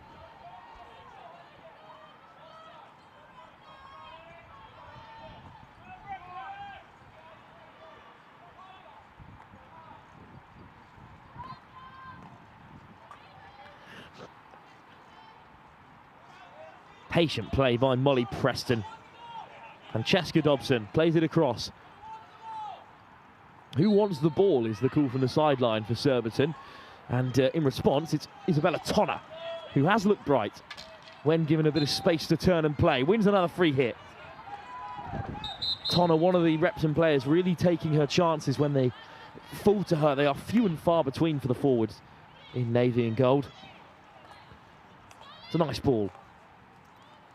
But Marnie Lane, the captain, he's such a fantastic defensive presence and wins it back again. Lane puts her foot down herself and crashes through two players. That's wonderful from Marnie Lane. Hurd checks back. Bit of pressure from Repton. Almost an interception, you could hear it clatter on the stick of Darcy Partington. But instead, Taylor has it under control. Dispossessed in midfield. Cleaned up at the front line by Preston. And again, it's back and forwards in midfield, but Taylor skips away from two and puts it forward, and the chase is on for Colgate Stone. But the sideline, the baseline on this occasion, always the victor. Didn't see much of Phoebe Crouch just yet in the forward line for Surbiton. Already 2 up when she came on. Good control again from Grace Taylor. And Preston pushing a little bit further forward. Hurd. Lovely turn from Claudia Hurd. Back on the inside as well. Surbiton just teasing Repton at this point. Lane looks a flying across. Slightly overhit for sure.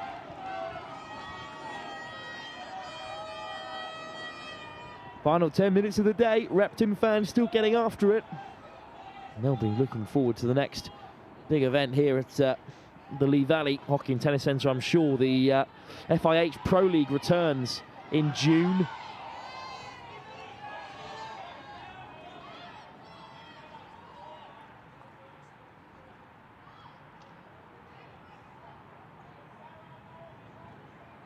Surbiton battling with it, and they do win the free hit. Well, the wrong way, and Repton let them know immediately, the Repton fans that is, that it will be theirs to play with.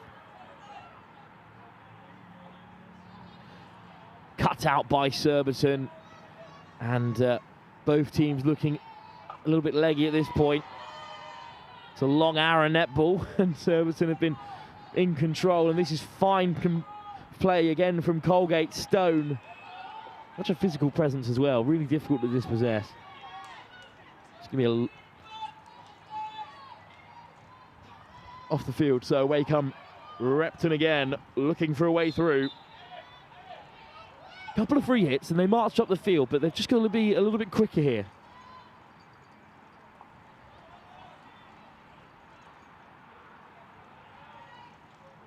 Again, it just doesn't come for Repton. All the way back for Dobson.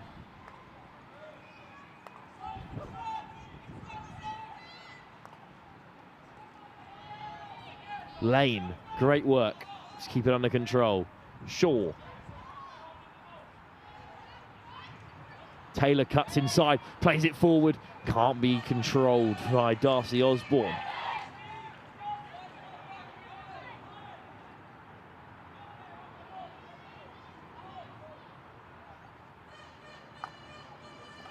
Oh, it's flung across. It almost came for Surbiton there. You've got to take risks when you're 2 down in a cup final. Just under 8 minutes to go. And it's cut out by who else but Marcy Lane. How many interceptions has she grabbed today? I've lost count. Dodson on the reverse. Puts too much on it. But first shot in anger we've had in a while here. And it comes again for Surbiton, who already lead by 2. She's tried a couple of these on the reverse. Good shape on them as well, but just got underneath that one.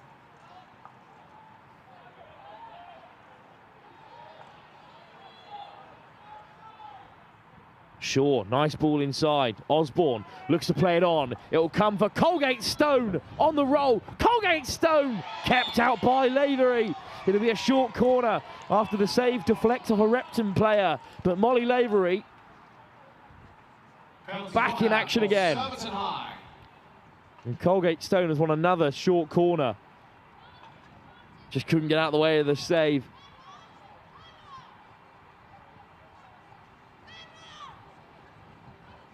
So a chance for Surbiton to seal it in style. Could be a hat-trick for Leah Rogers. Dodson sets herself as per with a big sweep over the shoulder. It is Rogers. It is deflected away by Surbiton. And it is pushed wide in the end. Good defence from Repton. Couldn't see exactly what was going on in all the hubbub of that goal mouth there. It's a great first block from the captain, Margot Turner. And then it just drifts wide. Couldn't get a clean connection to it with Surbiton striker. So Repton survive, still in this game. And a goal soon, and the tide would turn. The momentum would certainly shift. Or will Surbiton's first half scoring do the business for them? What a touch! Lovely play out from the base by Preston again, who just about couldn't keep possession. Semmons leaves it for the captain Turner.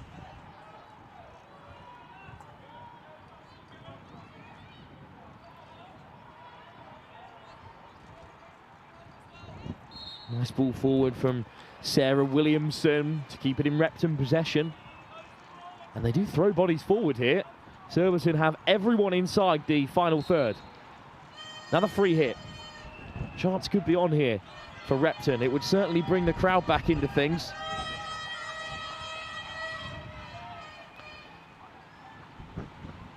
Nice dribble towards the baseline. Trying to flick it in field. Oh, it does sneak through. Out comes the goalkeeper. Tozer, very alert. And it's played on the inside for Surbiton, but the fresh legs of Repton. New changes. Lottie Reeves amongst them get back to win it again for the women in Navy. And then what a touch that is from Taylor. And it slipped through towards Mabel Colgate Stone, who's got Sophie Devisa Craig waiting in the middle. Colgate Stone couldn't get it under control.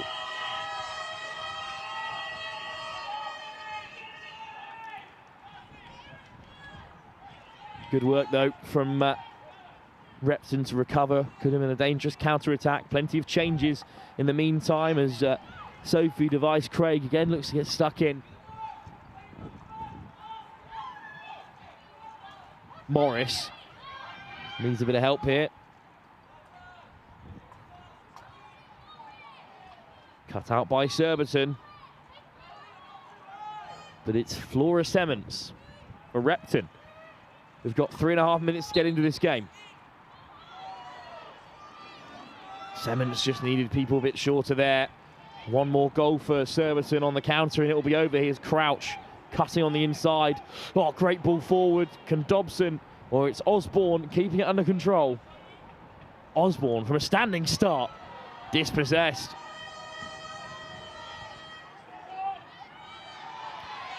Great race down the line again from Erin Launder.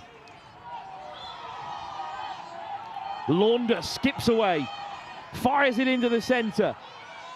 Tonner looks to keep the pressure on. Long clearance from Surbiton, almost slips all the way through. Hatton. Semmens. Looks for Hatton again. First time ball, he's got an excellent one to find Barber. But it's good defending from Claudia Hurd, who's been very concrete when called upon.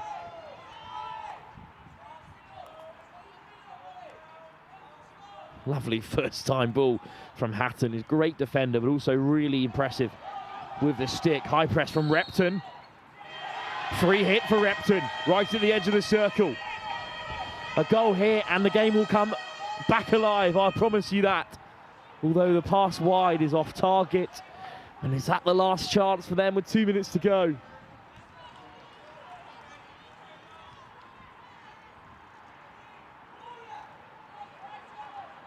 Surbiton know all they need to do is keep possession here. Marnie Lane with a great touch. Shaw. Lane. Fires it forward. Top effort again from Erin Launder, but it comes free for Surbiton. The control from Osborne, of course, is outstanding. Colgate Stone. Still going Colgate Stone. Wants Osborne to get rolling. Here's Osborne. Kept out by the goalkeeper. Another save for Molly Lavery to add to her ever-expanding tally.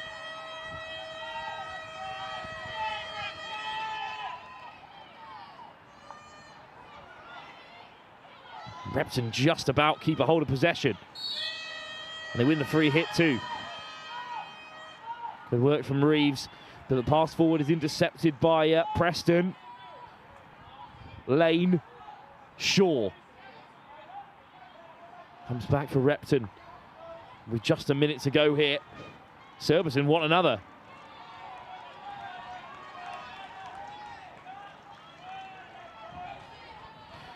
This is a really good save from Molly Lavery. She's been Repton's best player today. Really top quality when called upon. Couldn't really do anything about the goals. They were both excellent finishes from Leah Rogers.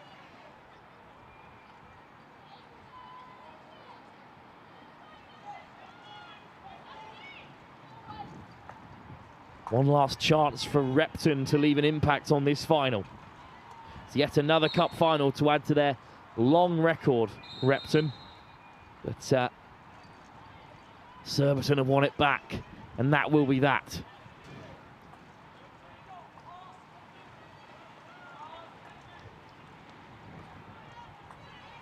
Nice ball from Rogers. Maybe one last shot for Hurd, who flicks it forward, and that will be the game. In control from the very start after a bright kickoff from Repton. Surbiton took control of the game. First goal came in the first quarter, right at the very end from Leah Rogers, who scored right after the break as well from another short corner. Excellently well worked, excellently coached Surbiton. And after that 23-minute mark, they locked it down. Repton had no way through. It's another title for Surbiton High School. It's their third in 5 seasons, but for this under-14 side, it's their second national championship in a row after claiming victory at under-13 level as well. A great achievement, and the good times keep rolling for this tight group of players. For Repton, well, as we spoke to their coaching staff before the game, Michelle Howard, they're an excellent group of young players, brilliant to coach, and a lot of them have got very bright futures in the game of hockey as they look to head up the divisions and represent Repton at the highest level, which at under 18 level for the girls is perhaps the very highest level you can get at school level, with their unbelievable record of finals in recent years. But the spoils go to Surbiton, who claim another national title. They are titans of the girls' game across the sporting spectrum, and they have another title here at the Notts Sports Schools Championship Finals Day. They are under 14 Cup champions in our final game of the day from the Lee Valley Hockey and Tennis Centre. Well, I will throw you down to Bells, who is pitch side with the captain Marnie Lane and the Surbiton coach. And off the back of that ecstatic game, we have a 2-0 win, and we are joined with the coach and captain. How are you feeling off the back of that? Yeah, I'm really happy that we won. Sound happy. And as a coach, I mean, you must be so proud. Yeah, they played beautifully. Very happy. We were 4 seconds from going out in an early round. We were 4 seconds from going out, and so they rode that in one moment, but they played really beautifully today. Thank you. And obviously you guys are under 14s, you still have so much to come up from you. Are we going to be seeing a bit more of you guys from years to come? Definitely. Yeah, I hope so. Yeah. Yeah, hopefully. Well done, and go and celebrate. Congratulations. Perfect, and our final game is done, and I will send you back up to Will from comms. Thanks, Bells. Yeah, of course, talking about that, there have been really close games on the way through. They beat Epsom in the quarter-final, just 2-1, and they beat St George's Weybridge 1-1, eventually winning on penalties. So indeed, their journey to the final was fraught with danger, but Tim Nurse, John Shaw and Jacob Payton have seen this side through to a final. Surbiton High School champions here, and in just a moment's time they'll head out to collect their trophy once the coaches are all done with Repton. Of course, defeat at Repton is rare,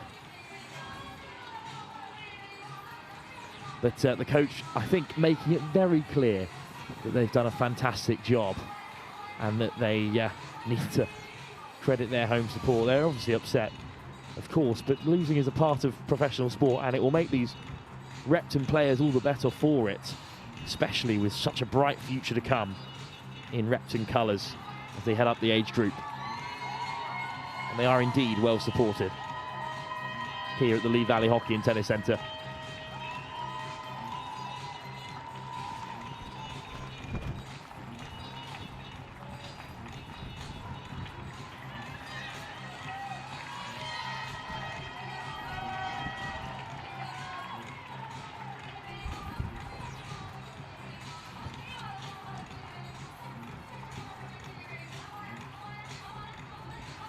Time now then for the presentation for the Notts Sports Girls Under 14 Cup Finals.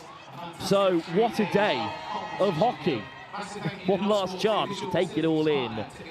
Congratulations to all our winners. Third place, of course, Kingston Grammar in the under-16s playoff, and then champions Repton in that under-16s cup final. In the under-18 girls, it's Clifton who won that one before Whitgift went four in a row historically in the under-18s earlier on today. And then finally Repton couldn't repeat the feat of their under-16 side, their under-14s, beaten by Surbiton, who win their third title in 5 seasons.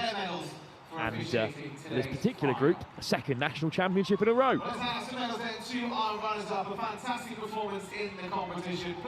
So Repton out first, led out by who else really than their absolutely nailed-on player of the match, goalkeeper Molly Lavery, who was outstanding when called upon. Elise Hatton at the back was also outstanding at number 2. Really impressive player in the centre of defence. And there are really bright players in this team who will go on to do great things in the game, I'm sure. Margot Turner was fantastic, and as was Erin Launder, highlighted for the game as a future under-16 England international, perhaps, when that pathway begins very soon for these players. And Repton, of course, champions at under-16 level.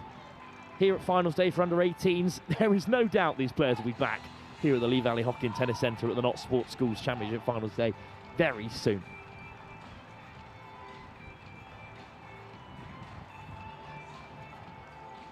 And of course, the awards handed out as per by Mark Wood. And Repton, maybe the best supported team of the day here. The remnants of the Repton fans ready to head off back to Derbyshire. Championship Cup final winners in the girls under 14s. Give it up for Surbiton High School. But out comes Surbiton High. Yet more silverware to add to their bulging cupboards back at school, because they've won this competition across the age groups on numerous occasions. And as we said, for this particular age group, national champs back-to-back. Just how far can they go as they head into the under-15s and 16s divisions? Says a lot about Surbiton's coaching, that they dominated these younger age groups, and then obviously as sixth forms merge, they struggle a little bit in the crowded under-18 category, but says a lot about the talent they have at homegrown level. Of course, those great connections with Surbiton Hockey Club as well, a local team and a stalwart of the English game.